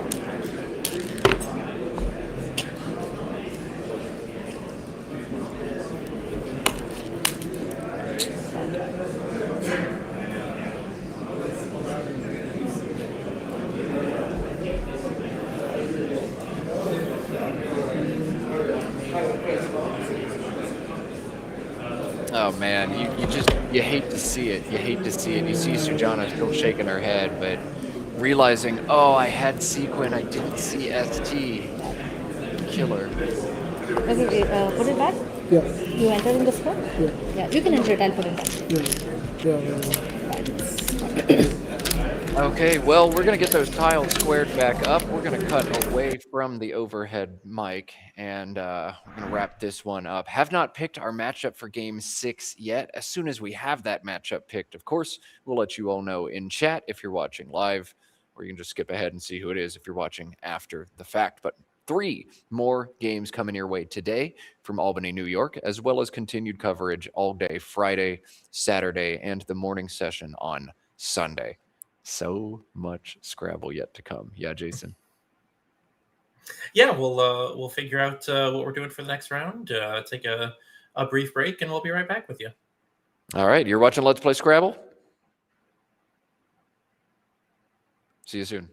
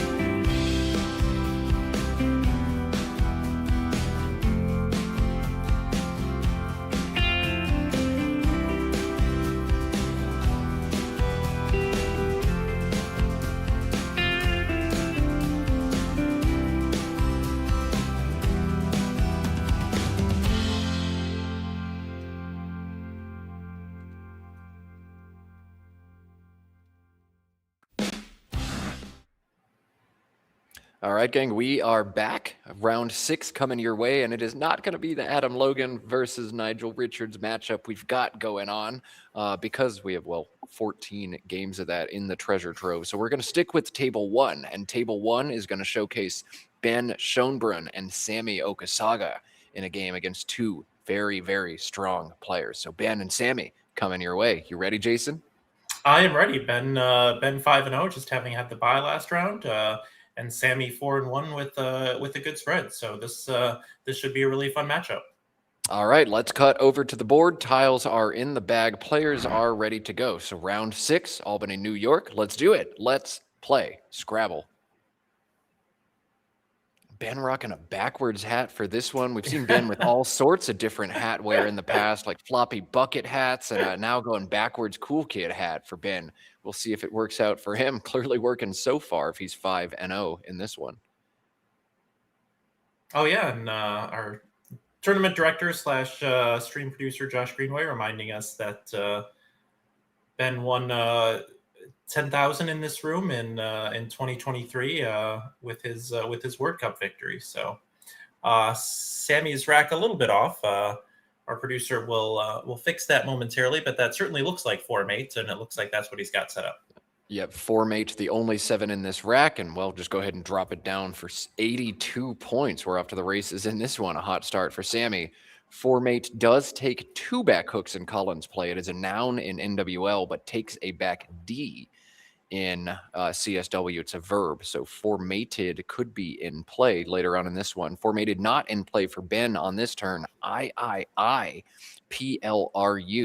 Congrats, Ben. Your opponent opens with 82 points, and you've got a yucky rack. There is one 6-letter word that's going to bail Ben out pretty well. Yeah, something I had not seen before. Puriri, P-U through the R and 4-8 I-R-I. So gets rid of the 2 of the 3 I's, leaves IL, scores 16, which is the most you can score with this rack. So if he knows it, it will come down pretty quickly. If it's not Puriri, it might be Lipuria, L-A-P-U-R-I-A, but the P is going to be a huge, huge tile for Sammy. It's going to give him an 8-letter bingo if Ben puts it down. So it looks like his 2 most intuitive options, at least to me, are both going to get hit really hard. There is a third candidate play. Ben's setting it up now, Filii, F-I-L-I-I. This would not float the P out for Sammy and would not seed any bingos at all. So Ben... wow, he's picking it. Filii, not going to give Plumeria back to Sammy. A big, big swing in this one. Yeah, it certainly looked like Sammy was going to get to play Plumeria and start bingo bango, but not so much. Benji's spidey sense tingling maybe, and now a tough decision here for Sammy. Yeah, this is now a much more complicated turn for him. We'll see if he opts for shorter plays. Literally just plunking an M or a U down makes some sense. Just playing UM also makes a lot of sense. On top of the RM and 4-8 is 18, but he can also just score a lot right now. The 5-letter M-A-U-R-I plays atop the M-A-T-E of 4-8 for 27. Jason, do you think it's right to play short and keep the bingo tiles together, or to go longer and just score? Yeah, I as one who loves keeping the bingo tiles together, this one I would probably just blow up and play Mori and create a bunch of overlaps and kind of kill the 4-8 back hooks and just start seeing what I can do to start closing things down a bit. Yeah, I playing long feels okay. M-A-U-R-I does take a back S, so it doesn't shut down the board as much as you like, but scoring feels really good. But bingoing a second time in the first 3 moves also feels really good here. It's a tough decision here for Sammy. And there he goes, setting up Mori. He's found the high-scoring play.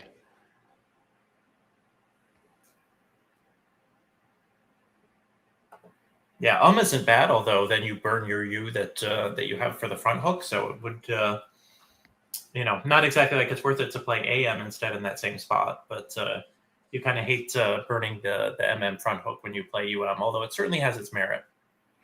You're not going to play AM to try to set up your U, are you? No. Yeah, I think that's a little bit crazy. Maybe late in the game, if you know you've got the KCU, you could try it, but not at this stage.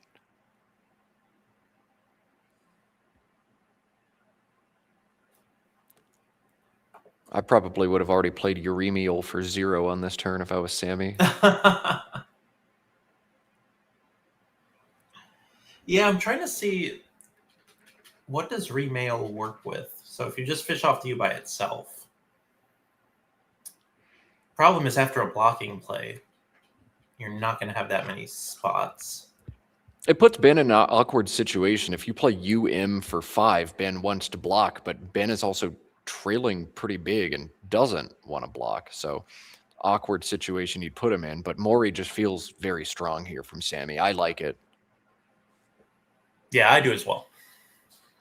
What I don't like is drawing JIRV into PRU, which is what Ben has done here. He's got another awkward turn, and forgive me if you've heard this one before, but Ben can play PURIRI on this turn 2 Yeah, that's not good when you're saying that 2 turns in a row, especially when you just ditched 3 eyes the turn before. Yeah, that's rough.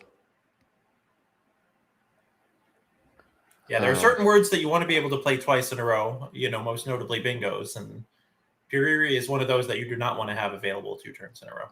No, definitely not. It means you've either drawn all the Drek back or retained some of the Drek and drawn the rest of it back. Yuck. Yuck also for Sammy. Into LE, he draws BFSTT. So awkward draws for both of these players. And after a hot start, we'll see a slowdown in the scoring, at least short term in this game. I really don't know what Ben ought to do. So I'm going to ask you instead, Jason. What do you think Ben should do? See, you beat me to it. I was going to ask you because I have no idea myself. Yeah, it's just nothing is good here. Nothing is good. God, can you at least set up the J? I don't even see a way to do that. Yeah, that's what I'm trying to. I mean, I guess the standard equity play is just Revo RIV to the 0 and 4 mate, but scoring 14 and leaving JPRU, you could have Puriri available for a 3rd straight turn if you do that. Yeah. God, this is terrible. Maybe you just throw back here? I don't quite think it's that bad, but every play you make keeps some subset of JUPV. Probably at least 2, maybe even 3 of those. Yeah, Ben's face says it all. Frown.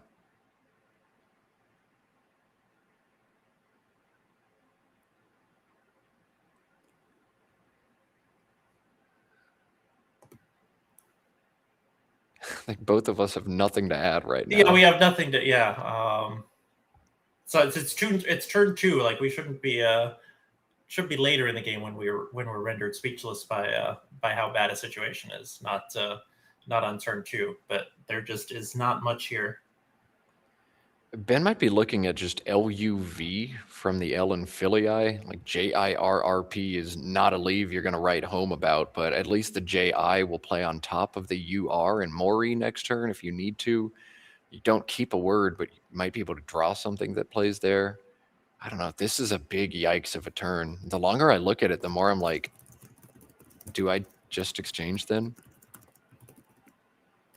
I think Ben's going to play love.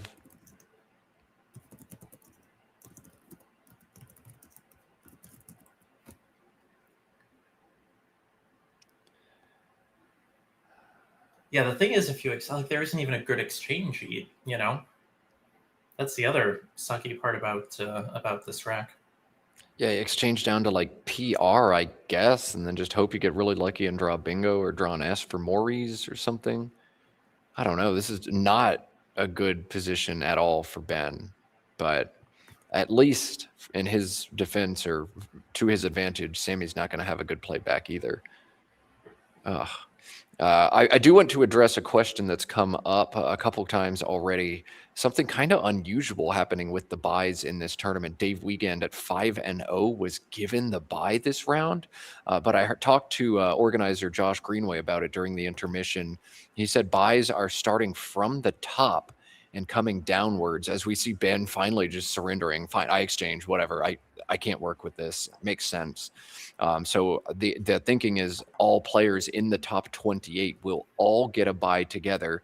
Nobody will be unfairly advantaged or disadvantaged based on where that bye ends up. So every player at the top, including Nigel Richards, including Adam Logan, including Ben and Sammy, will be getting a bye. It's only players near the bottom who probably wouldn't be winning the big prize anyway who won't be getting byes here. That's the decision that was made.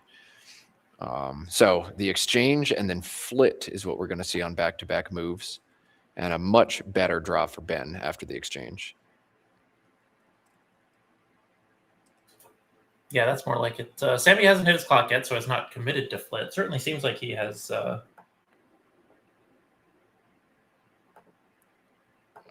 Sammy actually had 33 on that turn in multiple different ways. Belts alongside Filii, or he could have played leftist through the eye in Mori, making 4 mates, but he plays neither of them. And here comes Ben right away with his bingo, Taperoid, making 4 mated.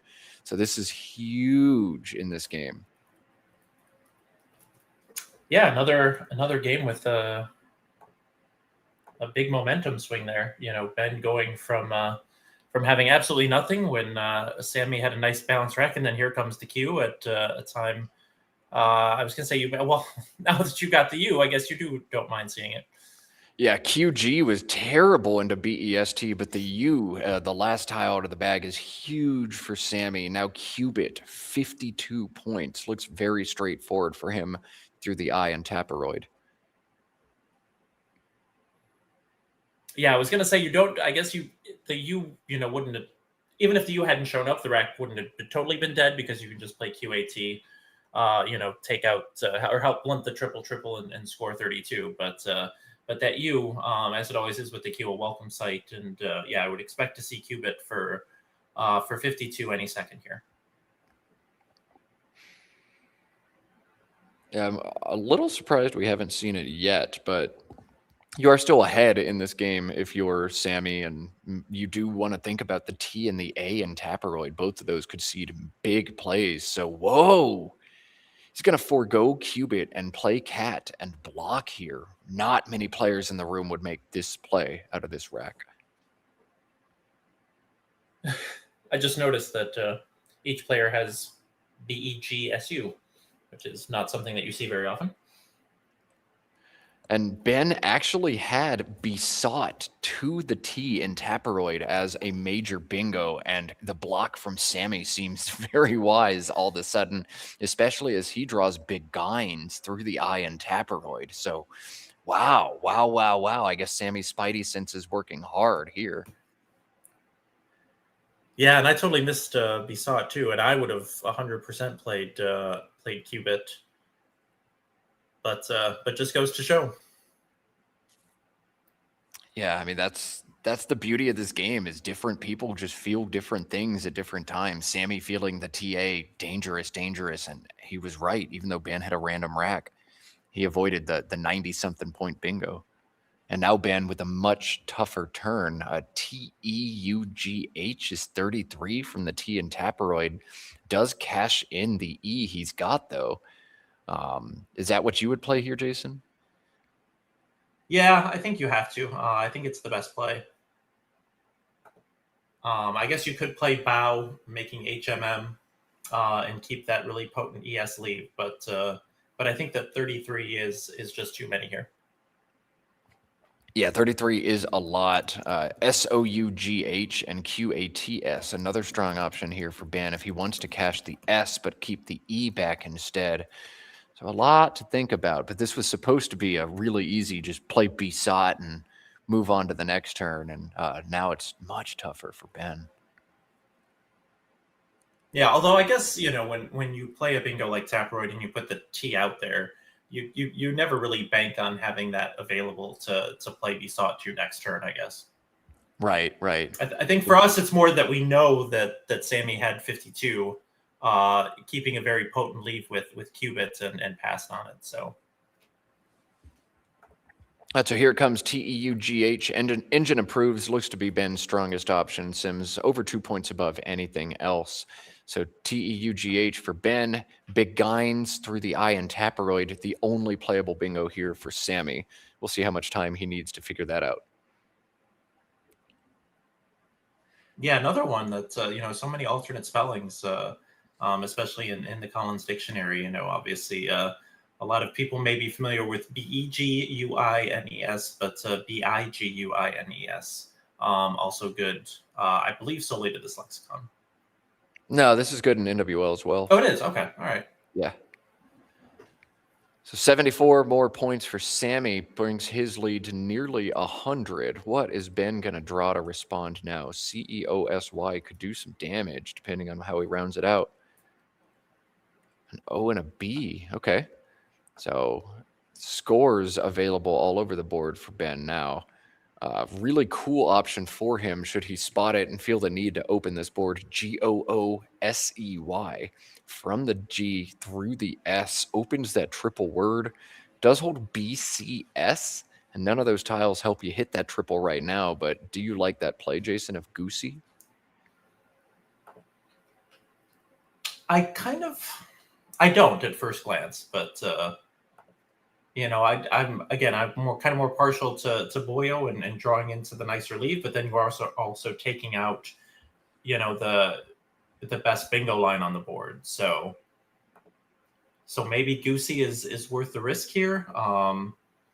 Just the simple Yob or Boy off of Beguines may work well here. I'm not sure what I would pick. Do you have a preference here? And if I know the word Goosey 100%, I think that's what I go for. It scores Okay. better than anything else, and it's going to keep the side of this board open long-term more often than anything else. So I think I'd be inclined to play that. As you said, Boyo making BY and IO underneath Beguines, it closes the board a lot in a game where you're losing by a lot. Yeah, it's an equity play, but it just feels really stupid. Yeah, and then, I was kind of looking at Yob or Boy off of Beguines, as I said, but then when Sammy plays off of it on the other side, then where are you bingoing? Yeah, it's tough. Like you want to keep the E and the S in Beguines. You want to try to open the board up somehow if you can. Yeah, that flip play by Sammy really made the bottom half of this board very difficult. Yeah, he left a lot of points on the table when he made it, but he chose the long-term defensive option. It looks like after he gets the bingo down, now he may just coast to a lead because of it. Yeah, we didn't get to talk about that play much because Ben played Taperoid right away, and I really didn't like the play at the time, but now that the game has played out like it has, it's like, okay, now I kind of see it. Yeah, sometimes plays don't look so good in the short term, and then the longer they sit there, you're like, that play was feeling more and more dangerous. You have to think both about the short term, like what's going to happen for me next turn, but also the long term. How can I construct this board so I don't get walled in? And Sammy can play some great defense when he needs to. CEEEOS blank the draw now from Ben into CES, 3 vowels and a blank. We'll see what he gets to do there. But after Yob, it's Sammy on a bunch of consonants, DKNORSX.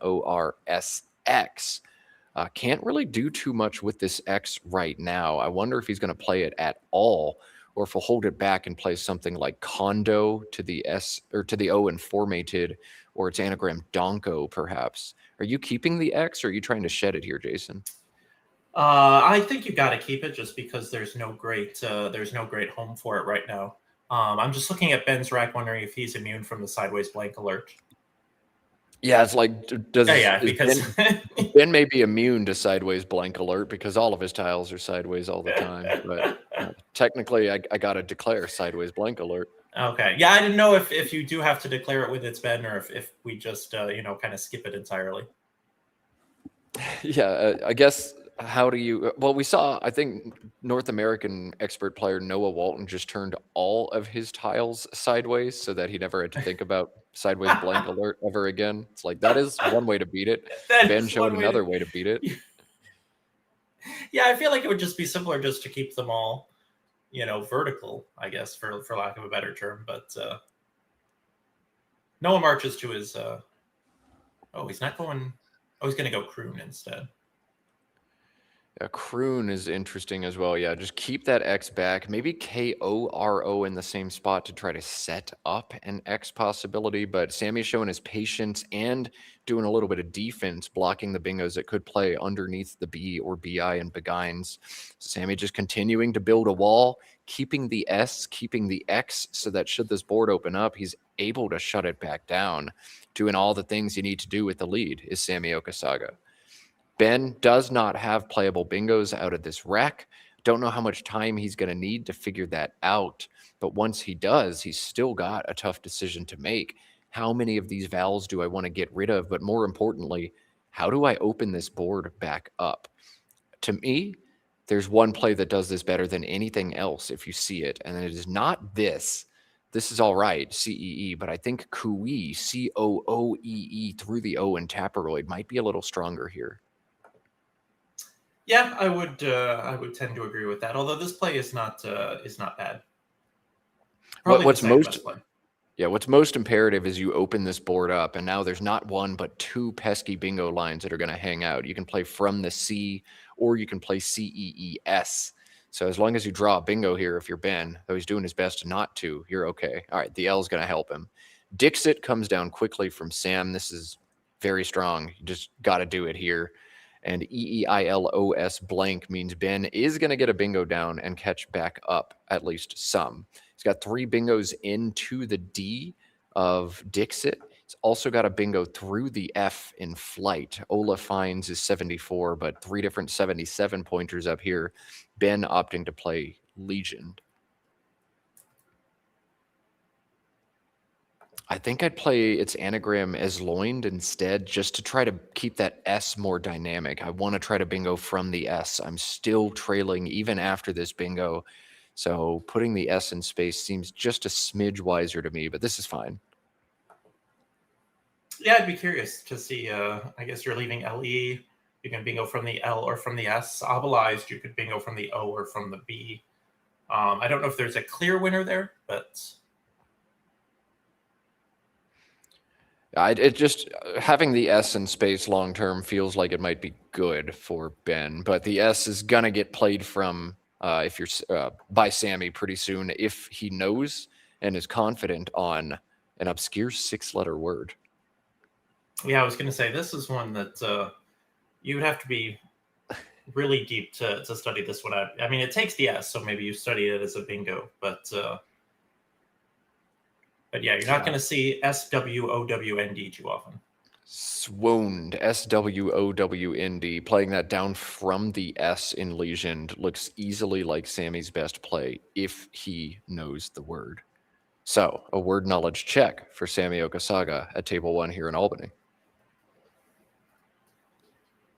Yeah, and Sammy is going to pass just about any word knowledge check, but this is quite the deep cut. Yeah, that's one of the joys of watching these games and these top players on stream is they do teach you these words very often by playing them. Been setting up Vegeta on his rack. Very good. Activating his Super Saiyan. Sammy either missing Swooned or maybe trying to play a little bit of defense. He's going to play WREN. His play feels good, but Swooned, I think, would have been better there for him. Yeah, I think Swooned would have been better, but, not seeing an obscure 6...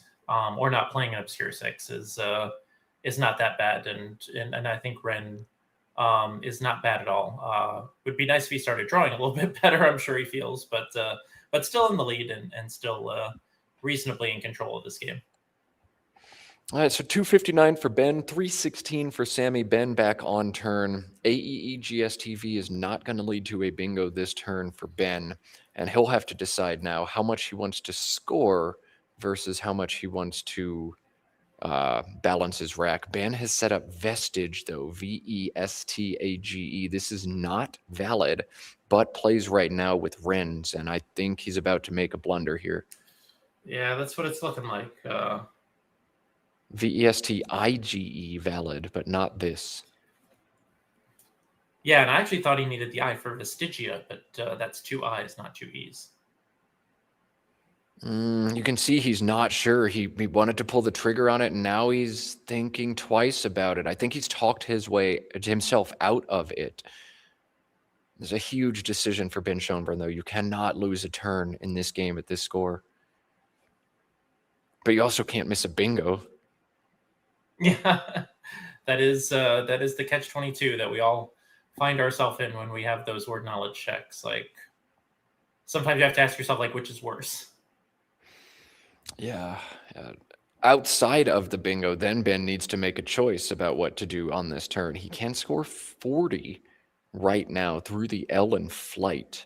If he notices the 6-letter velate, V-E-L-A-T-E, velate, adjectival, so does not take an S. There is no velates as a 7, but there is velated, V-E-L-A-T-E-D.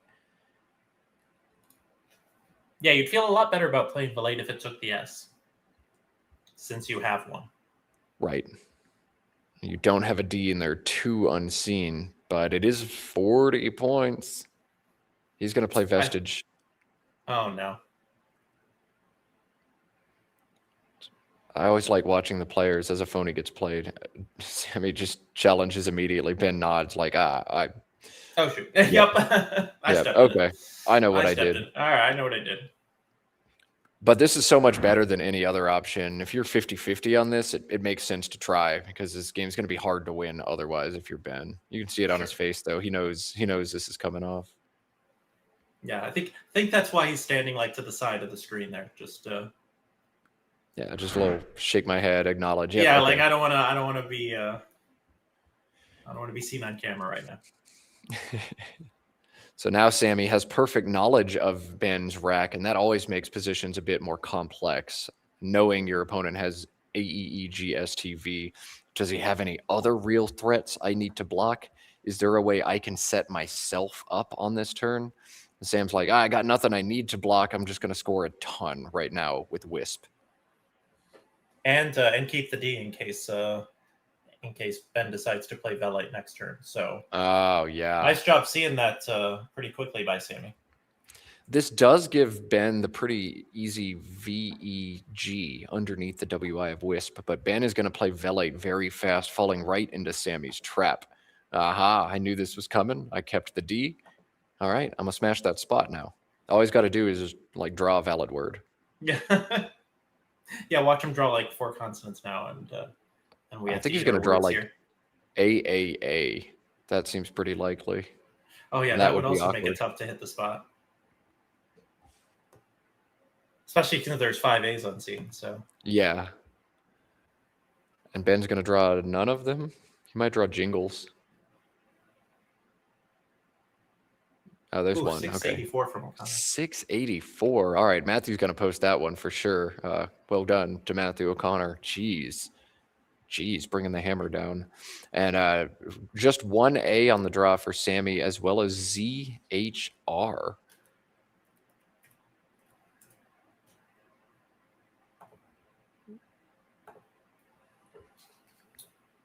Do you ever just play, maybe play Zoe and maybe try to do something there next turn, like or do you play Hod first and then try to go across with some sort of ZEZO play? Ha, and then ZEZO. Oh, like HAD and velated, you're saying? Yeah, or Hod. Or I was thinking Hod or had. Oh yeah, just set up the Z for next turn. Yeah. Yeah. Or you go the other way, you play ZEZO now, and then you know you have Hod next turn if nothing else. Yeah, I'd love to unload the V if I can as well. Like try to find a similar sequence that allows me to play the V off, but I don't think that sequence exists. Tough turn for Sammy. There's a lot of cool options that all do very different things.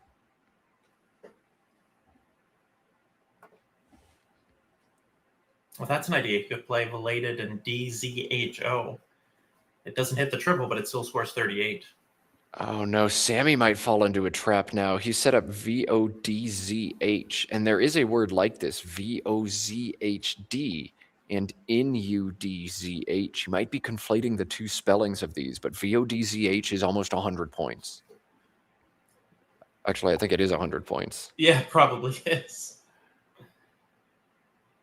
Yeah, it's 104. Goodness. Yeah. So if you're 50-50 on this and you're Sammy Okasaga, like, well, 104 is a ton. Oh my goodness.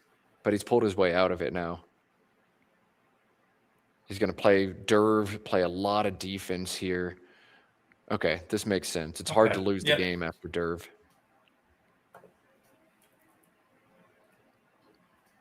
But wow, what guts. I mean, you've got 40, 45, even 50 available with your Z, and you're going to score just 16 and go up by barely a bingo. It's a hard play to make, but one that makes a lot of intuitive sense when you look at it. AGJLNSY now, the rack for Ben. I think the right move here might just be pick up the Y and play Wispy for 33. Yeah, it's certainly looking like it. You're down 69. So yeah, you score 33 here, with the J. You can probably get back into this without bingoing. Looks like they're clearing up a scoring discrepancy right now. Yeah, they've got the clocks paused, and all right, reset. We did math. We got it. But yeah, like you said with Derv, I mean, you used the word patience earlier in the game to describe Sammy's style, and I think that's another example of it right there. Yeah, I don't need to pound out the big points. I just need to control the board, go slow, keep good tiles, keep flexible tiles, and whenever you do open it, I just punch you. Ben's going to play down at the bottom instead, keeping JAGLNS means you can draw jingles, JINGALS, if you draw an I, but that's not going to help you on this board. It's not going to fit anywhere. So he's just going to cash the J now and see what kind of damage he can do in the future with the GLNSY combination. We're back on Sammy, ACDEHOZ on his rack. 39 is his lead, but it will get much larger on this turn. Sammy can score 57 here. Yeah, the good news for Ben is that he drew 2 vowels. The bad news is that probably the wrong vowels. Yeah, I'd love to see an I exposed for guy lines, but that's not there. And kind of an ugly rack for Ben. He's just going to have to be patient and try to keep this board alive however possible, but he is not going to like seeing Sammy's next play. Yeah, not an easy one to spot, but Shay, CHEZ, underneath that Legioned Wisp combo in the top of the board, making SIC, ISH, and OPE, like you said, scores 57 and would give Sammy a stranglehold on this game again, even if Ben were to find some sort of bingo from the E or hooking CEE. You can tell he's looking at the spot. He's setting up ECH, which plays underneath the WIS and WISP. He's just got to think to go the other way. CHE, CHA also makes sense to play. So we'll see. Once you spot Shay, you count it's 57. Like, it feels like a slam dunk. The Z is great in Collins, and you like holding it, but 57, man, do it. Yeah, like you said, he's looking at the spots. I mean, 38 keeping the Z isn't awful, especially in the position that Sammy's in. But he can pretty much kind of really put a stranglehold on this game versus letting Ben kind of hang around a little longer. Oh man, if Ben had played Wispy last turn, he would have blocked. Yeah, I just noticed that because I was wondering last turn, because you play JA, you kind of assume that Y spot will stay open for a while. And so, if Ben plays it on the next turn, it's 33 and lunges, even though the board isn't great, is still a good leave. There's a bunch of A's to draw. You could play Eugleninas. You could have Eugleninas, through that second E and CEE. But yeah, so that's another. And now Shay is set up, and I think we'll see it here. Yeah, let's see if Ben looks sad here. Nope. Not sad at all. It's like nothing ever happened. Yeah, I thought we'd see more reaction there, actually. You're not really entitled to react and be sad in a game where you've lost a turn playing a phony, though. That's true. That's many top players, as soon as they make that one blunder and they're made aware of it, they're like, yep, I don't deserve to win this one anymore. Anything else bad that happens to me between now and then is my fault. Ben has found Glossy here. Yeah, this is good. You got to open the board and just hope you get very lucky. This is the way to do it. So the pool looking very interesting right now, as you can see from, if Sammy draws a bunch of A's and a bunch of O's, he could be all right. But if Sammy draws the blank, this is pretty much game over. Yeah, if Ben draws the blank here and threatens an out bingo, this could be interesting yet. So he's got Gwen on And didn't look like a blank. It did. Yeah, it is. Oh, it is. Sideways blank alert. Sideways blank alert. Ben. Okay, so Gwinon and a blank now. The rack for Ben. AAADEOO. The rack for Sammy. Oh boy. Yeah, not done yet. I really thought Shea was the game clincher, but not so much. Now Ben does not have a playable bingo right now. Now Sammy can't know that. Sammy's gonna look at the unseen pool and be like, "Oh my goodness!" Like Erugos and all kinds of stuff. Onagers, oranges in there, Ourangs. So Sam, by no means a lock from his own view. We'll see if Ben can just kind of keep it cool. But if a spot opens up, Ben could threaten a bingo out here. I don't think Sammy can open this board up and survive. I think Woody, WOODY, extending the WO, playing into the Y makes a lot of sense here. Yeah. But it's going to give back dungeons. Oh, I was just looking for stuff from the D period, much less. Though I think because Sammy would leave one in the bag after Woody, even if Ben gets dungeons down, Sammy's going to have a bunch. Yeah, but you have 5 vowels and the 2 in the bag, so. This is just a better there version. it is. There it is. Yeah. Smart. Okay, yeah. Woody gives back some risk. This gives back almost no risk. And 1 in the bag now. Ben can try to fish a tile, but Sammy will have perfect knowledge of his rack after that is done. So Ben's going to count. Oh, God, there's just 1. And he's going to look for some kind of Hail Mary that will allow him to draw bingos in multiple sections of the board. My brain immediately goes to EF and EEL over on the left side of this board. Just plunk the E. Well, it is your best tile right now. It creates a new line. He's going to have to do something like that here to have any chance. Well, the thing when you're looking at 4 A's, you're like, okay, better than 50-50 chance the A's in the bag. Well, I guess exactly 50-50, but, again, more when you consider leave inference and stuff like that. So, if I know I'm going to draw an A, like, what can I do here? Oh, boy, yeah, a lot to think about here. Yeah, assume you draw the A and then see what's going to happen. See if you're able to get anything. If he fishes the E as he's grabbed now, he could draw a 7-letter word, HOUNGAN. But that's not going to fit on the board after he makes this play.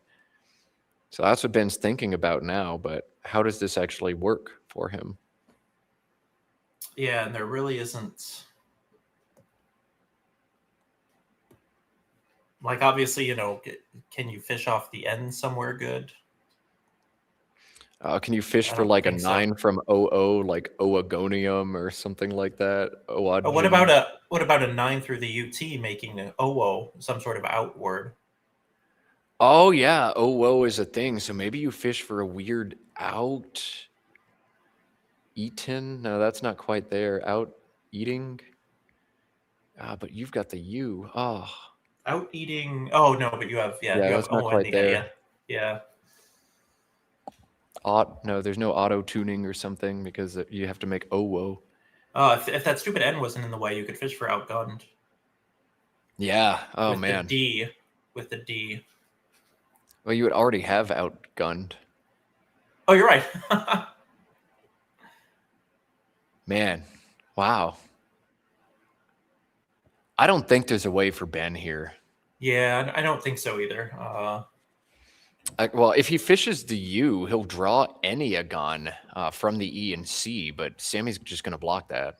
Sammy's going to know what he has. Yeah, and you can't really fish the U anywhere useful. You can play U2, you can play UR, but you can't do it somewhere that'll give you something. Yeah, he would draw an A so often and draw any Agon, but like Sammy's not going to miss that and leave it unblocked. He's going to do something about it.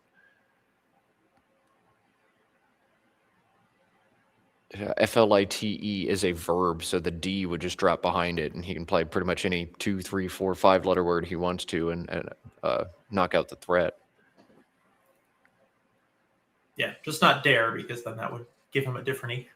Yes, yeah. So he's looking at fishing an N now. He's just grabbing these tiles one at a time and trying to figure out, is there anything I could draw? Even if I don't draw an A, like even if I draw something weird instead, is there any Hail Mary? But I'm not seeing any Owageness or anything like that from the 00. I just don't think there's a way to do it here. Oh yeah, what are the 9 starting in 00? Yeah, that's what I'm looking at. A 9 starting with 00, but Eugenesis. Oh, you're close to Eugenesis or Genesis, Eugenetic.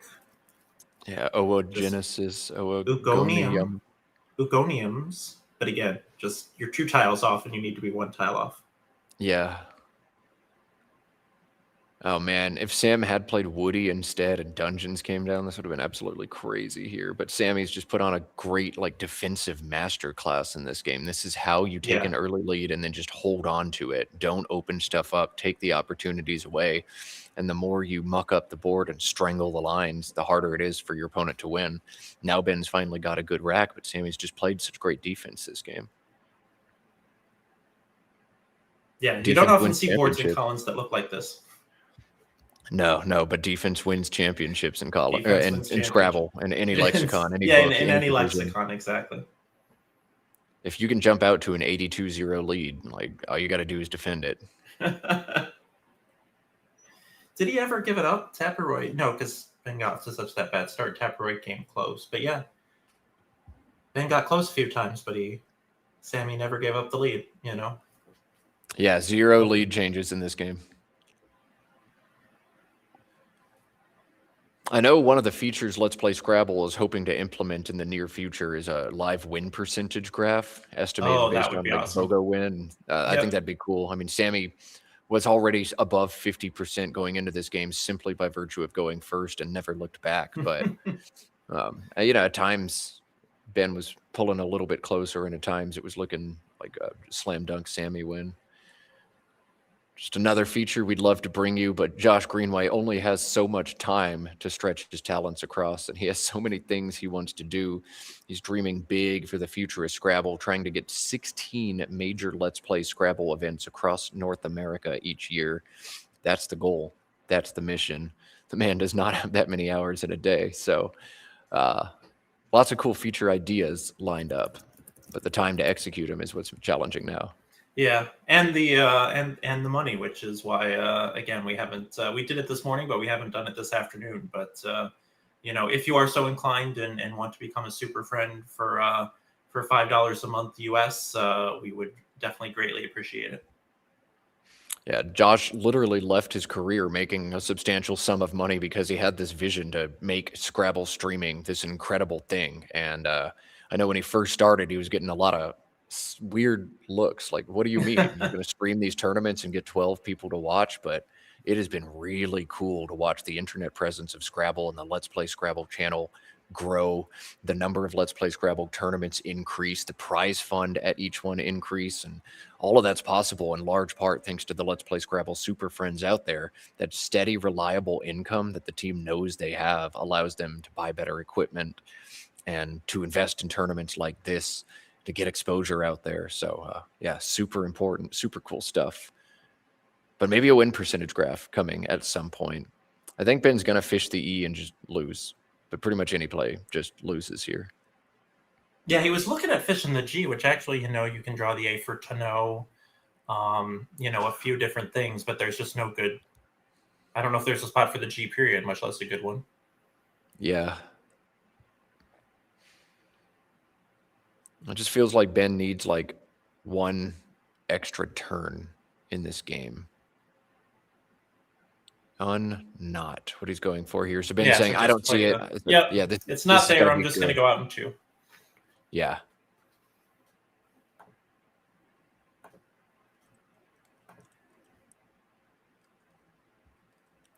So Ben will reach in, draw that last A out of the bag. He's probably thinking, I would have drawn Enneagon, and then Sammy would have blocked it, and it doesn't matter at all. So it's all just a matter of spread at this point for Sammy. He does have 27 points available on this turn. Yeah, he had the DE last turn, so I guess in hindsight, he could have just, as long as you don't empty the bag, let him bingo and then your 28, your 27 for extending jaw to jade is probably going to be good enough. But 0-0 was a very clever play. All right, DEAR in, what we're seeing here from Sammy. This is his second best end game to Jade, Jade, and Velated. But if you're even remotely unsure on Velated, just take this. Well done from Sammy. Ben's going to play out. The best he can do here is 15. Here it comes. Ben with 47 seconds left is not something you see. We'll let him designate that blank, and we'll cut to the overhead mic as this one's done. Sorry, 15 rounds. 453, 398. Wait. Yes. Is that right?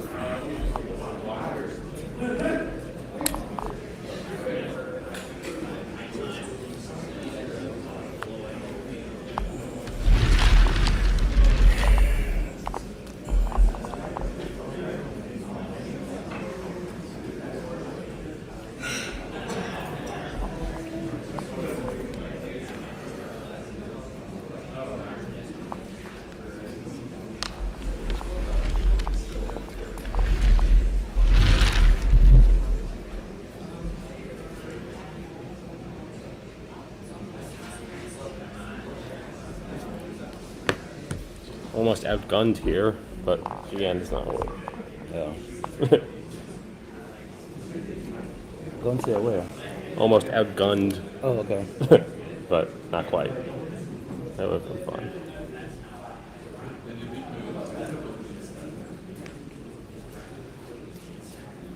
Alright, I need to trust my instincts.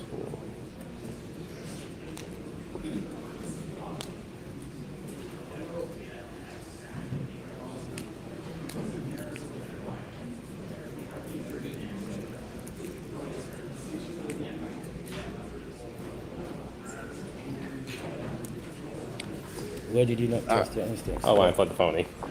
Oh, vestige? Yeah. That's a spread of 59, right? Yeah, 55. You just enter it there. Oh yeah. After the. Thanks.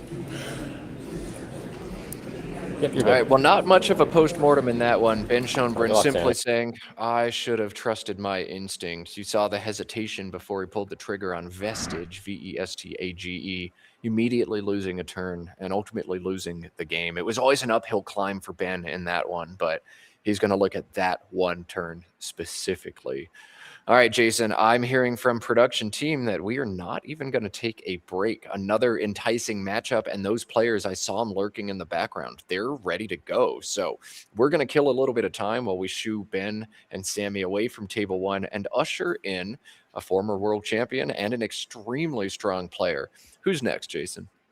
Yeah, we have former North American champion Austin Shin versus former North American and world champion Wellington Jighere. So Wellington and Austin Shin coming your way next. God, we just so many good players. We're pretty much always going to have a sick matchup for you. And I'm going to say that a lot this weekend, but that's because it's true. So Wellington and Austin Shin, as soon as they're seated at the board, we're going to go straight in to round 7.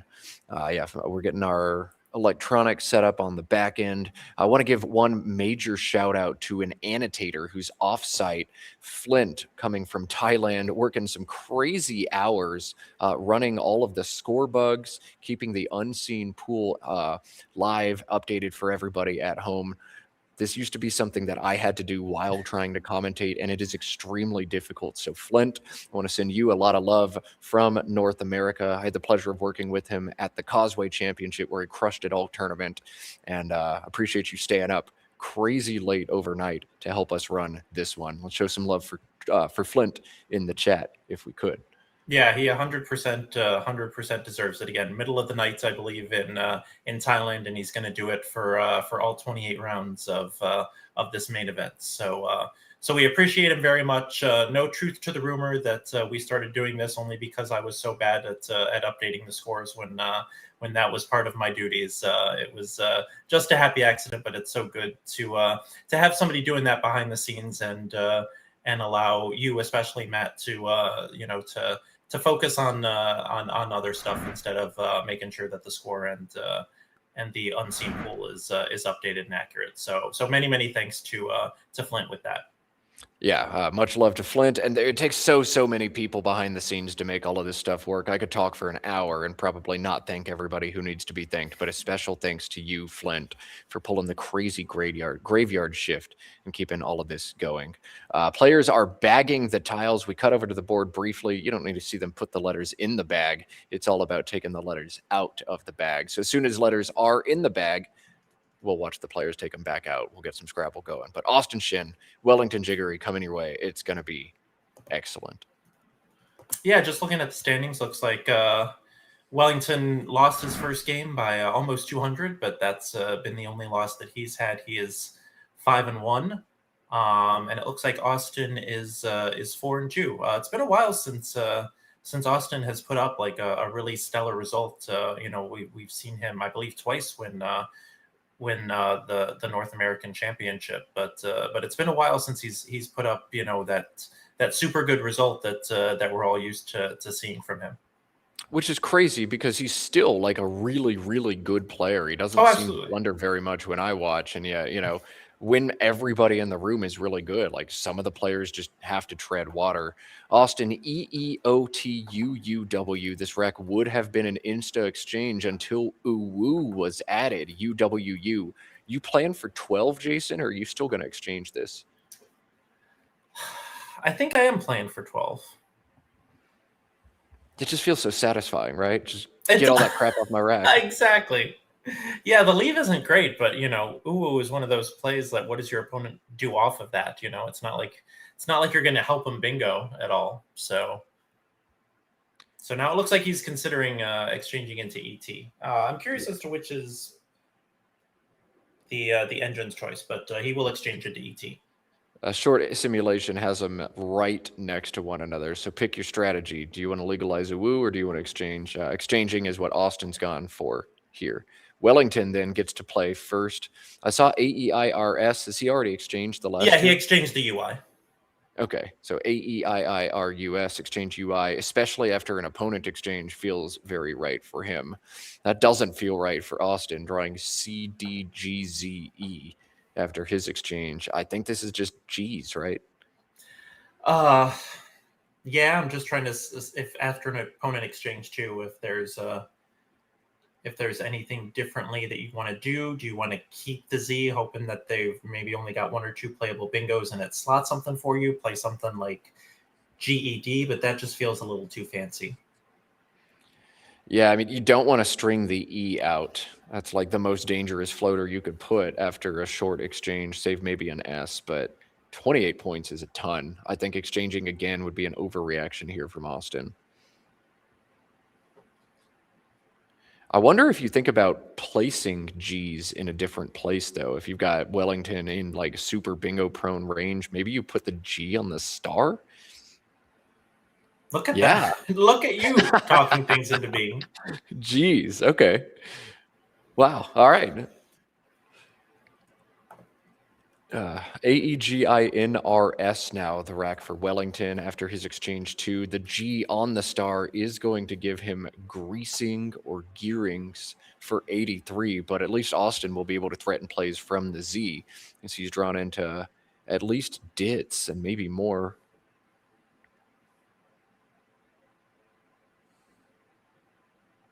Yeah, just seeing dits, but yeah, I was almost wondering if you ever put the Z on the star, but then you put the G in a spot for double doubles. So no, that was a really clever idea by both of you, I guess, technically. Sure, I'll take my credit. I don't know that I actually would have been able to pull the trigger on it, and I don't know that it's actually correct, but it makes sense given the context of everything else you've seen.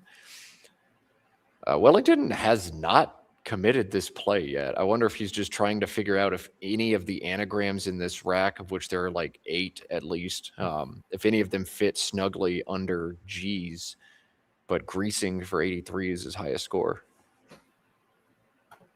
Yeah, I mean, Searing does, Searing and Wiegand does fit, but that's only 76, and it also, throws stuff in the triple line. So maybe just considering which of the 3 Does he want to play greasing up? Does he want to play greasing down? Or does he want to play gearings?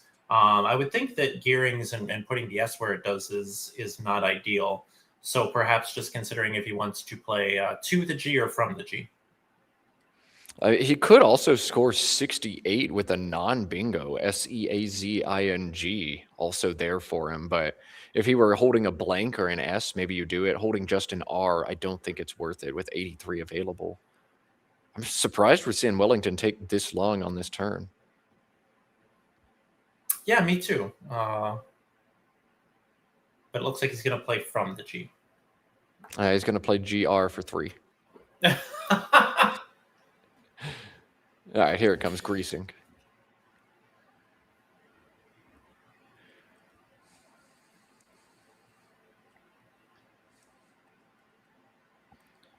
All right, and Wellington eventually, maybe, yeah, there he goes. He's locked in the play. Greasing coming down, 83-28, CDDHITU. Now Austin's rack. He's got 2 plays into the Z, either Ditz, as we pointed out, or Chiz, CHIZ for 36, but I don't actually think we're going to see him take that spot.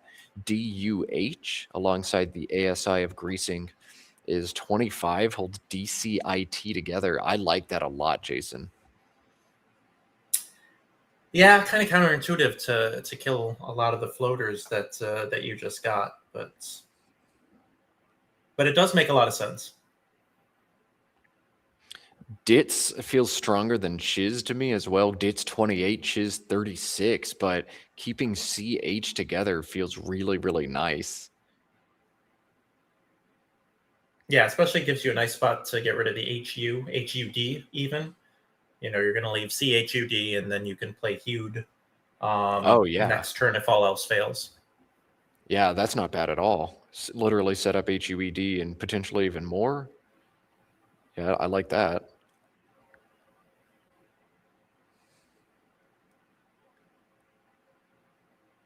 This is hard. He's also looking, I think, at just dud alongside the ASI and greasing. That would hold the synergistic CHIT together, which could be just huge points for him next turn. But dud is just 17 right now and shuts down some of those big central floaters on the board you'd like to keep open.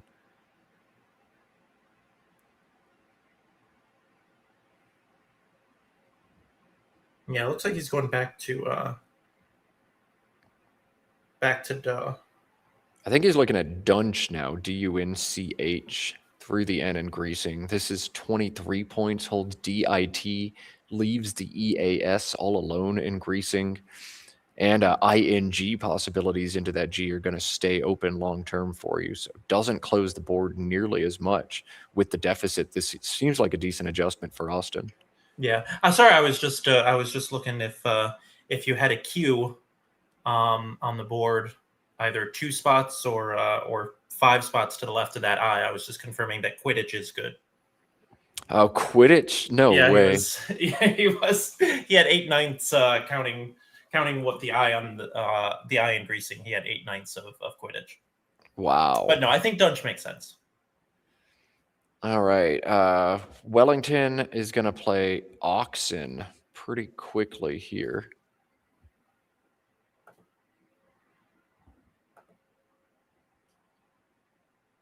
Yeah, this feels good. Well, he's going to put it on the board really quickly. He's not going to play it really quickly. He still hasn't committed. Good to know. I'm not the only one who does this. I just put the word down and look at it for a while. Yep. Josh Sokol tells me all the time I shouldn't do that, but Wellington does it as well, so I'm justified. There you go. I mean, really shouldn't, but sometimes you just put a play on the board and then it just doesn't, the word doesn't look right all of a sudden, or you don't realize like exactly where it hits and what it's given back, and so. Yeah. You don't have to apologize. You don't have to apologize. Yeah, you're right. I'll never apologize. I just do what I want, and then you can call the director if you want. Austin setting up Jink, JINK. This is 30 points. DRTV. The leave is kind of yucky, but everything is yucky here for Austin. And 30 points is way more than he can do elsewhere. It's this Jink, or maybe Ditz. But Ditz doesn't set up the J effectively and sets up scoring spots otherwise. So Jink feels pretty forced here. Yeah, you said it's pretty yucky, but I think Jink is the least yucky of all of his options. Yeah, and that Scrabble, sometimes you just pick the least bad play, and then that's it. David Eldar famously describes plays as either that's best or that's bad. And that's about it. There's the best play and the Okay. bad plays. So I guess this is best. So best, it looks like Wellington's going to go with turn on. Yeah, if you've got a bunch of these 1-point tiles, like so often you just want to play as many as you can. We could have seen Wellington play not through the K, which would be funny, but that's not what happens here. Turn on looks like a fine play, and we're back on back on Austin now. ADIRTTV. If Wellington hits his clock, there it is.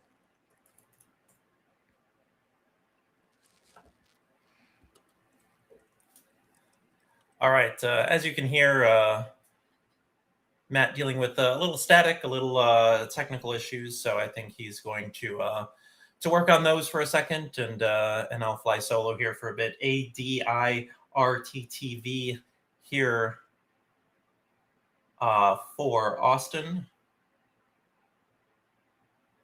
and certainly seems that that David off of turn on, making RT, or leaving RT rather, is his best option from an equity standpoint. Obviously is going to give back a lot in terms of stuff in that last column, especially if he has an A, an E, or even a U that back hooks. So he's going to go the Vita route instead, open the triple lane with the V, but keep RD a very nice leave. I think this is the right way to go. So Wellington leading 127 to 107, has just drawn the blank, and and that's quite the gift to be given QI there. He'll look and make sure that he's not missing some sort of bingo or anything like that. But certainly seems that that QI is fairly obvious. Strictly speaking, you could burn the blank and play Q blank IZ for 66, but QI seeming pretty obvious, and a little surprised that wasn't an insta play. But it is played now. QI coming down, 46 points? Yeah, looks very solid.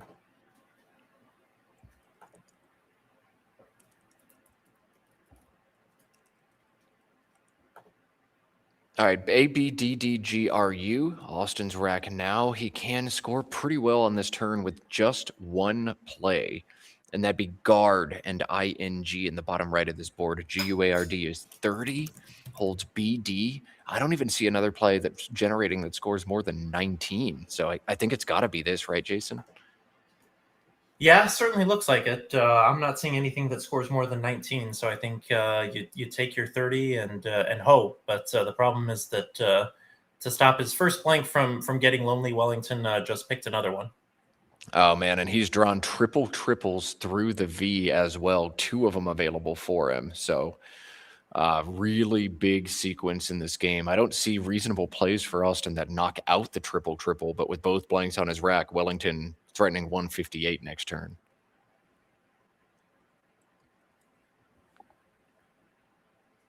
Oh, boy. Oh, boy. Yeah, Austin, there's nothing Austin could even do. There's no reasonable play I see through the eye. Yeah, so frustrating. I mean, he played Vita, which is probably his best play, and just, kind of gives back QI. And then opponent draws both blanks and looks like he's about to triple for 158. We just talked about Austin not being on the best run of form lately, and this is probably a lot of it, just bad luck and bad timing. Yeah, and there is a lot of that in Scrabble. Like, we're never gonna deny that. If you want a game with no luck at all, go play chess. And if you want a game that's a whole lot of luck, well, I think there are other games like poker or blackjack or something that deal a little bit more of that in there. But yeah, sometimes you just run cold. You can be a very strong player and make a lot of good choices and just run cold. I've seen Austin play some brilliant Scrabble, but, you know, you got to draw well when you play the best players too. You can't just play well.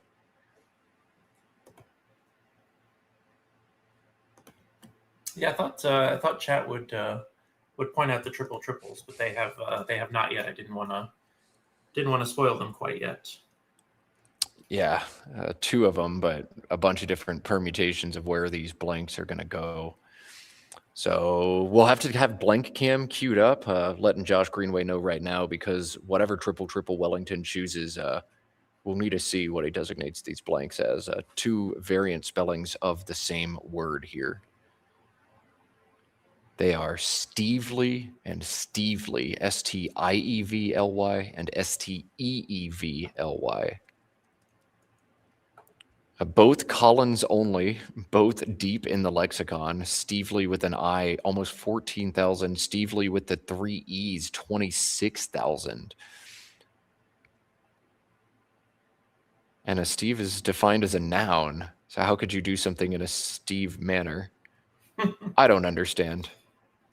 Well, I'm seeing Steve being an adjective for firm. So basically a synonym of firmly. And I'm seeing Steve defined as a noun and a verb. Okay. Well, we've got all the bases covered at least. You could just do whatever you want if your name do is whatever Steve. you want if you're Steve, yeah. Yeah. Steve's run the world. Goodness. So this would be Stevely set up. I don't know, STEE or STIE, but Wellington has not committed to this yet. He's got the marker in his hand. He's going to grab that blank slip. Now, can he circle the blanks correctly? A big suspenseful moment. I mean, you think it would be simple, but apparently it was an issue. Apparently it was an issue yesterday, so. All right, here it comes. That can't be good for Austin. You see his face. S blank. Oh, God. S blank blank. Oh, God. So we'll get that blank camp queued up. That's either STE or STI on here. But the first blank T, second blank E or I. It's an I. All right. 158 for Wellington. He's up big on Austin's shin now. 331 to 120. Austin cannot respond to this with the bingo. And Jason, we're going to have to pull some talking points out of our pocket for this one, I think. That is most certainly how it's looking. Especially with Austin down 200 and no great plays. This seems like the time to start cutting spread. Yeah. Yeah, just start making words at this point. It's not really about keeping the board open. Both blanks are down. You're down over 200, and your opponent, if it helps, is Wellington. Yeah, that's tough. And then he draws that. All right. And then he tries to find. This is going to get ugly now. This is. Yeah.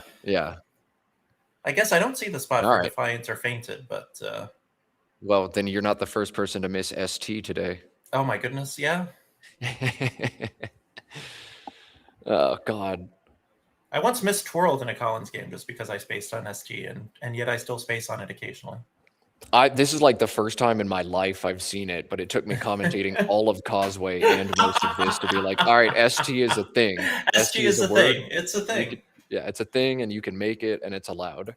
So Defiant or Fainted would both play underneath that S of Stevely. Well, I hope if Sujana watches our commentary later, then she will feel a little better about missing ST herself.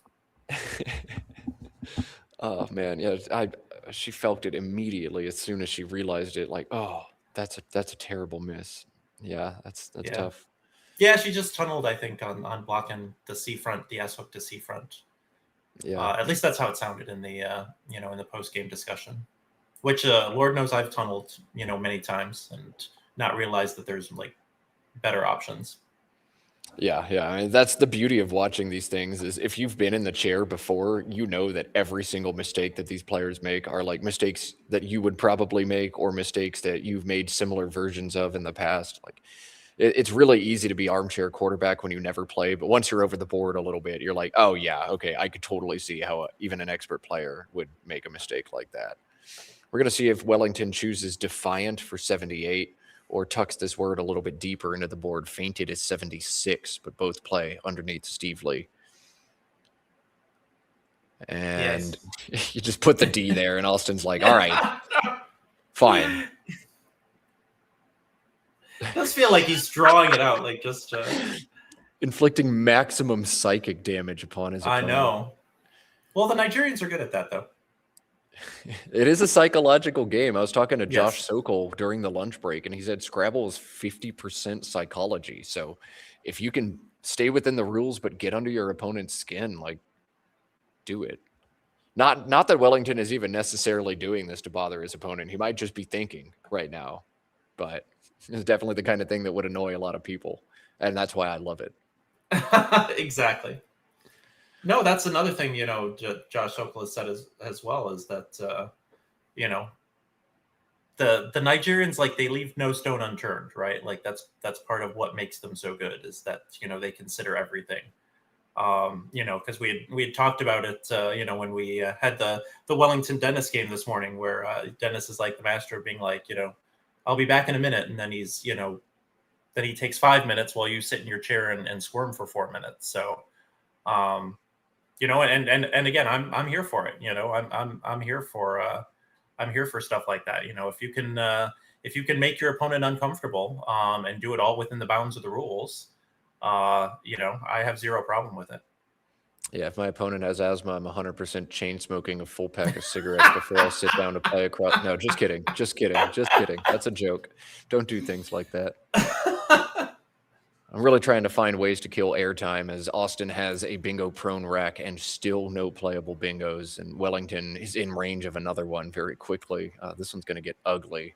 So what I'm going to do instead is, as we don't want to draw out Austin's suffering too much, is talk about what an exciting summer we have. I mean, this 4th of July is really just kicking off a lot of high-level play here in North America. Every summer, there are 2 big championships that go on over in North America, both the Scrabble Players Championship and the Word Cup.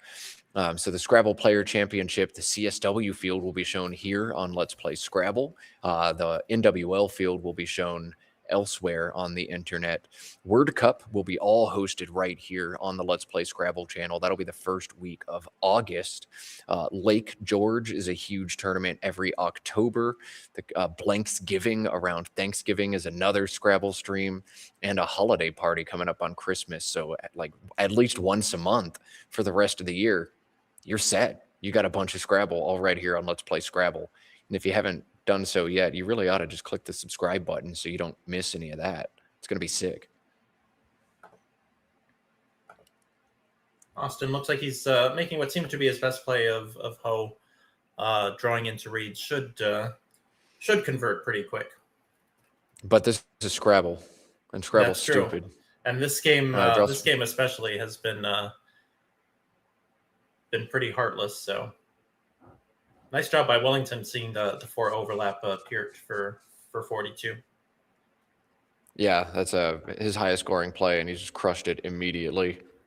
Austin does get to finally play a bingo. He's got Far Sides into the S of Greasing for 82 and opening a triple word, so cool.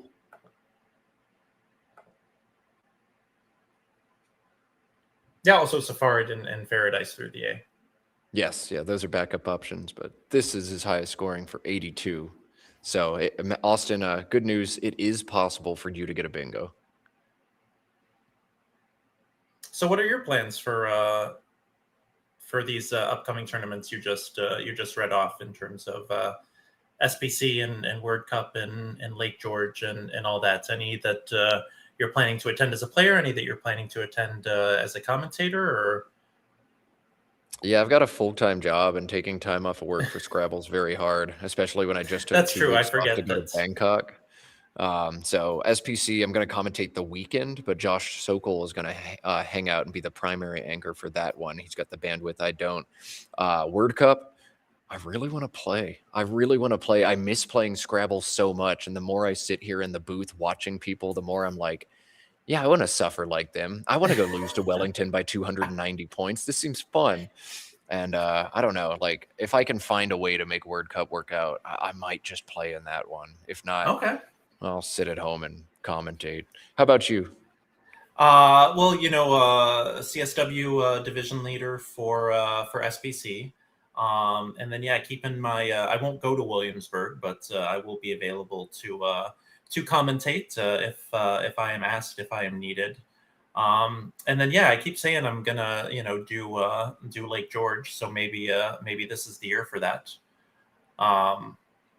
And then Albany New Year's I've played in the past. Probably wouldn't be a bad idea to go back there as a player. But I thought you were I didn't realize that you were busy during the summer. I just kind of associate teachers with having the summer off. No, I found a teaching gig that doesn't get the summer off because I really enjoy teaching. So I do it 12 months out of 12. Okay. Yeah. So that's pretty cool. I mean, lucky you, I guess. Yeah. Lucky me. That's fine. That's fine. I love my job. I wouldn't change it for anything. But no nationals for me. And I don't think I'm going to get to go up to Lake George this year either, which sucks. I finally made it out there for the first time last year and had like the best time. It's so beautiful, so pretty. And they told me the water was going to be cold, but cold's not real. I had a nice little swim there last year anyway. It's right at the turn of the seasons. The trees are really just starting to lose those leaves. There's a lot of yellow and orange and red foliage, and it's just a well-run tournament. It's a really cool vibe. So get out to Lake George. Jason's going to try to do it. I'm going to have to go down to Texas for some family stuff, but you guys should get down to Lake George, and I'll watch. I guess I kind of, as Austin plays Safari, so I don't want to lose the game too much. But, I kind of take for granted that you're just always available to do the big stuff because you did Westpac, in Ghana, you did Causeway. So I mean that just the two of those are a lot of time. And then I know that you did a lot of Montreal with me over Memorial Day weekend. So, I just kind of take for granted that when it's a big tournament that you'll be on the call because of how good you are. But it's easy to forget that you have a life outside of this too. Yeah, well, I mean, Josh Greenway has done a great job bringing other commentators into the fold and starting to grow like a lot more talent out there in the game. There are a lot of talented Scrabble players, and like you're a testament to that. You have now been, improving and strengthening and more of a presence. So I appreciate having people like you and some of the other aspiring commentators out there grow and fill that void. For a while, I felt like I needed to do this because I didn't trust many other people to do a good job. I care a whole lot about growing Scrabble and getting it on the internet. We need to do this, but we need to do this right as well. But I'm more and more confident, that, as we've got Will Andersons and Jason Idalskis and Josh Sokols and Evan Chesters and things like, okay, other people can talk about Scrabble and do good. I can go work, save the children or whatever. Yeah, saving the children is making sure the kids are all right is a lot more important than doing this, but we love that you do it. And how does Wellington just have a near bingo on his rack every turn? That's Scrabble, baby. That's Scrabble. And how does Austin, after his one bingo, just have back to garbage again? Can you spell meow that way? Yeah, I don't think so. There's a lot of spellings, but I don't like that one. All right, I'm introducing a new variant where any combination of vowels between an M and a W is acceptable. How much do you then think he would have a bingo. I don't know if it would fit on the board, but then he would have a bingo. How much would the valuation or the synergy of MW Of go MW? up? Ooh, there's a good Scrabble hypothetical. Let's get a crazy math person out there. I'm going to guess that each of those tiles would go up in valuation by nearly a full point, maybe even a smidge more for the W. And the synergy between them would be equivalent to QU almost. Not quite, but probably at least 70% of the way there.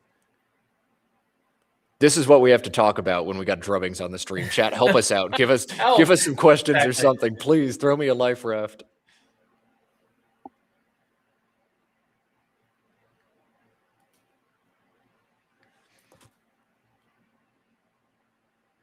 Yeah, we need like a little thing where we just like invite questions from the chat. It needs like a catchy name, and maybe it can get its own graphic at some point. All right, Austin's going to play Owies. That was his best play last turn. He's done a good job continuing to make good plays despite getting absolutely hammered. Austin's going to draw 3 O's, though. That tracks. 1. Wrong. So Wellington's going to draw like 4 O's next turn then. All right, here's a question from our director, Josh Greenway. A big group of folks here are going to the Cheesecake Factory. What are the best items on the menu? And that's a hard question because if you're familiar with the menu at the Cheesecake Factory, it's a book.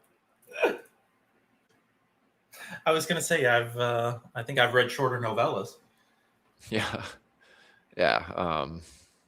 I don't know. You can't really go wrong at the Cheesecake Factory. Although, like, true. I think the lowest calorie meal you're going to get there is probably 1,900. This is also true, sadly. And then, unfortunately, you have to get a piece of cheesecake on top of that. Of course, because like it's the rules. Yeah, it's like going to Pizza Hut and getting pasta or something like that. Like, what are we doing? Ew, who does that? Yeah, exactly. Like, what are we doing if you don't get cheesecake from the Cheesecake Factory? I always get the steak medallions. All right, Wellington's going to plunk an A. And I bet he draws an O, if I had to guess. How are you so good at this? It's my job. Now, Wellington's going to place an A on the board and stare at then stare at it. He only has 13 minutes to make this decision. How will Wellington top 500 points? Stay tuned. We'll be back after this break. Oh, it won't be AX. He's going to do something else.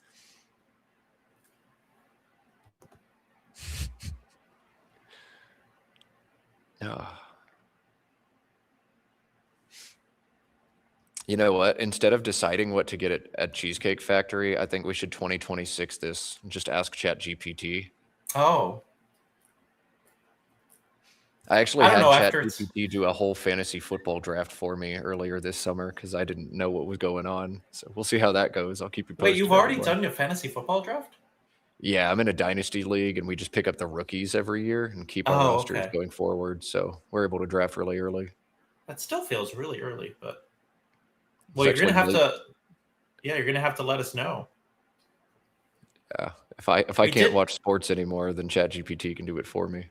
One of our I was in a bracket pool at work, and the guy who won used ChatGPT to fill out his bracket, so that was a little scary. Oh God. My groups of students get to name themselves every week when they come through our camp, and the best name they ever came up with, it was so funny. And then the student who made it said, "Yeah, I asked ChatGPT, and it generated it for us." I'm like, now it's not funny anymore. No, it's not funny anymore. Exactly.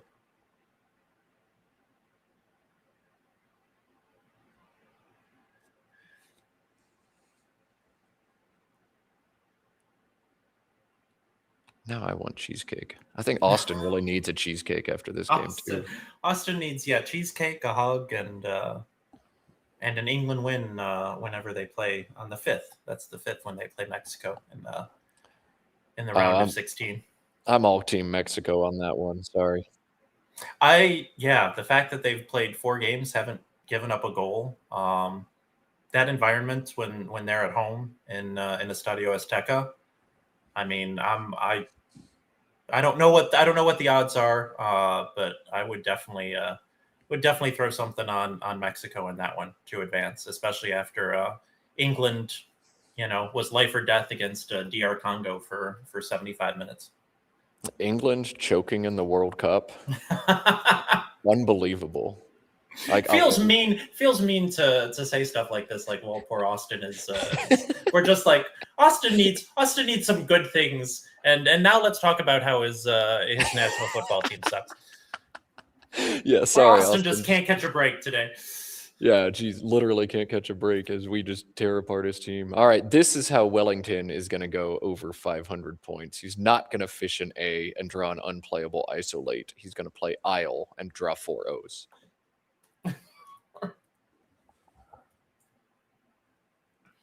That'll Oh, be no, fun he can only watching. draw 3 O's. Dang. Austin has a bingo for 90. So that's cool. What? For 90? Austin has a 90-point bingo right now. Oh my goodness. Yes, he does. Wow. Wow. This would be quite the find. Wow. All right, we were talking about how Austin needs something good. Maybe this is karma after we tore apart the England national After we tore soccer apart team. the England soccer team, yeah. Oh, but I don't think he's going to see it. He has found a mono, which is a really nice play, 45, but Moonbeam through the B, 90 points with 3 overlaps. Goodness.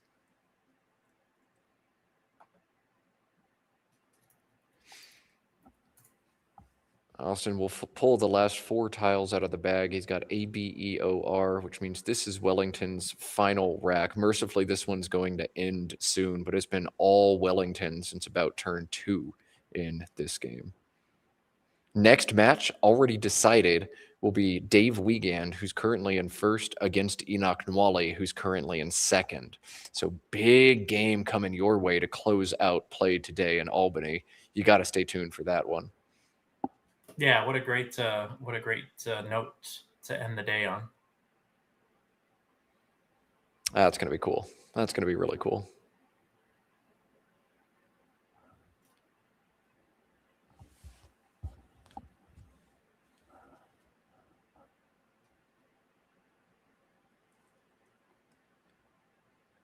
So top end game for Wellington here is actually very tricky. There is an outplay available to Austin here that Wellington wants to block up.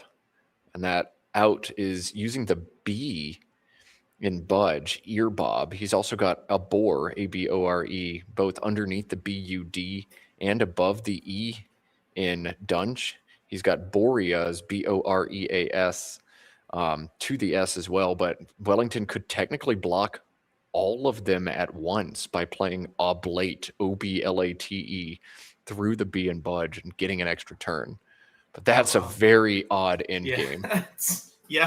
That's one like although I think I said like only Nigel would play it, but then Adam Logan also found the correct end game in a very, very weird, interesting spot. So especially given this the score line, I don't fault Wellington for not seeing it, and I don't mind not having an extra turn in this game. All right, so here it goes. Loped into a Bore. We're done, and we'll cut to overhead mic.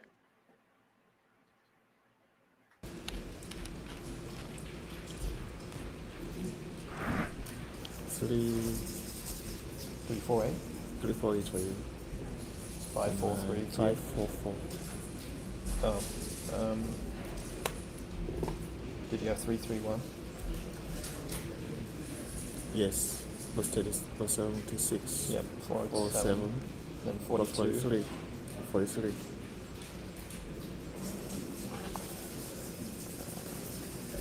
I think it's 42. Oh, okay. 18. Yeah, 42. You're correct. Okay. 5, 4, 3. Yep. 3, 4, 8. Yes. Yeah, well played.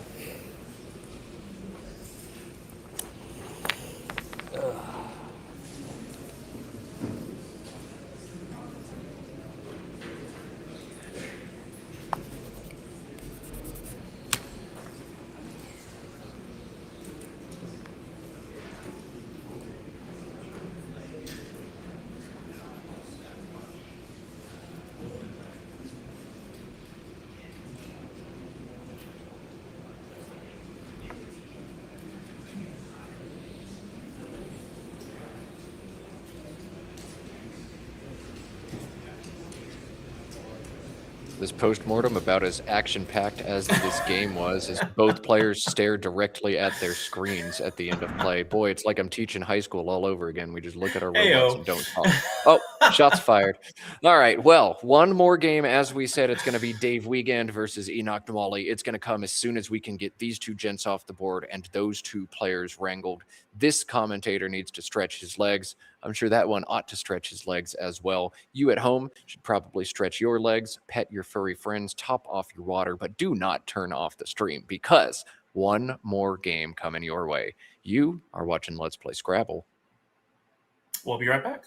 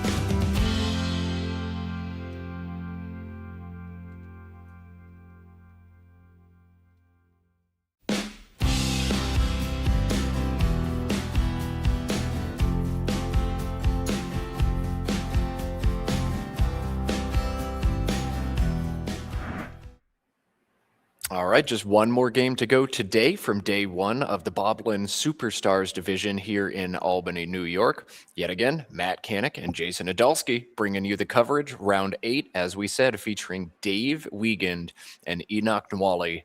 It's going to be a good one, isn't it, Jason? Yeah, we have Enoch, even though he's a game behind 6 people at 6-1 after 7 rounds. But somehow Enoch Nwali at 5-2 has the highest spread in the division at plus 632. So we have the highest spread against one of the 6 people with the best record, and this should be a really good game. We saw Enoch steal one in the first game after lunch with a very nice comeback. With a very nice comeback win, and so now we get to see him try his luck against Dave Wiegand. Looks like we've got 5 head-to-head games between these two gents. Dave Wiegand at 2-3 lifetime.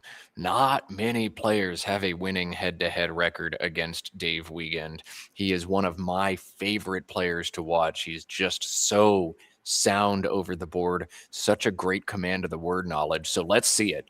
Dave and Enoch, ready to go. Let's play Scrabble. Yeah, I remember watching him in Causeway Space on the E back hook to MOU, and I kind of didn't believe what I was seeing for a few minutes there. I'm sure you remember that game. Of course I do, yeah. It was the 10th game of the day after players arrived rather jet lagged, and Dave just made a couple uncharacteristic blunders. But when a player makes a mistake, and I wonder if I'm in real life or having a fever dream, like that's a testament to how good these players are. And that was one of those, like, this isn't real. This isn't actually happening. Dave doesn't make mistakes like this. Dave's probably not going to make a mistake with this first move, GLIFF, an acceptable 5, and it looks really strong to me. Yep, looks really strong and really obvious. So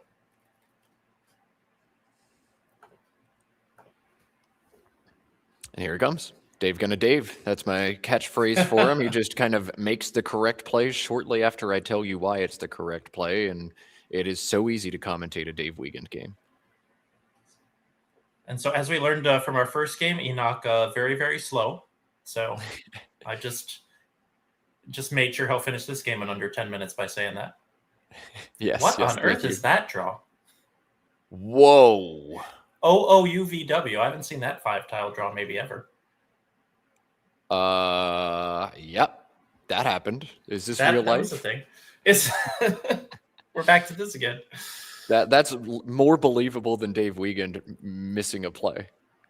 All right, so Hoik, and then I guess Dave is legally required to write down his score before he exchanges his tiles.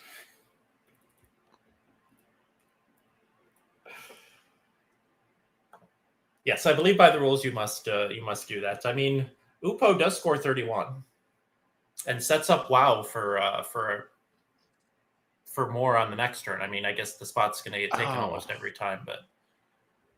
Yeah, Upo, PHI, and OOF setting up WoW and Woof next turn. Like, okay, actually, maybe. But the leave is VOWW, and if the spot gets taken, then you're stuck with VOWW. I don't know. You did score 31. You did score 31, which is way more 0. than 0. I guess you play Upo. All right, you play Upo. Maybe you even play WAP. Maybe that's better than exchanging.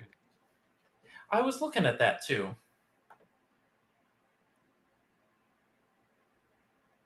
Because that really doesn't give much back.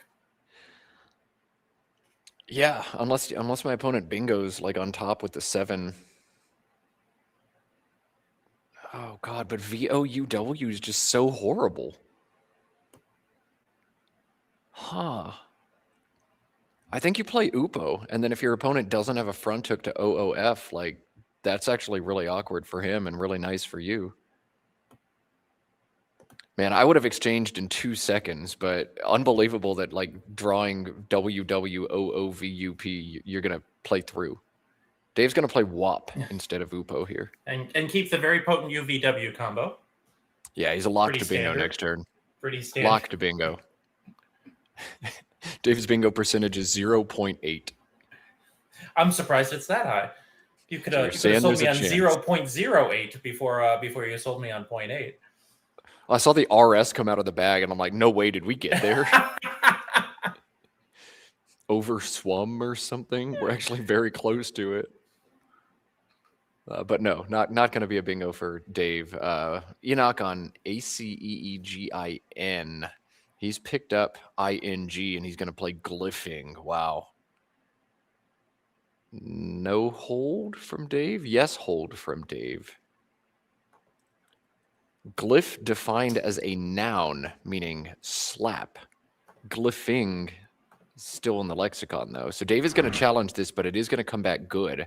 I think the confusion, glyphed, invalid. Glyphing, valid. That makes sense. That makes all the sense in the world. Yeah. And glyphing actually takes an S, so this is just a random noun. But like, way to go, Enoch. How do you know that? I know, right? It is, So glyph- yeah, Go an ahead. instant. So I don't know if glyph means glance, but glyph is, according to what I'm looking at, is defined as the time required to give a glance or an instant. So a glyphing. So like a glyphing, yeah.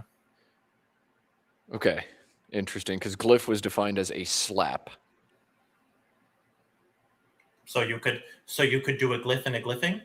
I think you could do a glyph and a glyphing, but nobody's ever glyphed before. That's not a thing. But no, of course not. God bless it. Oh, man. All right, look at this draw from Enoch. After the nice play of glyphing, he's gone in and found this game's first blank, a CH combination, but 3 E's to go with it. I don't want to look at Dave's rack, but I suppose that's what we're supposed to do now. NORSUVW. Play vow on top play of vow. WAP. Runs is a pretty good leave, especially with that G hanging out in space where it is.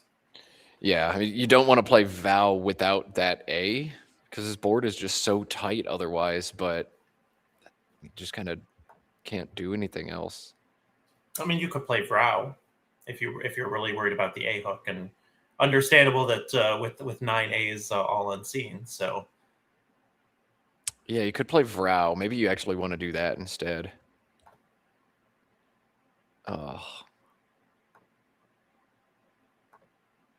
Like that. This is not what's supposed to happen for Dave. After I play WAP, you're not supposed to score 50 something. I know, right?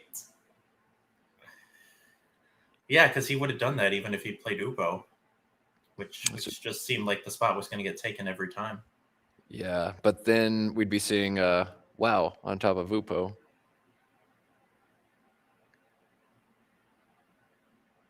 I don't know.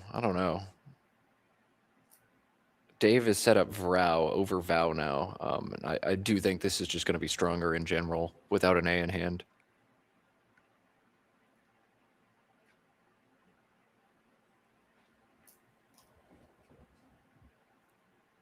Yeah, I mean, I kind of like the leave better, and I think it's worth the 1 point. But again, with 9 A's in the game and none of them on the board yet, and none of them on your rack, it is kind of tough to stomach that. I mean, it's not like it would necessarily be a huge punish unless this is a bingo, like whatever, play a Vow and HAJ or something. I don't care. That's fine. Do that. But Vow is what he's going to see. I just wants to keep that R to stabilize the nucleus of his rack a little bit more. We'll see. Dave has a good chance to draw bingo here with the right stuff. I don't think that's quite it. Yeah, that's not the right stuff. All right. So VOW makes the score 79-90. ACEEEH blank the rack for Enoch. He was had potential to play S2, burning his blank into that W for 51, but that's gone now. And no good scoring options. His question is, do I keep CH together and try to score a 90-point bingo next turn and have a bailout option if I miss? Or do I just cash these tiles in right now? You can play Ache and a Vow for 25, hold EE blank. That feels pretty good to me. You can also just fish off the AE, though, with a Vow and keep CEEH together with that blank. What are you doing, Jason? Taking points or going short? I have no idea. This is just such a weird... the board just looks so weird after AE. like there's only so many spots to bingo. It you know, as much as I love to fish, this doesn't feel like the time to do it. But again, like when you can only score 25 by playing ache and kind of blow up the rack, that also feels kind of dumb as well. So I mean, each blank is a really good leave. Like there's some like NEE or GEE, like those kind of fishes are actually performing pretty well. I think I like what Enoch decided here. The O is a very valuable tile right now for OWO front hooks and parallel plays on the top of this board. And every other letter you reach into the bag and grab increases the odds that you get one of those big O's. But here comes Dave. He did draw bingo. Nursling. Yeah, that was the right know stuff. this word. Yeah, apparently it was the right stuff. It was the right stuff. We missed on that one. So yeah, one day I'll get better at commentating and I'll see these Collins only bingos, but I got NWL brain real bad right now. I know you and me both. I feel like I make more NWL only errors than you do, though. So we both have work to do. So if you're Enoch, do you just plunk the Q beside the I in Nursling and figure that you know that leave is going to convert just about every time? Well, the Q plunk is going to score 31 and yeah, leave you in good shape, but QIN and NACHE is 34. That also feels pretty strong here. And EEINP blank is by no means a lock, but it bingos a whole lot of the time. I don't know. I'd think really hard. Yeah, that's fair. You know, Enoch known for playing fast, but we certainly saw him take a lot of time in round 5 when it was warranted. So so definitely worth having a look here and considering each of those. What I would probably do to figure out if I want to fish the Q is imagine I just plunk it for 31 and then think about the most likely draws. An A. Yeah. If I draw an A, I know I'll bingo with 7s alongside Ache, but if Dave for some reason blocks that spot, can I also draw bingos to the N or the R in Nursling? And I just go letter by letter, A, E, O, T, R. How often am I drawing both 8s and 7s? And if I feel like I hit both lines pretty often, I'm just going to pull the trigger on it. That is a good point because, you know, if you're going to fish into something like that, you definitely want to make sure that you have a lot of draws that are hitting both spots.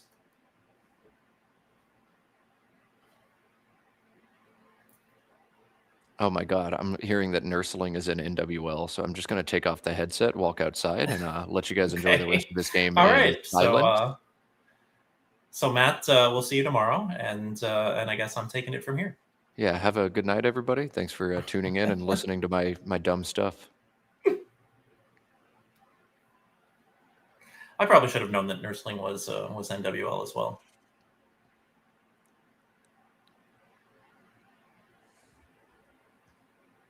Got QIN set up, so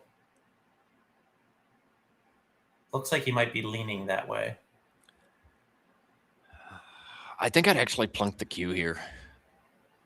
I do too. But it seems like a lot of the big, like, nasty tiles, like the W's, yeah, the V, the K, like a lot of those have already been played. So maybe I can afford to draw 3. There aren't as many landmines in the bag. QI is what Enoch opts for. Simulation has these like right next to each other, so it doesn't seem like there was a clear-cut right answer to that one. But the L is going to allow him to bingo both on the top and on the left side of this board. So that's what he was looking for. We'll see what Dave does now. ADRSTVY. The play Davy down from the E and A looks really good to me. Is that what you're thinking here, Jason? That is what I'm thinking, yeah. And not just because it's Wiegand and, you know, being somebody named Jason, I don't have variations of my name that I get to play at all. So another candidate play for Dave would be Vardy, VARDY, and Ached. That's 31 compared to 25 for just Davy. So extra points available to him there, and shuts down the board, makes this really awkward, makes it hard to access the bottom. So that's another line for Dave for him to think about, but I don't know.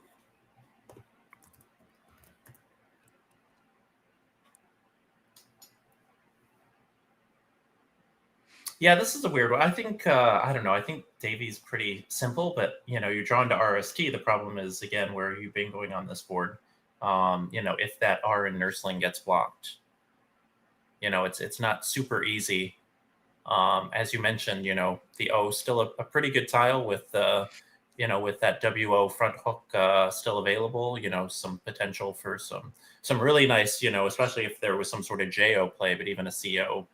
Well, both H's are gone, but something like that could really hurt. And so, not having if you play Davy, then you've set up another bingo line with but you need to basically have the O to front hook DE. So I kind of like Vardy here. Yeah, it's just a very defensive option compared to some of the other stuff out there, both short and long term. Engine actually suggests that Dave is in better shape after Vardy. He scores about 3.5 more points after this one, in addition to the 6 points he's scoring on top right now. So heads up thinking from Dave. Yet again, I just tell you what the engine says the right play is, and then Dave plays it. That's kind of how these games go. Enoch has bingos all over the board with EEILNP blank. Best he can do is just 74, and there's only one of those for the A and R. Otherwise, he's looking at 70 or less. Yeah, Seppaline through the A, the only 74 pointer. Otherwise, he's got loads of. So he's going to go with Penciler instead. It looks like. All right, Penciler 70 points up here. Sepaline, Sepaline was 74. But if you're even slightly unsure of the hooks, or you just want to make it hard for Dave to access the bottom of the board, this makes sense. Enoch now up by 26 after the bingo, and Dave in a bit of trouble. EJSMTTT, his rack. We saw him forego the opportunity to play Davy. Will he now play James through the A and Vardy holding TTT? Well, I mean, we've seen him keep UVW as well as an O. So we've seen him keep OUVW. So it's TTT is a better leave than that. There's also MATJES in the same spot. That only holds 2 T's, but it's 36 instead of 44. So I guess advantage James? Yeah, probably pretty close. No, it looks like advantage matches. I don't know. Yeah. At least that's what I'm seeing. I guess there are still 3 more T's in the bag from Dave's perspective, and a 4th, or God forbid, a 5th would just be horrible for him. Also horrible for him is the fact that I just noticed that Enoch drew Easter blank. Oh my God. Wow. Okay. Sometimes Scrabble plays itself. As my grandmother used to say, don't hardly seem right. And we've certainly all felt that. Everybody who's played Scrabble for for any length of time has certainly felt that. All right, so I'm running a short simulation on this, and there's one play that's actually above James or any other J option. MITT through the I and Penciler for 12 is what the engine wants here, which is kind of wild. But Dave wants points here now, 44 of them. He'll take the lead back momentarily, but as Jason said, Easter blank on Enoch's rack. He's got all kinds of bingos, and now after the E in space, he's got double doubles available to him for 78.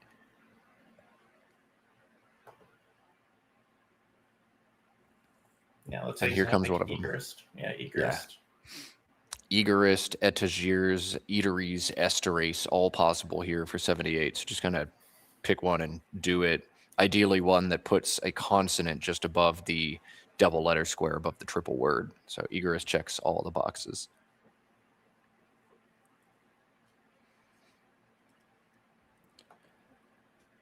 Dave has found a decent draw into that TTT. ACEE means he's got some life and he get some wiggle room with this rack. He's now trailing by 60, but by no means done in this game. He just needs to open some lines, create some opportunity for himself here. And I think playing create through the R in Eagerist has got to be the line forward, right, Jason?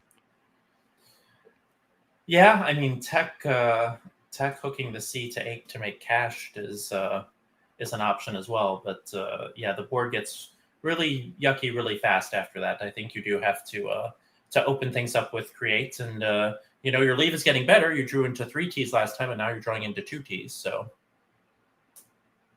at some point, you're going to leave a tile other than T. Yes, yeah. At some point, you will actually exhaust all of the Ts in the game, but you do need to play the Ts for that to happen.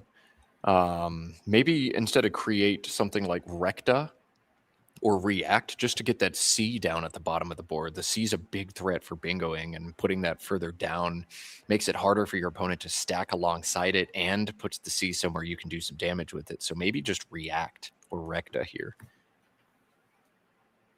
Yeah, I was looking at that. I feel like I don't know, 21 vowels, 19 consonants. I think you need to burn as many vowels as you can, really. This is an incredibly vowel-heavy pool.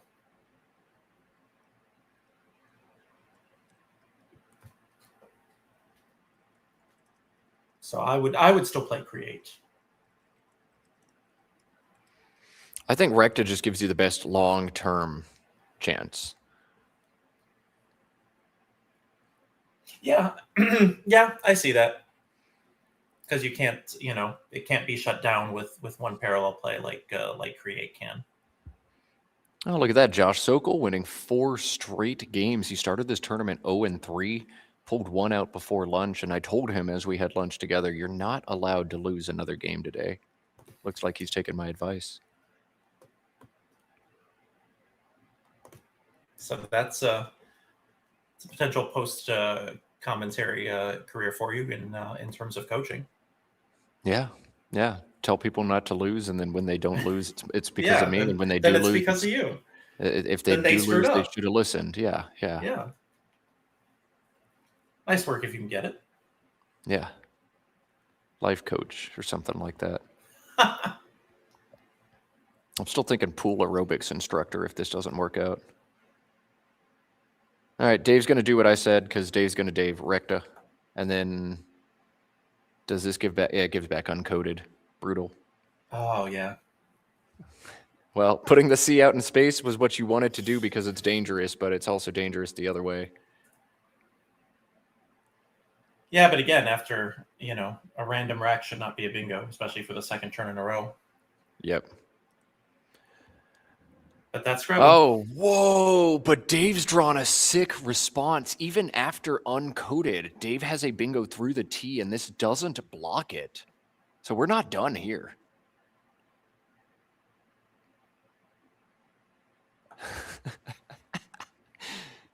That's right. Yeah, Dave has a bingo through the T. Oh, wow. Yep, and didn't block it, just enhanced it. Yeah, Dave has already found it. He's setting it up now, T-totem, and Dave's going to look, wait, does this still go? Oh, my God. How much does that score? Goodness. 86 points, T-totem coming for Dave. Sick. So that'll get him within 22. So, yeah, we still got a game on our hands. Oh, okay. Okay. Every time a game looks like it's going to get boring here, Scrabble's like, nope, not today. Not on my watch. I like to think it's the spirit of Annette Tedesco just kind of hovering over the Marriott here in Albany and watching us, making sure we're having a good time.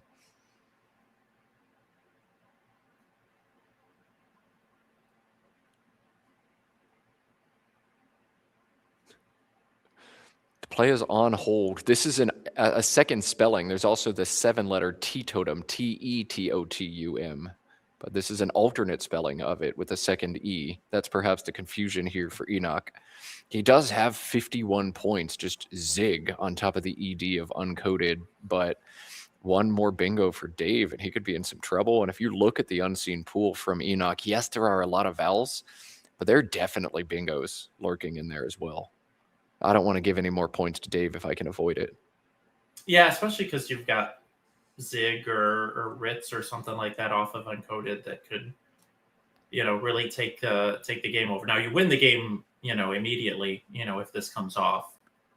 But I think you're far enough. You're going to be up even after a lost challenger up by 21, and you've got a huge counter play. So See, he even started to put the 7 in there. So he's probably seen the 7. Yeah, yeah.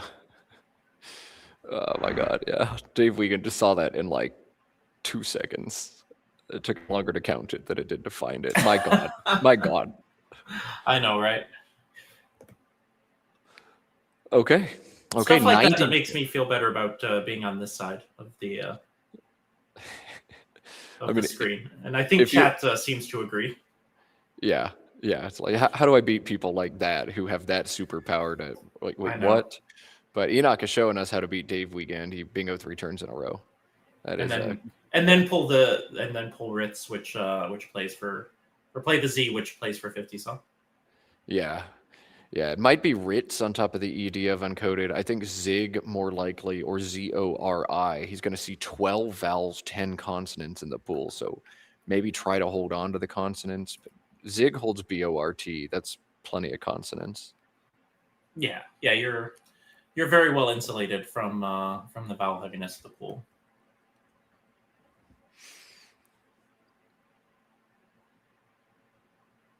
I'm actually a little surprised it has taken Enoch to take this long, because Zig just feels really correct, but you've got the time. Might as well use it. Yeah, that is true. I mean, it's not like Dave is struggling time-wise, so it's not like you're going to push him over or anything.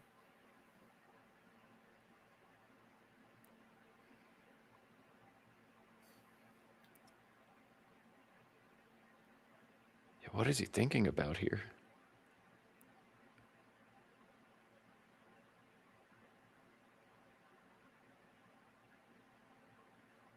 Okay.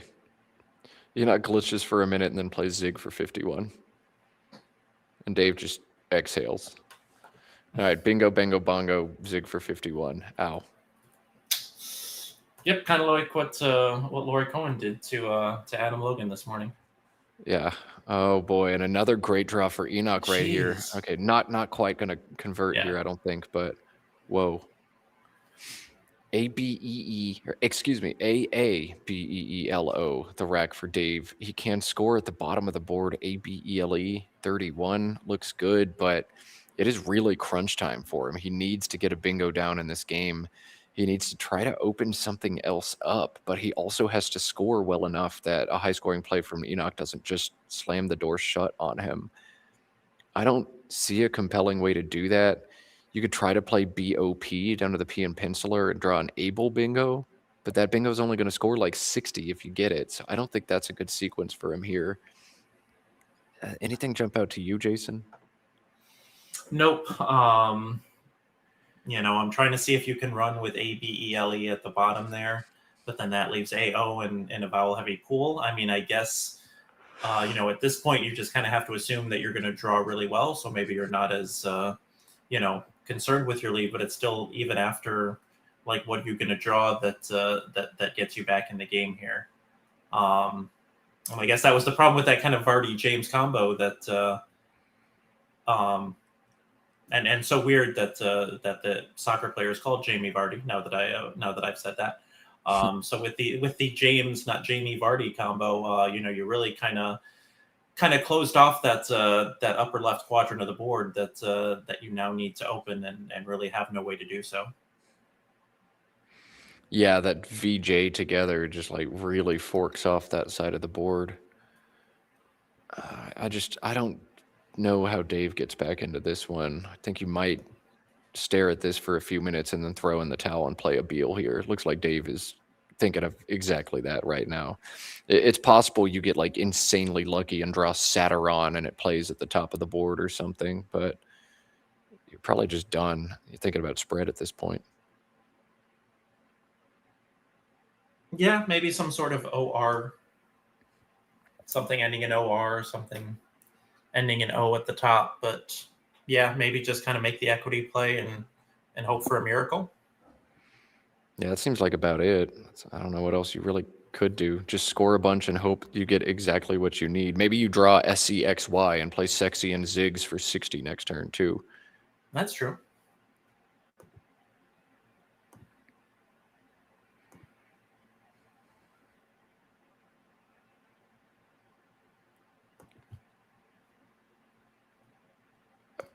Against certain players, I'd phony with B Plow here for 0. What kind of players are those? Yeah, at double challenge, you can do a lot. People are really That's scared true. to lose turns. But Yeah. I don't know. I don't know if we've ever talked about it. Do you like the 5-point versus double challenge? I'm a little bit more partial to double challenge. I just think it adds a Okay. lot more strategic nuance to the game. Phonying is sort of a viable strategy, but also like the downside is phonying is a viable strategy. And if you have, especially if you have fields with a big delta between the top and bottom players, like, do you want to incentivize the top players to mercilessly phony the bottom players? Because that's what Yeah. double challenge does. So if you can have Yes. tight divisions of roughly equivalent matched players, I think double challenge is the purest form of Scrabble. But if you have bigger spreads, 5 points away to go. And more than anything else, I've said this before and I'll say it again. I want variation from tournament to tournament. Why is it that every NWL or WoW tournament uses double challenge and every Collins tournament uses 5-point challenge? I want Yeah. to see Dave Wiegand given the opportunity to try some double and see how players adjust their game based on that. I want NWL players to have to deal with 5-point at times. Then they can't play the phonies they usually play. I think it's a more beautiful game when players have to adapt. Likewise, I also want to see the same thing with time controls. Why is it always 25? Why not sometimes 20? Why not sometimes 30? Why not sometimes even 15? I'd like to keep players on their toes and change up the game just a little bit instead of playing exactly the same all the time. But that's just me. What about you? No, I was actually just about to get to the time control issue as well.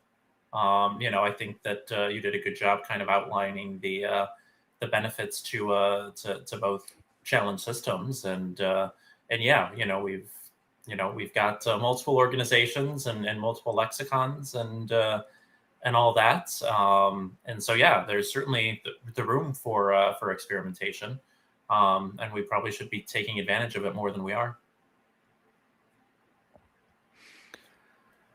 Oh, okay. Chat pointed out maybe one thing Dave could have done last turn was AE underneath the ED of uncoded, making ZEA and IDE. That would set up Oh, Zeal, and set up LA. which would be Ooh. kind of cool. Yeah. I set up Yeah. LE or LA, but I still don't think those plays are actually going to win the game. So this is really cool. Kudos to Kenji for pointing that out. Thank you. Yeah, leave it to Kenji to find that stuff, though. That's what makes him so good. Yeah, give Kenji a shout out while he's here. If you haven't heard of his website or his book, Breaking the Game, it's got to be the best and most accessible place for both the strategy component of players trying to wade into the game, and it will even help the players near the top of the game. There's just a treasure trove of puzzle after puzzle after puzzle, all these different ways to approach thinking and adjusting your play based on game scores. Check out Breaking the Game if you haven't. Kenji's a genius. Yes, he is, and we're very fortunate that that he's using that genius to try to make other players better. So yeah, I had a friend who read it and really loved it and said it really helped her to improve. So yeah, it's my go-to anytime there's a new player at my Scrabble club who's really showing an aptitude. After a few months, I'll be like, all right, this is where you go now. And not a one has regretted it thus far. So shout out Kenji Matsumoto. Dave needed a miracle out of the tile bag after a Beal, and I don't think that's what a miracle looks like. no, I mean he does have AXE up top that'll score well, but I'm trying to think of some miracle bingo he can draw into with AIIOR as a lead. So Enoch's just going to take the S hook to Ziggs and just try to create some further distance here. And I'm not seeing anything better than AXE and again hope for a miracle. I punched in the unseen pool, all 14 of them from Enoch, and there were exactly 4 possible bingos Dave could even have. Aniridia, Aniridia. I think the highest scoring one, down to the A and a Beal, but very, very few threats Enoch had to cover. Soba scores so well, just do that and win the game.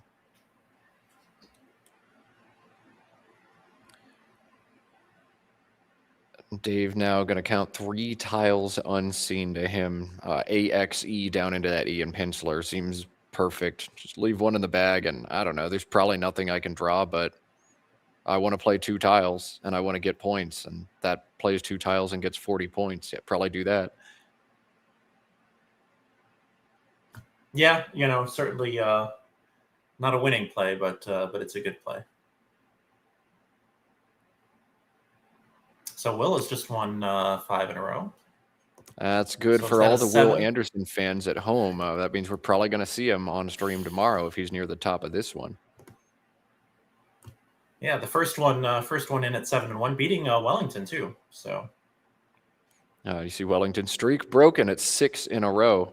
Wow. Okay. yeah. By the way, a quick. You mentioned it earlier. I love this giving the buys to the people at the top first, so that when you get to the end, you don't have that kind of looming over. Maybe you have a player who's in contention who has to take the buy because you're starting from the bottom. So should make for a really fun last day or two of this tournament. So hats off to to the COP pairings for coming up with that. Yeah, no, when I first heard that, I was like, what? And then as soon as it was explained to me, I'm like, oh, yeah. And you do Yeah. have to think really hard about fairness in tournaments of this scale with money at this magnitude. Like Scrabble doesn't have a lot of this.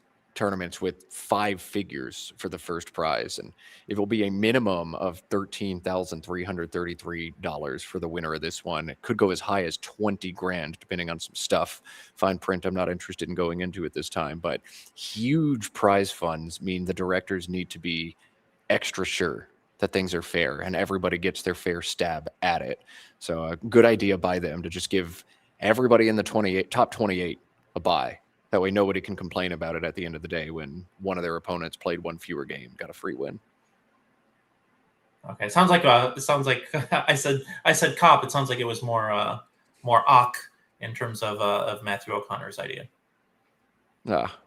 But regardless of who came up with it, bravo! Because I remember the first Scrabble Players Championship, I was Collins Division leader, was Orlando. I think it was 2013. Yeah, we had 31 rounds and 37 players, and so you get to the last 2-3 rounds of the tournament, and it's like, why is the person in 6th place getting a bye? It's like, well, because everybody below him got a bye, and so this is definitely a lot more fair, as you mentioned.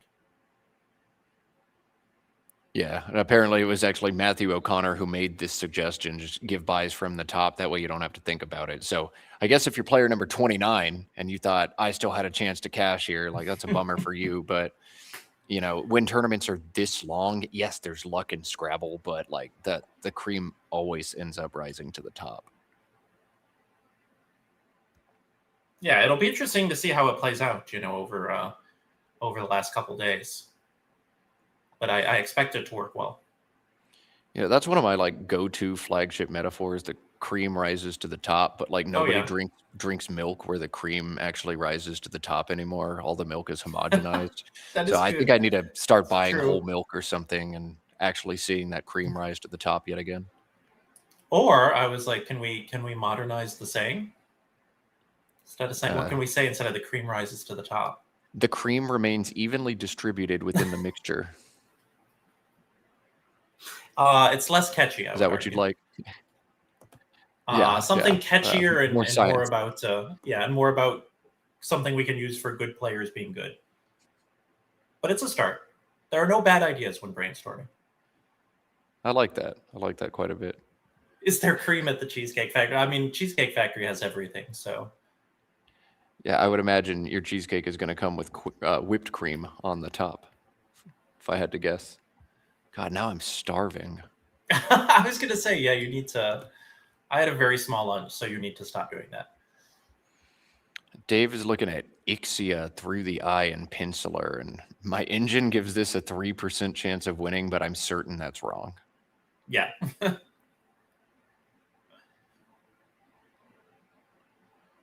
Dave gonna Dave. Again, 0.3 I would believe. 0.03 I would believe, but not 3. Well, these are the situations where engines struggle the most. Like your opponent, real humans actually think and adjust. Oh, look, Android.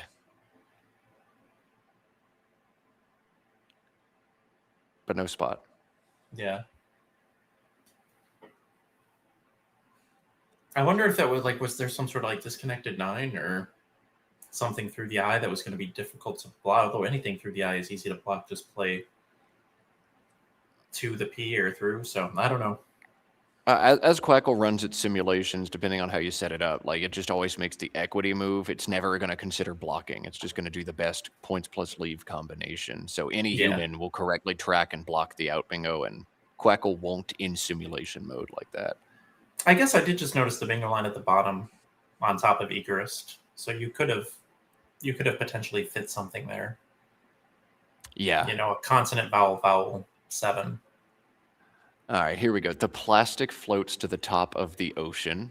Yep. Good. There we go. Now that is a 21st century version of that saying. I don't know if it'll catch on, but I'll give it a try. The heat wave rises to the top of your French flat. The buoyancy. The cream rises. Yeah, the buoyancy of the top players predominates over gravity is accurate, but again, just not catchy. Not as easy to remember as the cream rises to the top. Oh, it looks like, after Ixia, potentially Diatron or Antidora. So if you draw exactly the rack, ADINORT, which Dave is 1 tile off of, you have unblockable out bingos on the top and the left of this board. So that's how Ixia wins. There's the 3%. Okay, so 3%, yeah. 1 tile off from actually converting it, and I would be absolutely losing my mind here if it happened. Oh, man. I need a hypecast moment. I need a highlight reel of me just yelling really loud into the headset all alone in this dungeon of a room by myself. I feel like somebody, we've got enough super fans, and you've certainly commentated for long enough that I'm sure somebody could put together a super cut of that. Oh God, please don't.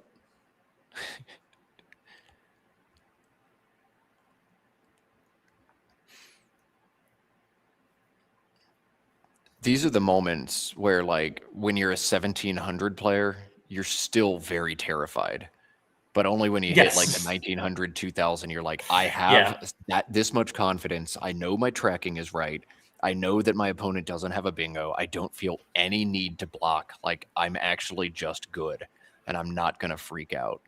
But there's some magical moment in a Scrabble player's career where they all of a sudden are like, I feel good. I still feel in control. Or I never got there. Yeah, perhaps. Yeah, some people never get there. But I remember when I feel on top of my game, as I'm sure Enoch does sometimes, you're just like, yeah, I'm good. There's only Android. It doesn't fit. I don't have to think about anything else. Just play the end game. But that's a level of confidence that is hard to build. And you so often in this game shatter your confidence by thinking you're there, thinking you don't need a block, and then whiff. And there it goes. Yeah.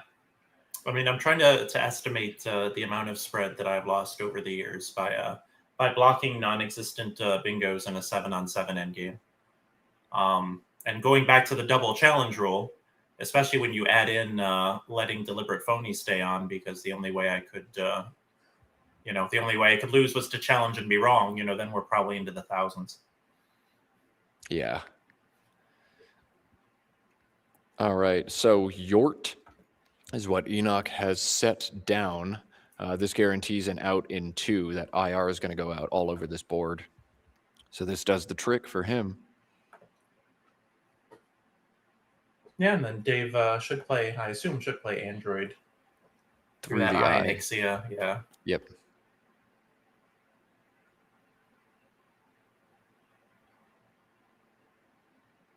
Enoch hasn't hit his clock yet. He's going to reach in the bag. Are we sure? So I think that confidence, that confidence we were talking about, if you're confident, you commit this in a little sooner, but maybe a little bit in his own head, but he's done it right here.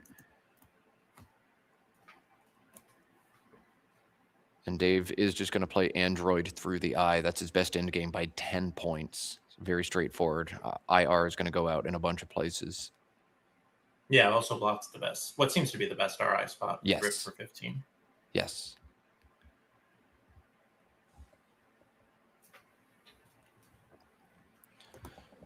So check that out. Only one player at 7-1. Nobody undefeated after day one at the Bob Linn Superstars Division. A field like this, it's very tough to win 8 straight wins, but I am a little surprised that nobody got it done, especially as the top dogs had a bye today. Will's the only 7-1 so far, but many more results to come in. We will not see Dave Wiegand make it to 7-1. He'll drop to 6-2, and Enoch Nwali will rise to 6-2. This one's almost done. Enoch's just going to play his IR off for as much as 8 points, and that will be it for this one. So this commentator is going to shut up and let the overhead mic speak to you from here.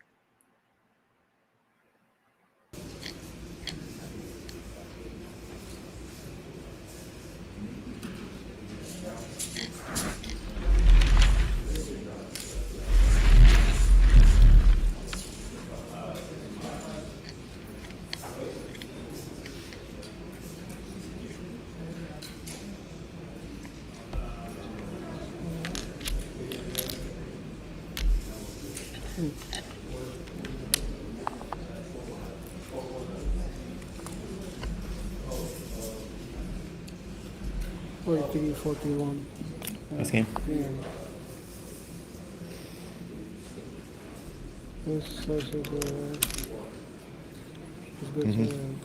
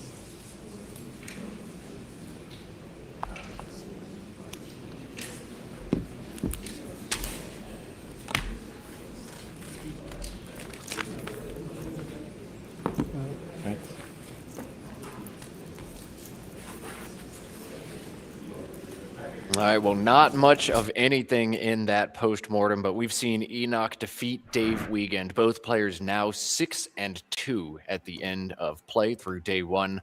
We're going to cut over to the standings. Not all the results are in yet, but just kind of see where things are settling. Has the cream risen to the top? So let's cut the standing view now and see if the plastic is at the top of the ocean.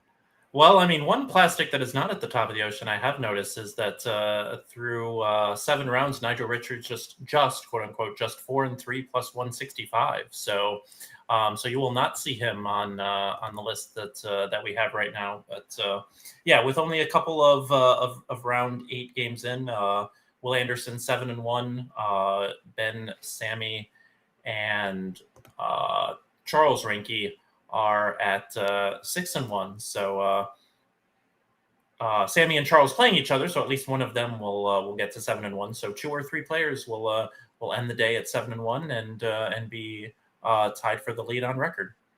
Yeah, just looking at this list, I see a lot of phenomenal Scrabble players, and as you said, Nigel Richards not here, Austin Shin not here, Matthew Tunnicliffe not here. So a lot of other folks who could have a hot start tomorrow and be right up on this leaderboard as well. Josh Sokol, not here. Josh Sokol, not here. Yeah, not yet. Adam Logan, 5 in a row. Adam Logan, not there. Goodness. Yeah. So this is where we're at so far through day one of play. Of course, still a few results to come.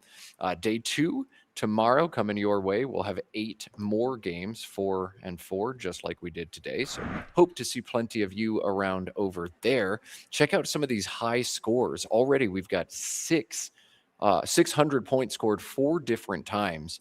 Matthew O'Connor, Thomas Ranke, Adam Logan, and Zachary Dang, who had a really good tournament in one of the lower divisions in Causeway, actually winning the thing. I don't know what he's been doing recently to get good, but have a day, Zachary Dang. Have a whole summer, Zach. That's been awesome. Dang indeed. Dang. And Will Anderson on everybody's list with a 5, 6, 7 up there as well. So lots of big names, lots of big scores. And this is only day one, baby. We got plenty more Scrabble coming your way. We talked about some of the other big upcoming tournaments on the Let's Play Scrabble channel. We'll have the SPC and the Word Cup in June and August. We'll have the Lake George tournament in October. Thanksgiving in November, a little Christmas time shebang as well, the Albany New Year's tournament at New Year's, and Game of Tiles. If you watched this one earlier, it was sick. Rather than a big open tournament, it was a bracket, an elimination bracket. Players played best of 5s, best of 4s, best of 7s against each other and knocked off players, eliminated them down to a final 2. Well, the Game of Tiles 2 is coming your way. This will be in February of 2027. We're hoping to get an expanded field. Last time it was 8. Maybe 12 or 16 this time. More elimination style Scrabble. So book your calendars. We've got action in July, August, October, November, December, January, and February, all coming here on Let's Play Scrabble. It is a wonderful time to be a fan of Scrabble, isn't it, Jason? Yeah, I was going to say I followed Game of Tiles 1 last year, and that was watching that final. I realized, like, oh, I'm not a super fan, and I should be. So that was where I finally clicked the button and became a super fan. And hopefully, you are so inclined through our coverage of this tournament to do the same yourself. Yeah, we are really, truly grateful to all the super fans supporting the Let's Play Scrabble channel and to all the viewers who we had all day today hanging out with us. Thank you, thank you, thank you. One more time, we'll ask while we're here, click the like button on the video if you haven't yet, so that when this is recorded and posted on YouTube, it gets some momentum and is filtered into more people's news feeds. Thanks to everybody hanging out, joining us in chat. Thanks to those who liked the video. Special thanks to those who have subscribed, and special, special, special thanks to the super friends out there. If you're not one yet, you can click the join button, commit $5 a month to the Let's Play Scrabble team. They will take that money and reinvest it in Scrabble streams and in Scrabble tournaments so that you can watch more Scrabble on the internet. Everybody wins. With that, we're going to wind down our coverage of today. Thanks to the viewers. Thanks to you, Jason. You won't be with us tomorrow morning. You'll be replaced for 2 games by world champion David Eldar. That's going to be sick. But this is not the end for Jason Nadolski. Show him some love in the chat, but know that you will get plenty more of him down the road. Jason, we appreciate you. Thanks as well to the Let's Play Scrabble team. Josh Greenway in the room running behind the scenes. Kieran O'Connor directing the tournament, doing all the organization and all that. Mad Palazzo, officially organizer or director of record. And to Flint, our annotator behind the scenes, who's been on top of it the entire time we've been here. Appreciate all of you. Shout out to WIGPO, the Word Game Players Organization, for sponsoring money for this tournament. And of course, we could not have the Bob Linn Superstars Tournament without Bob Linn. So thanks, Bob, for the financial donation you've made to help make Scrabble huge, huge, huge here in Albany. Jason, I'm going to let you say one final farewell to the viewers for now. Yeah, I look forward to watching you and Eldar, and then you and Joey Kravchik, who I've worked with a couple times, and is really a good talent. So yeah, I look forward to getting some rest tonight, so I'm a little less slap happy as we get to the business end of the tournament. But cannot wait to see David Eldar and Joey do commentary tomorrow, and I will be back with you on Saturday. Yeah, you are in good hands. Joey Kravchik, Dave Eldar, Jason Nadolski, and of course, Matt Kanik. We're going to wind down for there. I am off to the pool. We'll see you guys tomorrow. See you tomorrow.